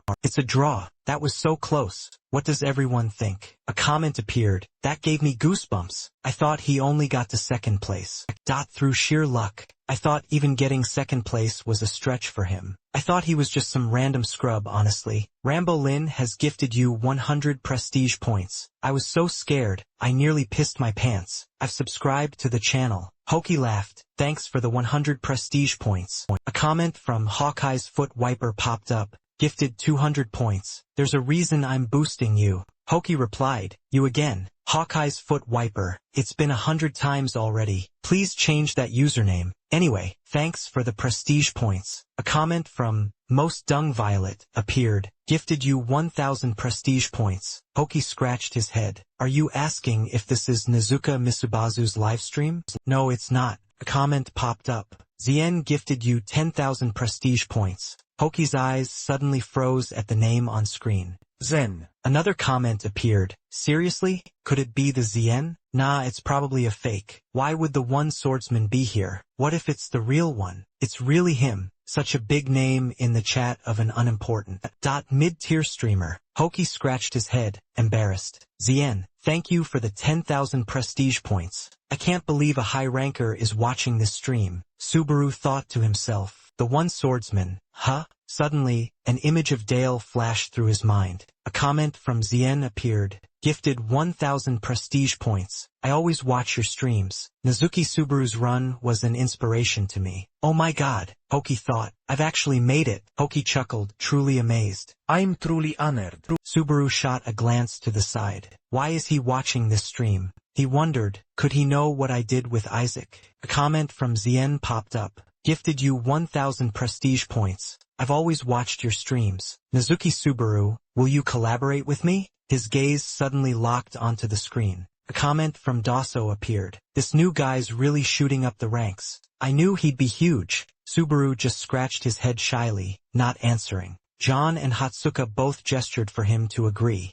Subaru hesitantly replied, I need to focus on my challenges first, so I'll have to decline. John and Hatsuka's eyes went wide with shock. Subaru immediately bowed. I'm sorry, I've used up too much of my energy. Hoki, could you please end the stream for me? He looked flustered. Huh? Hold on, what? Hoki watched Subaru walk away. No, wait, Nazuki. John hurriedly called out. Nazuki, why did you turn him down? That was a huge opportunity to skyrocket your streaming career. Hatsuka chimed in. I'm shocked too. Subaru asked nonchalantly, is it really that important? John was stunned. A collaboration with a ranker, especially a high ranker, that almost never happens. He finished. Subaru replied blankly, is that all it is? If becoming a ranker is so crucial, then I'll just become a ranker myself. After he finished speaking, Subaru simply stared at Hatsuka and John. Suddenly, Hoki spoke up, shattering the tense atmosphere. Nazuki, you're exactly as I imagined. That was truly an outstanding performance. Once the revenue comes in, I'll send you your share. By the way, now that the stream is over, can I ask you something? Back when we were fighting, you had a completely different vibe, as if you weren't in peak condition. Are you hurt or something? Subaru mused to himself. So Hoki noticed it too. I thought I'd hidden it quite well, but it seems he lives up to his name. Hoki, whether I won or lost, it would have only caused me problems. Hoki chuckled. Caused problems for you? Subaru's voice was low. The highlight of the stream was whether or not you could surpass Nazuki Subaru. That's where your growth would have been demonstrated. If you didn't win today, sure, you'd get a temporary boost, but the hype surrounding our showdown would just nosedive, without stopping. And if you lost, people would just say, well, he was no real match for Nazuki Subaru anyway. So for this test I needed a result, where both of us were on equal footing. That's why a draw was the only optimal solution. Hoki was flustered. So you mean if you'd wanted to, you could have beaten me? Subaru shifted his weight to one side. Who knows? We can't change the result now. It all depends on how people interpret it. Elsewhere, a hand, filled with rage, slammed down. A flag bearing a lion emblem came into view. A man had just punched a table, breaking it in half. This person was none other than rank 121. The guild master of the Golden Lion Guild, Zien. Full of resentment, he snarled, insolent little brat. A dropped phone lit up with a notification. Viewer has left the live stream. Just then Kang Hai, who was outside, heard the noise and scrambled into Sir Zainer's room. He gave an awkward laugh. Is something wrong? Hearing that, Zainer became even more enraged. He gritted his teeth. It's that Subazuna Zukami you were talking about. Kang Hai asked again. You mean that Subazuna Zukami fella, right? Zainer replied, yeah, Subazuna Zukami. That brat refused my offer. At that, Kanki became flustered and began to grovel. How audacious of him to dare refuse an offer from you, sir. Sir. Before he could finish, Zainer continued. I was set to utterly crush him, right in front of everyone, and finally silence those infuriating rumors. But now, everything has been completely ruined. I couldn't care less about the reputation points I blew. What truly infuriates me is that some nameless rookie dared to wound my pride. Kongi didn't respond. He simply walked over silently, retrieved the phone from the floor, and respectfully offered it to Zainer. Here is your phone, sir. Zainer snatched the phone back, asking simultaneously, so what about that matter I entrusted to you? Kongi scratched his head, answering evasively, if you're referring to Isaac, we're still searching as hard as we can. but, well, it's not unheard of for someone his age to disappear for a few days. Before he could even finish his sentence, an invisible hand gripped Kong Yi's throat. He was lifted into the air, his face contorting purple with pain, as Zainer coldly questioned him, "Are you trying to insult me as well?" Kong Yi struggled to reply, "I'm sore." He couldn't speak further, as the air was violently squeezed out of him, tears and snot streaming down his face. Then Zainer waved his hand, and Kong Yi's body was flung with the motion. He was thrown violently aside, slamming into a wall and cracking it open. Kong Yi was still dizzy, unable to get his bearings, when Zainer stepped closer and said, "Since when did you start scrutinizing my orders?" Seeing his murderous aura, Kong Yi clasped his hands, knelt, and pleaded, "Please forgive me. I will resume the search immediately." A new scene begins. A phone is ringing. It was a call from her boss. Hatsuka looked weary and annoyed, her face showing. She clearly didn't want to answer, but when she picked up the phone, she had to put on a cheerful voice. "Yes, hello? Good evening, manager." John's voice came from the other end, filled with reproach. "Does my call displease you that much? Where has all your energy gone? What's with that defeated tone? The least you could do is talk to me. The way you talk to Nazakami," she thought to herself. "Here we go again," John went on. "We've built so much trust over all these years. Even if it's strictly business between us now. Back then, we used to be so." Hatsuka suddenly cut in. "Didn't you call about the collaboration proposal with Zainer?" John replied, "Oh, damn it, yes. We absolutely cannot pass up an opportunity like this." Hatsuka sadly replied, "But what can we do about it?" John tried to reassure her. "I know, but he's a streamer. He knows this is a massive opportunity. Why don't you try convincing him one more time?" As his manager, after hearing him out, she stated seriously, "Nazakami, Mitsubisu is far more interested in climbing the tower than collaborating, and frankly, that's the right way for a player to think." From the other end, John exploded with curses and complaints. You only seem to get fired up when you're arguing with me." A moment later, Hatsuka stated firmly, "I'm hanging up now." John managed to blurt out, "Hey, wait," but she ignored him, hanging up immediately. Hatsuka thought to herself, "Even though I was so firm about it, it really would be a fantastic opportunity for him." And so, she decisively knocked on Nazakami's door, telling herself, "Maybe I'll just try one more time." Suddenly, the door swung open, making her jump. Subaru then spoke. "Hatsuka," noticing he still wore his mask, she asked, "Do you always wear that?" Subaru replied, "For now, yes. It feels more comfortable this way." Then he asked, "Are you curious about my real face too?" It was as if he'd read her mind. Hatsuka stammered, "Yes. I mean, no." Then she tried to backpedal. "Well, it's just that the mask helps viewers associate you with Sabazuna Zukami. I mean, obviously you are Sabazuna Zukami, but someday you might have to reveal your face." He suddenly asked, "So why is everyone so obsessed with Sabasa Nazakami?" Hatsuka paused for a moment, then explained, "I can think of a few reasons. For instance, he's an earthling with terrible stats, or how his very existence is just inherently cool. But most importantly, Sabazuna Zukami is our hope." Still confused, he asked again, "What exactly do you mean by that?"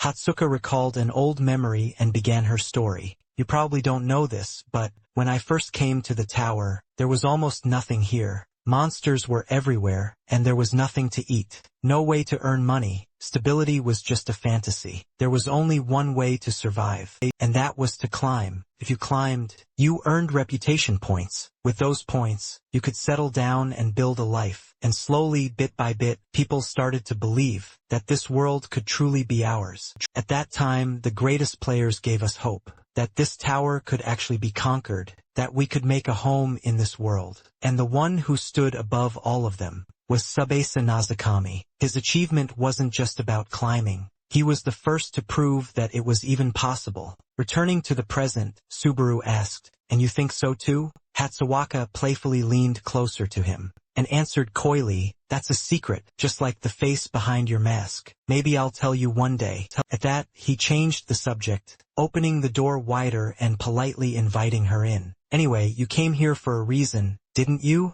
Sorry for bombarding you with questions. Please come inside so we can talk. Hearing that, Hatsuka blushed and hurriedly waved her hands. It's nothing major. I'll be going now. Good night. Before she even finished the sentence, she turned and hurried away. Subaru just stood there, watching her disappear. Meanwhile, Hatsuka let out a quiet sigh of relief. She thought to herself, after all that rambling, I don't even feel like persuading him anymore. Why does he keep trying to invite me into his house? This makes my heart race. Subaru was still lingering by the door, muttering, hope, huh? The scene abruptly shifts to a stark white room. A system chime rang out. It's a pleasure to see you again. Subazuna Zukami sends their love. Thank you for the 1,000 reputation points. He replied, I hope we can win today too. The system displayed, Mr. Villain. Kim Soo has gifted you 500 reputation points. Are you seriously not planning to cooperate with Sir Jane? IGG Soo has gifted you 5,000 reputation points. It's a pleasure to meet you. Amando from the IGG Raziel Guild. I have something important to discuss.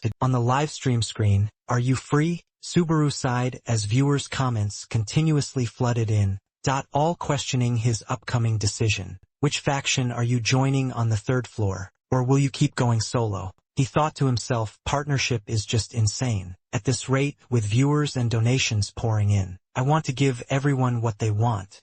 And they're giving me reputation points. As he was thinking, a system message popped up, initializing third floor challenge. A panel with two choices for Subaru to click instantly appeared, the Ottoman Kingdom and the Kanzi Kingdom. Changing factions pretty much defines everything.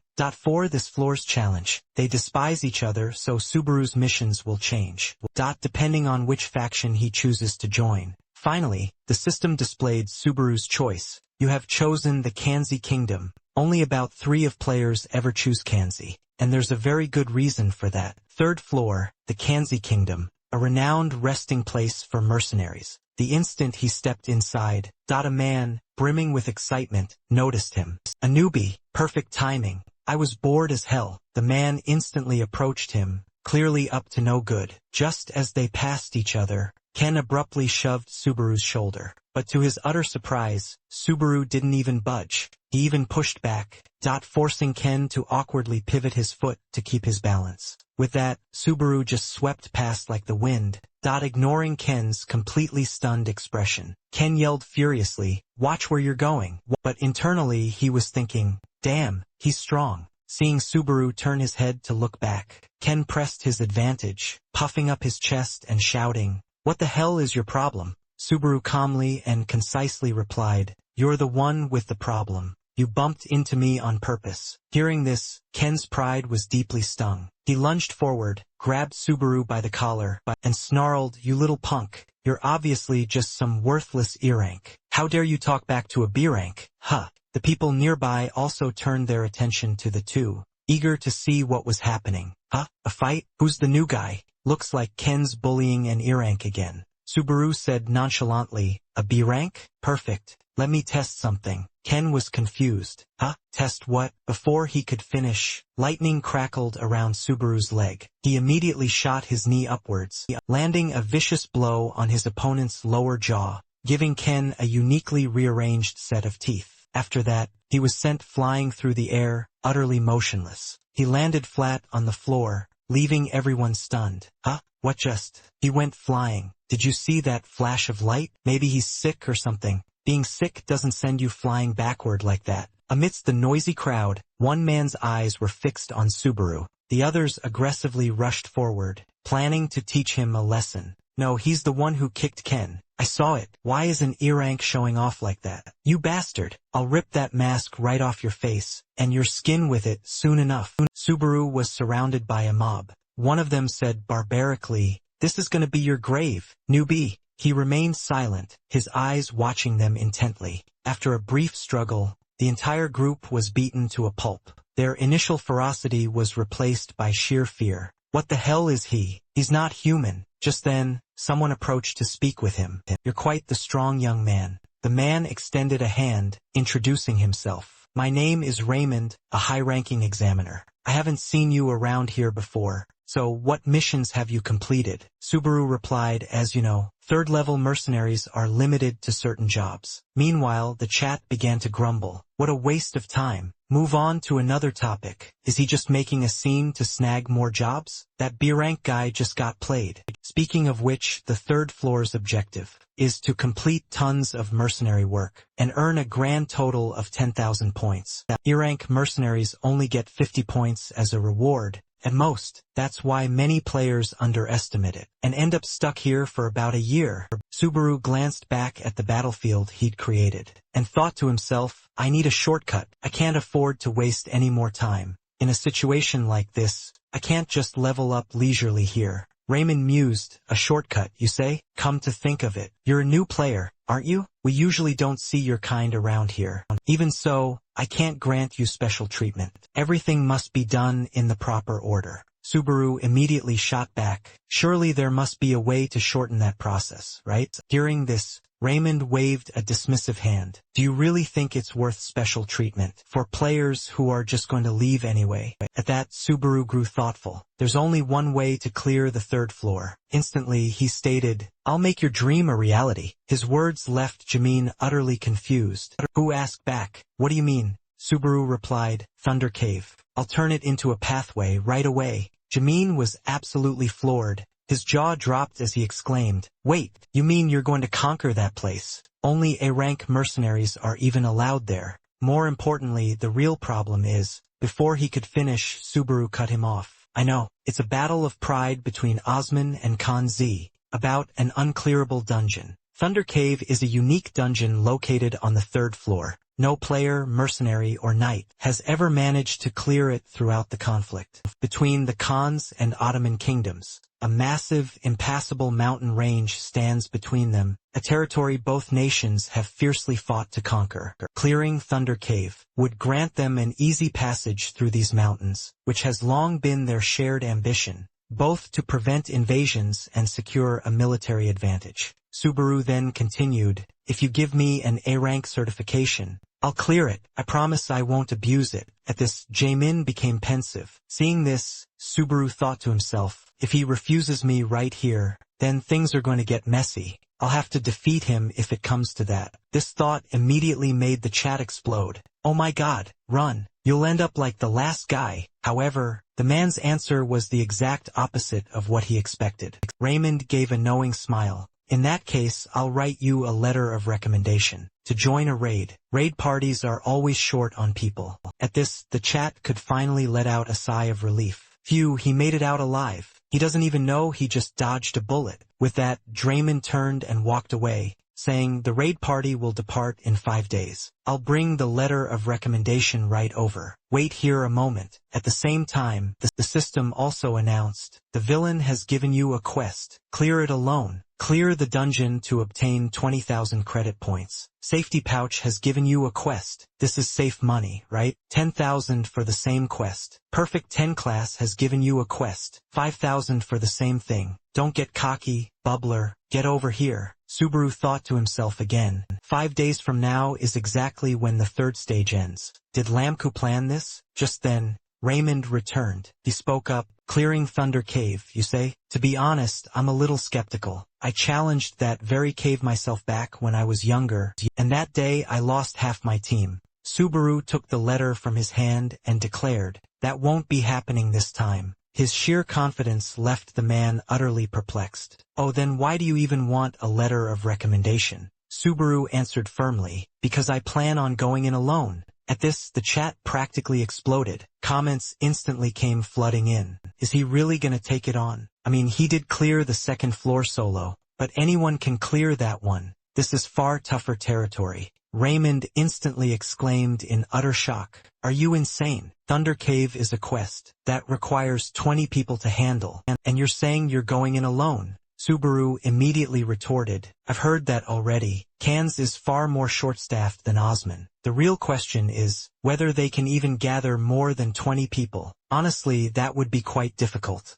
I just assumed you had companions. However, he answered without a moment's hesitation. I don't, at least not right now. Meanwhile, high atop a precarious mountain peak, someone was traversing wooden planks, all while watching Subaru's stream. The person exclaimed with surprise, "Wow, impressive. He's planning to tackle it alone. He's just like him. If only this wasn't a live stream." At the same moment, Subaru announced on his stream, "You guys are asking if I'm skipping the other stages? Yeah, I'm simply not interested in them at all. And so, I'm also going to be taking a break from streaming." For a bit, the chat was completely bewildered. What the hell? He just started streaming. Xena's expression was likewise one of utter surprise, as she exclaimed, "Huh, hey." However, everything had already been decided. A notification then popped up. "Nezuka Misubazu has ended the livestream." At that moment, she sounded visibly disappointed, saying, "And here I thought this would help me kill time. Once I reached the 3rd floor." However, right after that moment,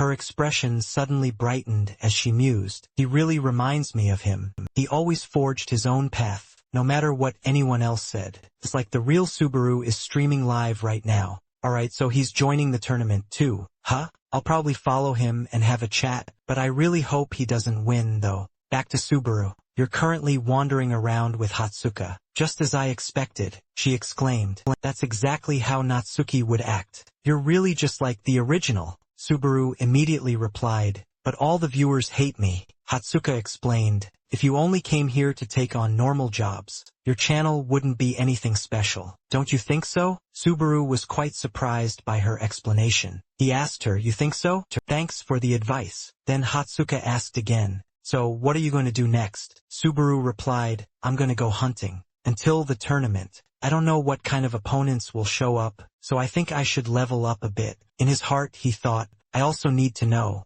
how many lightning bolts I can withstand. In my current state, I also want to test the power of my Thunder Core. I will never give Sora's memento to anyone else." Elsewhere, Ginzaki Nato, a player from Blue District, was walking with a terribly strained look on his face. He kept muttering, "Don't mess with me. Damn it. Normally, if Blue District calls, you're supposed to come running, with your tail between your legs. How dare he make me come all the way here, to call on him? I don't care if he's the Thunder, or whatever. Why should I listen to some no-name?" From the 3rd floor, as soon as he walked through the door, he shouted, "Hello? I'm here." Nearby, a hand reached out, waving, "Over here." That person was actually old John. After they had sat down, John finally spoke. "So, you're Mr. Ginzaki from Blue District, huh? So, I hear you've got an issue you want to discuss? Something about one of our live streams, I presume?" Nato retorted, a clear look of annoyance on his face. "That's right, but where's the person directly involved?" John simply replied, "He's not here at the moment." "Busy?" Nato scoffed, an air of superiority in his tone. "For a rookie to act like that, that's beyond arrogant." "Busy? What could possibly be more important than this?" John offered a tight, forced smile and explained, "It's a private matter, so we can't disclose the details." Then, he turned the question back to Nato. "More importantly, he's already made his wishes perfectly clear, hasn't he? That's precisely why he isn't here." Nato countered, "We intended to discuss this with him directly." However, John smoothly sidestepped, making an excuse. "What a shame. It will be quite difficult for you to meet him." Upon hearing this, Nato's annoyance immediately flared across his expression. He asked in a dangerously low voice, "Isn't it because you people don't want us to meet him?" He also cursed internally, "Damn it, if I go back saying I couldn't meet Natsuki Subaru, I'll be the one who faces the consequences." Instantly he slammed the table, yelling, "I know your game. You're just trying to keep your golden goose all to yourselves, aren't you? Think about it. Shouldn't Natsuki Subaru join a major guild, instead of just live streaming all the time? Don't you agree?" This John, his expression still utterly serene, replied, "Who knows? Famous live streamers these days earn almost as much as top players, you know." He leaned back in his chair, continuing, "It's always the same. I constantly encounter players who look down on live streaming as a main profession. I've met your type before." Nato immediately shot back, "Hey, old man, the way you're talking makes it sound like you want to make an enemy of Blue District." However, John calmly cut him off. "Please hear me out. We prioritize the streamer's wishes above all else. Because Natsuki-san's decision has already been made. Our company will fully support it." Then, hearing that, Nato just scoffed, saying, "For a middle-aged man like you, You really don't understand how this world works. Do you truly believe the Blue District will just let this slide so easily? John retorted, you're the one who doesn't understand. There are some people in this world who simply cannot be swayed by threats. So, if you're finished, you should get lost. Just then, John's entire body began to emit an incredibly terrifying aura. It was so frightening that Nato's face instantly paled. He instantly shot to his feet, yelling, "Hey!" However, in his mind, he couldn't stop wondering, what the hell was that? What was with that overwhelming mana just now? He continued, "Get lost. Old man, who do you think you're talking to?" However, John simply waved him away. As the guy walked off, he looked back, pointed threateningly, and snarled, "I swear, you're gonna pay for this." All talk, but inside, he still couldn't shake off the fear he'd just felt. Damn it, what the hell was that? Could it be that I imagined it? In response to the threat, John just sighed and drawled, "Oh, I'm so scared." 3 days later, in the dungeon's 3rd floor, the sky serpent's nest, a giant sky serpent twisted its body, flying towards Subaru, its fanged mouth wide open. Subaru calmly waited for it to approach, his eyes glinting as he got into a fighting stance. He raised his sword high, and brought it down in a standard slash, straight into the sky serpent's throat, his mouth filled with fresh blood, gushing out as it shrieked, splattering red everywhere. The sky serpent thrashed about its massive body, writhing in agony, letting out a piercing scream. Subaru just stood calmly to the side, resting his blood-stained sword on his shoulder. Waiting, he coolly muttered, "All right, this test run is enough." He immediately crouched down, leaving a sonic boom behind him, as he streaked towards the sky serpent, swift as a flash of lightning. Then he muttered to himself, "I guess it's time to end this here." Dust and smoke billowed in his wake. Subaru leaped up with immense power, raising the sword in his hand, and lunging straight at the sky serpent. Its blood-soaked maw was wide open. A massive, earth-shattering explosion erupted. The sky serpent's head looked like it was blown apart. Subaru nonchalantly sat on the creature's massive body, taking a moment to rest. He heard a series of notifications chime in his ear. "You have defeated the sky serpent boss. You have leveled up. Your strength has increased by 1. Your stamina has increased by 1. Your focus has increased by 1. Then he glanced at the treasure he'd just obtained. In his hand, a sky serpent's fang. Pondering, Subaru muttered his calculations. This should sell for about 10,000 credits. Or at least that was the price 25 years ago. Suddenly, the system screen displayed a slew of information before him. Name Hasoi Subaru. Affiliation, Earth, level 35, strength 36, speed 33, stamina 34 plus 2, focus 30, mana 36. Looking at the stats on the screen, he reminded himself, I'm already level 35. I've gained 9 levels in just 3 days. That's good enough. Don't get too greedy. After that thought, his gaze drifted into the distance. His voice, soft as the wind. Toshira is waiting. Hatsawaka saw him arrive and waved with a bright smile. Catching her signal, Subaru quickly walked over. He pulled out the opposite chair and sat down, not forgetting to ask her, "What's with the happy look?" Hatsuka's eyes were sparkling. Grinning from ear to ear, she asked him, "Have you seen it yet?" Hearing that, a confused Subaru asked, "Seen what?" Hatsuka couldn't help but exclaim in disbelief. "You still haven't seen it?" Subaru started to ask again, "What on earth are you?" Then he suddenly remembered something. He scratched his head, explaining awkwardly, "Oh, sorry about the collaboration video. I was just too busy grinding levels." Hatsawaka simply kept smiling, a clear sign he didn't need an apology. Then she said genuinely, "Let me say this again, Natsuki. It's completely fine even if you don't mean to. That's just the Natsuki Subaru way." As she spoke, she rummaged through her handbag. Then, she placed a document folder in front of him, and simply stated, "But there's one key difference between you and the original. Take a look at this." Subaru, baffled, didn't understand what was happening, and mumbled a confused "huh."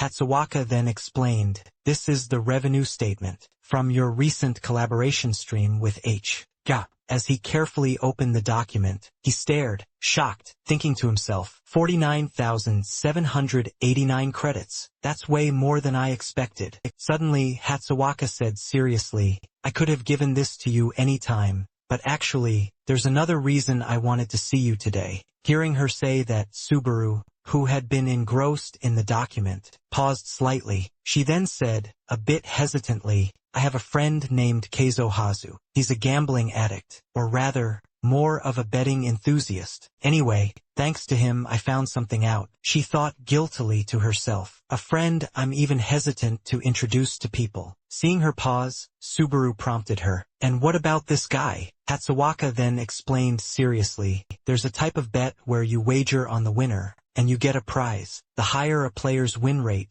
the lower the payout ratio. In other words, less profit, but much more reliable. At this point, she paused for a few seconds to observe his expression. She then continued, right now, your payout ratio is 6.1. But there's a player with a ratio of only 1.2. The scales are completely tipped in their favor. Basically, right now, they're the absolute favorite to win. Hearing this, Subaru calmly asked her, so, based on her information, who exactly were they? Hatsuka then revealed a name, Oma Schneider. Right then, she eagerly spilled all the juicy details about this man, a notorious player from the Green Zone, who's been totally trapped on the 3rd floor for 15 whole years straight, and he lives with the sole obsession of conquering the Thunder Cave. Because of that insane stubbornness, he's become super famous, even though he's neither a streamer nor a pro gamer. At this point, Hatsuka's tone turned serious, warning him bluntly, he and Snyder are probably making plans right now to find a way to meet you, because, to him, the solo conquer the Thunder Dungeon challenge you announced on your stream. And speaking of the exciting part, she suddenly stopped, feeling awkward. She said it's basically like spitting on and laughing straight at his 15 years of grinding. Just then, Subaru interjected, reminding her, set that aside for a moment. Your face is a little too close. At that very moment, getting too carried away with the conversation, Hatsuka had climbed up and was sitting right on the table, realizing her embarrassing situation. And, based on her usual formula, she immediately flashed a confident smile. She quickly sat down properly, turning her face away in embarrassment. But she didn't forget her urgent mission, to warn him about this Thunder Dungeon tournament. And in the next challenge, it's very likely you'll run into him. So, I just wanted to warn you, please be careful. On the 3rd floor of Ortonal, night had fallen, and the tightly packed houses were lit up. A carriage clip-clopped down the deserted street. A few people on the street couldn't help but look curiously at the carriage. The 2 people inside this carriage were whispering to each other. Finally, tomorrow is the day. We're about to meet that arrogant bastard, the one who bragged so much. He claimed he'd conquer the Thunder Dungeon solo. Inside the carriage, as one person spoke, the others would chime in, showering him with flattery. What in the world does he think he's doing? He's just spouting all that nonsense, because he has absolutely no idea what the Thunder Dungeon is truly like. Please don't pay it any mind, Captain Snyder. Snyder said nothing, just stared blankly out the window, fiddling with a coin. After a few seconds, he spoke, his voice laced with contempt. I'm not bothered. He has the reputation to back up his boasts. After all, however, he said they had to admit one thing. His career may be short, but he's the new master of lightning. Something we've coveted for so long. At this, he suddenly stopped fiddling with the coin. He said no more. Seeing his silence, the bald man asked, that may be true, but isn't he being too overconfident? The red-haired man next to him also dismissed it, saying exactly, just because he's mastered lightning, he thinks he's the real Nezuka Mitsuba Jew or something. That must be the only explanation. Before he could finish his sentence, Snyder shouted, that's enough. He rationally considered the situation, and reminded them, now is not the time for jealousy or envy, and looking down on or belittling his achievements is completely unacceptable. Not understanding his point, the bald man asked irritably, so, you want us to respect him? Snyder stopped fiddling with the coin. Instead, he clenched it tightly in his palm and let out a short, flat phrase, if it's necessary, then. His voice turned cold as he spoke. I can do that. From inside his sleeve, a chain of small, gold-plated knives was revealed. At that moment, the other 2 were startled. They glanced at each other, sharing the same thought, he talks a big game. But to be honest, the captain's pride has been seriously wounded. The bald man looked at Snyder's grim face, and couldn't help but sigh inwardly. Ugh, that streamer is so incredibly reckless with his words. How does he ever plan to take responsibility, especially when he's up against a monster like this? A heavy silence descended upon the carriage once more. Snyder, still looking grim-faced, propped his chin in his hand and stared out into the distance. Meanwhile, at Subaru's, his familiar mask and sword, always by his side, were placed neatly on the table. Only now did he take the time to carefully read the document Hatsuka had given him, unable to help but curse inwardly. Man, this guy's got serious issues. He only rose to fame 5 years ago, and entered the green zone around the same time. Ah, I see, so that's how it is. He then delved into the next part of the document. The document listed Snyder's achievements. A late bloomer who took the stage by storm. In the Thunder Dungeon Challenge, Oma Schneider of the Green Zone has reached the absolute end of the Thunder Dungeon, just one step away from clearing it. Reading this, he whispered to himself, one crucial piece of information, Oma Schneider of the Green Zone. He then mused to himself, I thought he seemed pretty confident, organizing a tournament like this, but if there's already an in-house candidate for the championship, then it all makes sense. Suddenly, a strange, mocking smile appeared on Subaru's face as he said, anyway, sorry, Kyozo, but I'm back in the game. Let's see if things really go the way you people want them to. Outside, the moonlight bathed the entire sky, and the mask and sword on the table were strangely illuminated. The next morning, in Ortonal's Central Market, it was bustling with people coming and going. At one stall, the owner thoughtfully examined the cloth on the table and spoke seriously to the young man. No matter how good the materials are in this condition, there's not much I can do. Your hunting method is far too sloppy. The hide is all scratched up.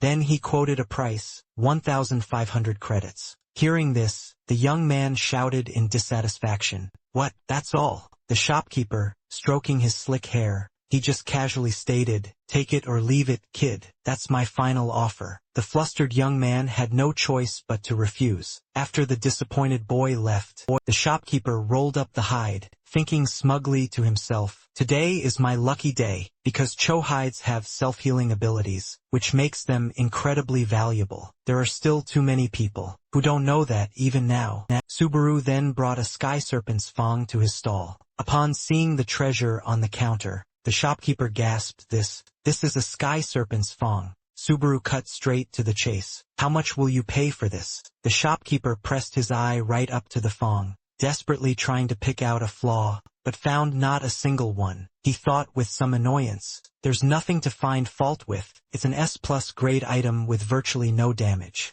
Still, he was a cunning old fox, and he thought confidently to himself, but he's picked the wrong guy to haggle with. Doesn't matter if he's a pro or not. Putting his thoughts into action, he put on a show of regret and said, the condition is very good. I classify it as a high B grade, or maybe even an A. I must say, the hunter who got this is quite skilled. If it weren't for this tiny scratch right here, I wouldn't hesitate to call it S grade, but unfortunately you've come at a bad time. The supply of sky serpent fangs has surged recently, so demand is absolutely plummeting. As he spoke, he took out a calculator, punched in some numbers and then showed him a figure. He then put on a generous act, saying, however, I'm in a good mood today, so I'll give you a special deal, 8,000. Seeing the price, Subaru fell silent, deep in thought, considering I'm already 25. This probably isn't too bad, is it? Just then, a voice cut in that condition. It's easily worth at least 15,000 credits. Hearing the man's voice, both he and the shopkeeper instantly spun around. Snyder was slowly approaching from behind Subaru.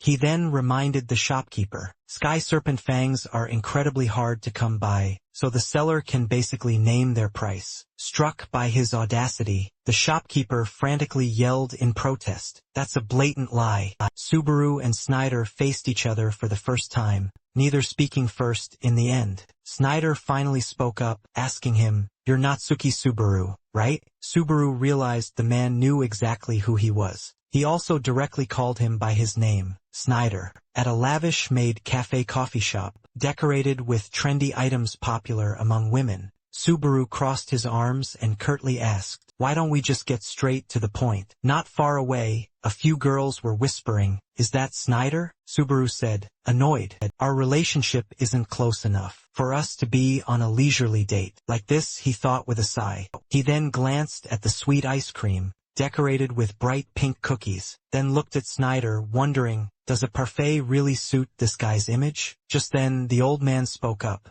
"You once declared that you would conquer the Thunder Dungeon." Subaru shot back, "So what?" The old man immediately retorted, "You really are an insolent drifter." Snyder frowned and continued, "At least that's what I thought at first. A guy who's only just reached the 3rd floor suddenly comes out and declares he's going to conquer the Thunder Dungeon." Subaru asked, "Does that mean you've changed your mind?" Snyder deliberately put his spoon down on the table, then answered, 50-50. The old man continued, "But I do acknowledge at least half of who you are, because you have talent, an overflowing amount of it." Snyder sighed, "It's still hard to believe. You're the one being compared to the Natsuki Subaru." Subaru observed the old man and thought to himself, "I thought he was just some eccentric," but his eyes held a deadly serious glint. Annoyed, he challenged, "You didn't track me down just to give me a gold star, did you?" Snyder stated, "I have a proposal." The old man gritted his teeth, then commanded, "Take back what you said.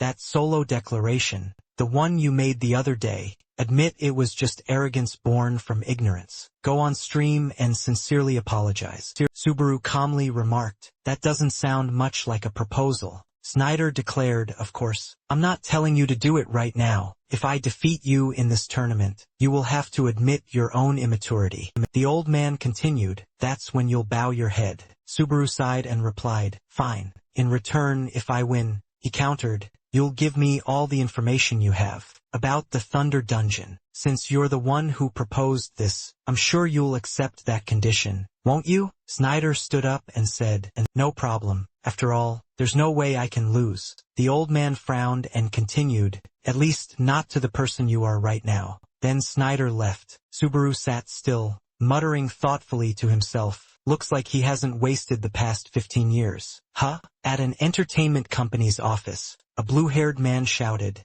10,000 people. A notification popped up on his phone screen. He marveled as expected. With a reward like that, the number of participants is insane. The blue-haired man was Kisohazu. He stared at the screen and mumbled, "If only they'd held this when I was still on the 3rd floor, I'd have cleared this at least once before." The screen showed 2 names, Snyder 1.2 and Nezuka Misubazu 6.1. Kisohazu smirked, judging that Nezuka Misubazu was too big of a gamble. But on the other hand, the risk was just too high. Snyder, though, was a blue-chip stock, with a consistently proven track record. He silently crunched the numbers. With so many participants and Snyder's odds at 1.2, the answer was obvious. A pro gambler like me always trusts his gut over the cold odds. Kijohazu's hand trembled, then he tapped the screen. "All right, I'm going all in on Snyder." Suddenly, a call interface popped up. A voice came from the phone. "Answer." It startled Kijohazu, who dropped the phone on the table. He yelled, "You scared the hell out of me." He stood up and faced the camera, demanding, "You're definitely watching me, aren't you?" The call connected. Hasuka's voice came through the phone. "Hey, what are you doing?" Kijohazu picked up the phone, nervously replying, hello?" Hasuka hit the nail right on the head. "You're gambling again, aren't you?" Kijohazu froze for a moment. Then he immediately demanded, "I knew it. Hey, where did you hide the listening devices? In the office? Or even in my ear?" Hatsuka replied, "What are you talking about? More importantly, teach me how to do what you're doing." He asked in surprise, "You're getting into gambling?" Hatsuka replied, "I'm thinking of placing a bet on Mr. Nezuki." Kijohazu yelled, "You idiot, don't you care about your precious jetits?" As she walked, Hatsuka questioned him, "Why do you think Mr. Nazakami will lose?" He immediately explained, "Oh, it's not that I'm underestimating Nazakami. I mean, you should analyze his style, his power stats, and the betting odds to calculate the probability." Kijohazu tried to persuade her, "Snyder isn't just anyone on the 3rd floor. They say he's accomplished more on the 3rd floor than even the original Nezuki did. So, For a streamer who just got here, to try and defeat Snyder, a man who's honed his skills for 15 years, is just a pipe dream. Hatsuka held the phone away from her ear, thinking irritably, so noisy. Hatsuka immediately piped up, so, how about a bet just like old times? All of next month's salary. Kijohazu sealed the deal. Fine, you're on. Suddenly, a person in a black cloak strode right past her. Hatsuka froze, her eyes widening in shock. Kijohazu's voice boomed over the line. No complaining later, got it? Hatsuka turned to watch the cloaked figure walk away. She ended the call. Kijohazu grumbled angrily. That girl, don't just hang up on me like that. He frowned, muttering, but why would she suddenly bring up betting? Did something happen elsewhere? Elsewhere, Snyder walked with another man. The man asked him, so, what's he really like?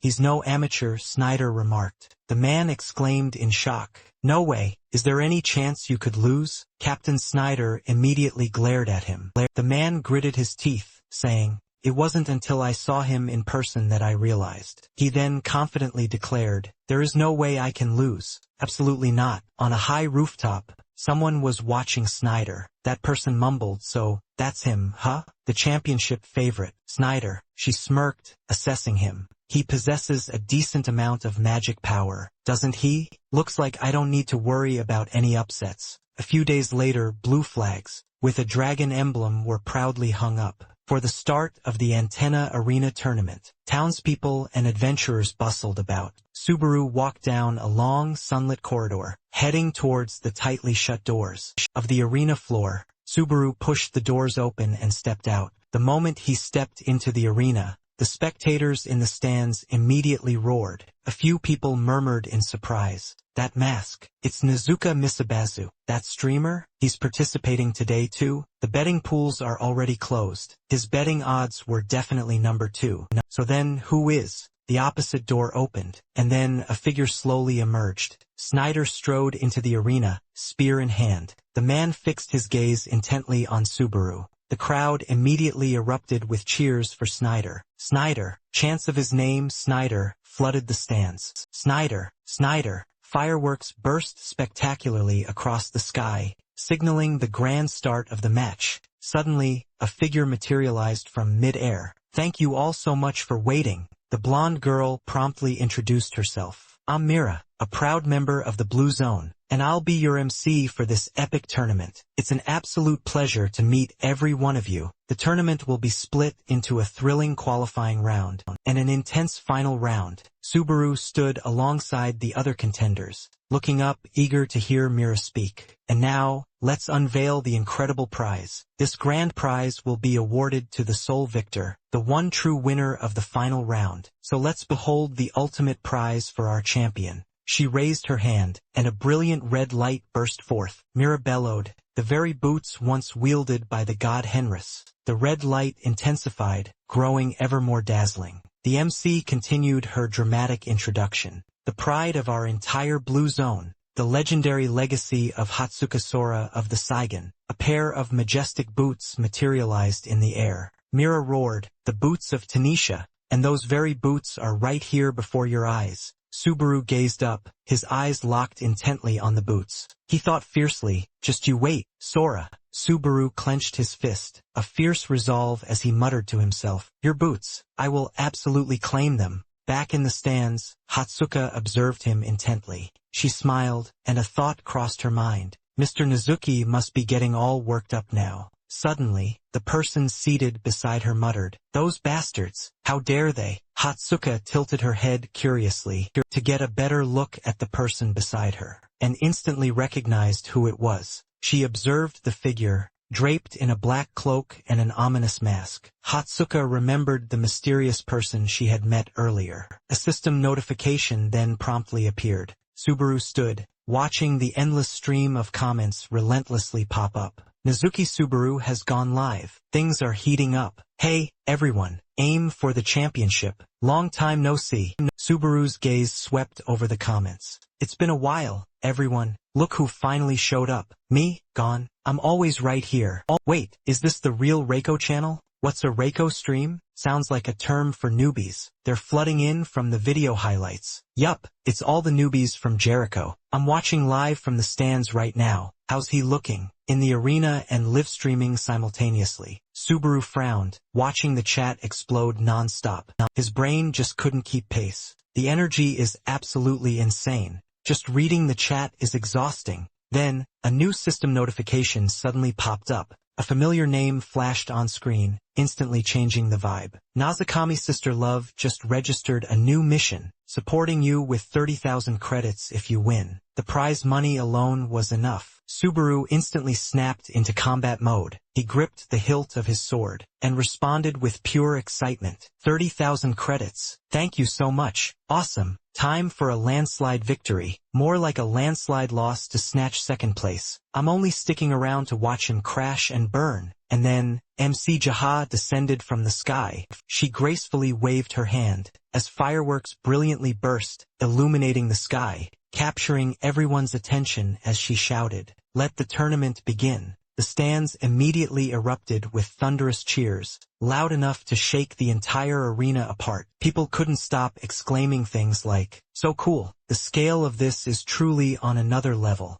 Subaru gazed up, taking in the full, sprawling view of the arena. He couldn't help but be inwardly awestruck by the competition's utterly lavish spending. This scale is truly worthy of the Blue Zone. This wasn't something they could have possibly prepared. In just a day or two, then, the arena space turned green, and all the players were instantly, simultaneously teleported into a dense forest. They were now officially in the first round. The preliminaries, seen from a distance, the entire arena was enveloped in a mysterious, glowing green. A spherical barrier shimmered. The system then began to announce the rules. Its cold, mechanical voice boomed through the space. Preliminary round. Begin. Death means elimination. Everyone besides yourself is an enemy. The round ends when only 1,000 survivors remain. Subaru stood within the dense forest, his expression calm as his eyes scanned his surroundings, as if meticulously calculating his next move. Fight and survive until then. Survivors, 10,259. A free-for-all battle royale.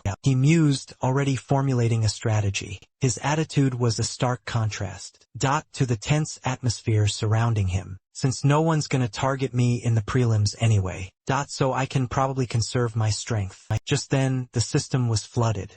With a sudden series of notifications. Non-stop donations from viewers. Clamsamo JRA has registered a mission. A deathmatch. Huh? I can't resist. 100 CR for every kill. Baby Johnny Pizza has registered a mission. Only a deathmatch is the real deal. I'll also chip in 100 CR per person. Mr. Villain has registered a mission. 1,000 CR if you take down John Chow. 10,000 CR if you take down OMA Snyder. Subaru leaned back slightly, sensing an imminent danger from behind. His alertness instantly shot to max level. He immediately spun around. Another player zipped past him like the wind, gritting their teeth and running for their life, without even daring to look back, to target the Nizuki kid right from the start. That's just cruel. Seeing this, Subaru instantly drew his sword. His eyes darkened, and the corner of his mouth curled, into a dangerous smirk. 200 credits on the move. The system displayed a new update. The battle atmosphere grew increasingly suffocating.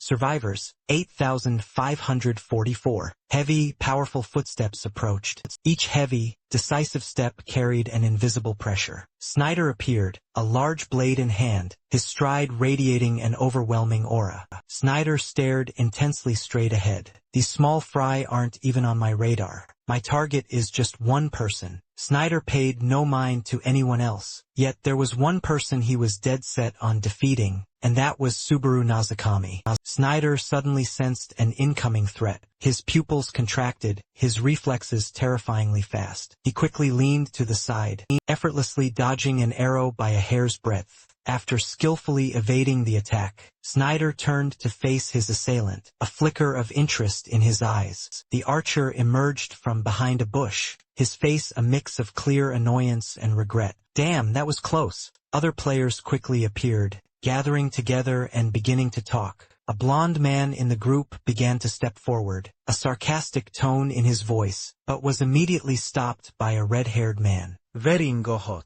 Alright, everyone who bet on that shot, cough up 100 credits now. Don't even think about moving. You guys got lucky. A large, but cowardly-looking bald man spoke up worriedly. But the blonde and brown-haired man just sneered at him, confidently asserting, "We have more people. It's an auto win. This isn't good. We should have finished him with that first attack. There's no way we can win." Exactly. He's just some loser who's been stuck on the 3rd floor for 15 years. It's fine. We outnumber him. Seeing this, Snyder's eyes grew cold as he frowned. Your plan wasn't bad, but you chose the wrong opponent. Hearing those words, another swordsman, far from being scared, stepped forward and laughed contemptuously. Look who's talking. You're just putting on a brave face, because you're about to die. But before he could finish his taunt, there was a blinding flash of light. In the blink of an eye, his head was severed from his body. He collapsed, taken down so cleanly that no one even saw the attack. Witnessing this, the surrounding group of players froze completely, their brains unable to process what they just saw. Panicked screams erupted everywhere. What just happened? That's way beyond a spear's range. Snyder paid them no mind. He twirled his large blade, unleashing a powerful gust of wind. His aura swelled to an immense, suffocating presence, as he spoke with a grave tone. I've met countless fools like you. The moment the words left his lips, Snyder charged, swinging his blade without hesitation, and its power exploded like a shockwave toward the group of players. Those closest were instantly sliced in two. Their formation shattered in an instant. Terrified by Snyder's immense power, the other players instinctively recoiled. The atmosphere crackled with tension. Snyder continued to spin his greatsword, closing in step by step. Listen closely. Cheap tricks and shortcuts won't work in this tower. With that, Snyder advanced toward the players, his blade spinning, a dangerous glint in his eyes. The only thing that can protect you now is the end. Seeing this, the panicked players stumbled backward. An image of Snyder was projected onto the grandstand, and by now all the players were scattering in utter chaos. But sadly, no one could escape. With every swing of his blade, nearby players were sliced in half. The formation collapsed instantly. However, a few still tried to stand their ground and fight. Hey, don't run. It's just a test. Don't be such cowards. Even so, this wasn't a fight anymore. In the grandstands, a woman dressed like Nezuki quietly watched the battle, her eyes full of sharp calculation. She analyzed Snyder's abilities. If he makes it to the upper floors, he'll definitely be a top ranker. He completely stands out from the rest of these players. Suddenly, a piercing scream cut through her thoughts, making her wince. Damn it! Speaking of which, she turned to her side and saw Hatsuka glued to her phone. She couldn't help but be curious. Hey, keep fighting. Every single one of them is such a coward. She glanced at Hatsuka's phone screen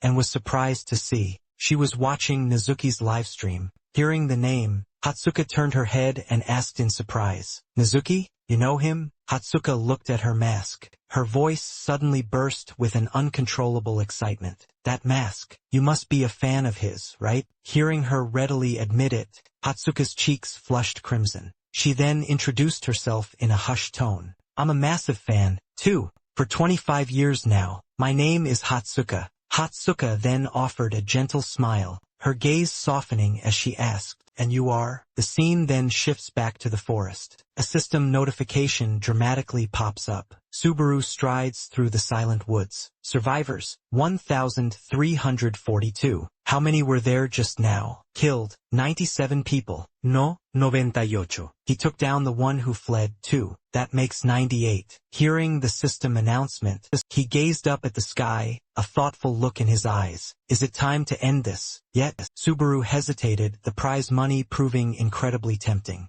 His brain instantly switched into calculation mode. 200 credits per person. 200 credits per person. An audacious idea suddenly sparked in his mind. A slight, knowing smirk played on Subaru's lips. Having made up his mind, Subaru reached for his sword. He stood there, outwardly calm, but his entire aura shifted into a dangerous mode. Why don't I just advertise that I'm here and lure all the players directly to me? Seeing this unfold, the livestream viewers couldn't help but gape, wondering just what he was planning to do. The livestream chat immediately exploded. What is he planning to do? Is he really trying to bait people for money? What a total contrarian. Everyone else is running for their lives. That's the confidence of a true champion. Subaru suddenly unleashed a mighty swing with his sword, striking squarely at the base of a massive tree. The force was absolutely immense, sending electric sparks erupting all around it. A blinding golden light burst forth around the tree trunk, completely engulfing the entire giant tree. The precise spot that was hit began to violently splinter and crack. In the end, only a scorched, smoldering stump and wisps of smoke remained of it. The enormous tree trunk then collapsed with a deafening crash, shaking the very foundations of the forest. As it did, the scene ahead was slowly but surely revealed. Snyder stood silently in the distance. As Subaru approached, he saw hundreds of bodies scattered at Snyder's feet. Hearing the noise, Snyder whipped around, his eyes flashing dangerously, like a predator spotting its prey. Found you. Subaru turned, casually swinging his sword, facing Snyder with complete confidence. Instantly, the chat frame exploded with a flood of comments. I think I'm the one who found you. The final boss has appeared. Whoa, whoa, whoa. This has got to be worth 10,000 credits. Snyder, hey, 10,000 credits is barely worth the effort. The two stood facing each other. Snyder spoke first, his voice impatient. Perfect timing. Stop wasting time. Let's end this right here,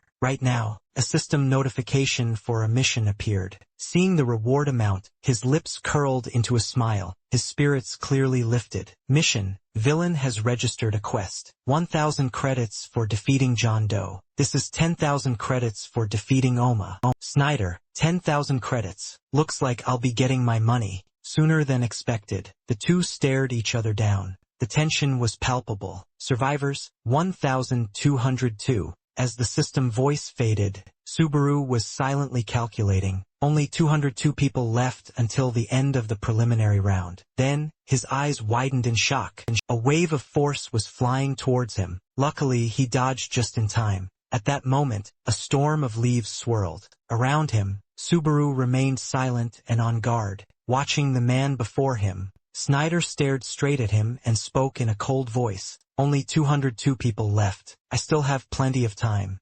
Subaru immediately raised his sword into a fighting stance. But inside, he was quietly assessing the situation. That wasn't a skill, it was a martial art. If I take my eyes off that spear tip for a second, it's all over. His spear can easily reach beyond its normal range now. As he mulled over Snyder, on the other side, Snyder was spinning his blade with masterful skill, building up an incredible momentum before unleashing a devastating strike. Seeing the invisible wave of force charging towards him, Subaru steeled himself, ready for battle, not daring to look away even for a second. Suddenly, the familiar, mechanical voice chimed in with a notification. The nameless demon sword is absorbing the user's malice. Stats will increase in proportion to the amount of malice consumed. Greedy / level 4 is resisting the nameless demon sword's backlash. Subaru tightened his grip on the sword, but as that wave of force crashed into him,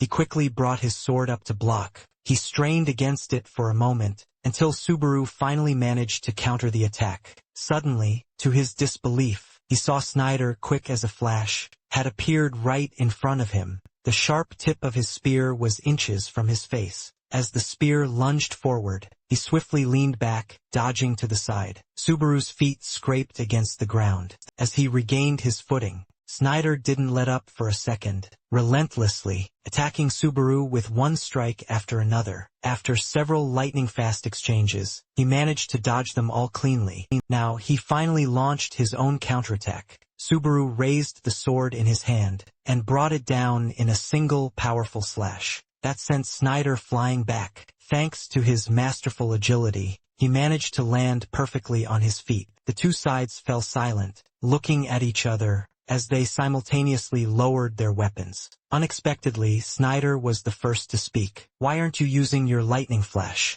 Subaru retorted confidently. "Wouldn't it be a waste not to use it? Besides, this is all about to end anyway." Hearing this, Snyder froze in disbelief. He felt utterly insulted. His face twisted as he ground his teeth and shot back. "So what you're saying is, it's a violation to use it on me? Is that all? Just then, the system's voice chimed in again, announcing 1007 survivors. As if realizing Subaru's plan, Snyder grew even more furious. He hissed, "No way, are you stalling for time?" The moment he finished speaking, he lunged toward Subaru in a flash. Subaru swiftly raised his sword to block the man's spear. Then, fearlessly, he provoked him, "What's wrong with you? Don't tell me you were actually trying just now." The system's voice announced once more, 1003 survivors. Snyder growled, "You son of a bitch." Now, as the two were locked in a fierce struggle, that mechanical voice rang out, announcing 1000 survivors. The preliminary round has ended. Before being removed from the game,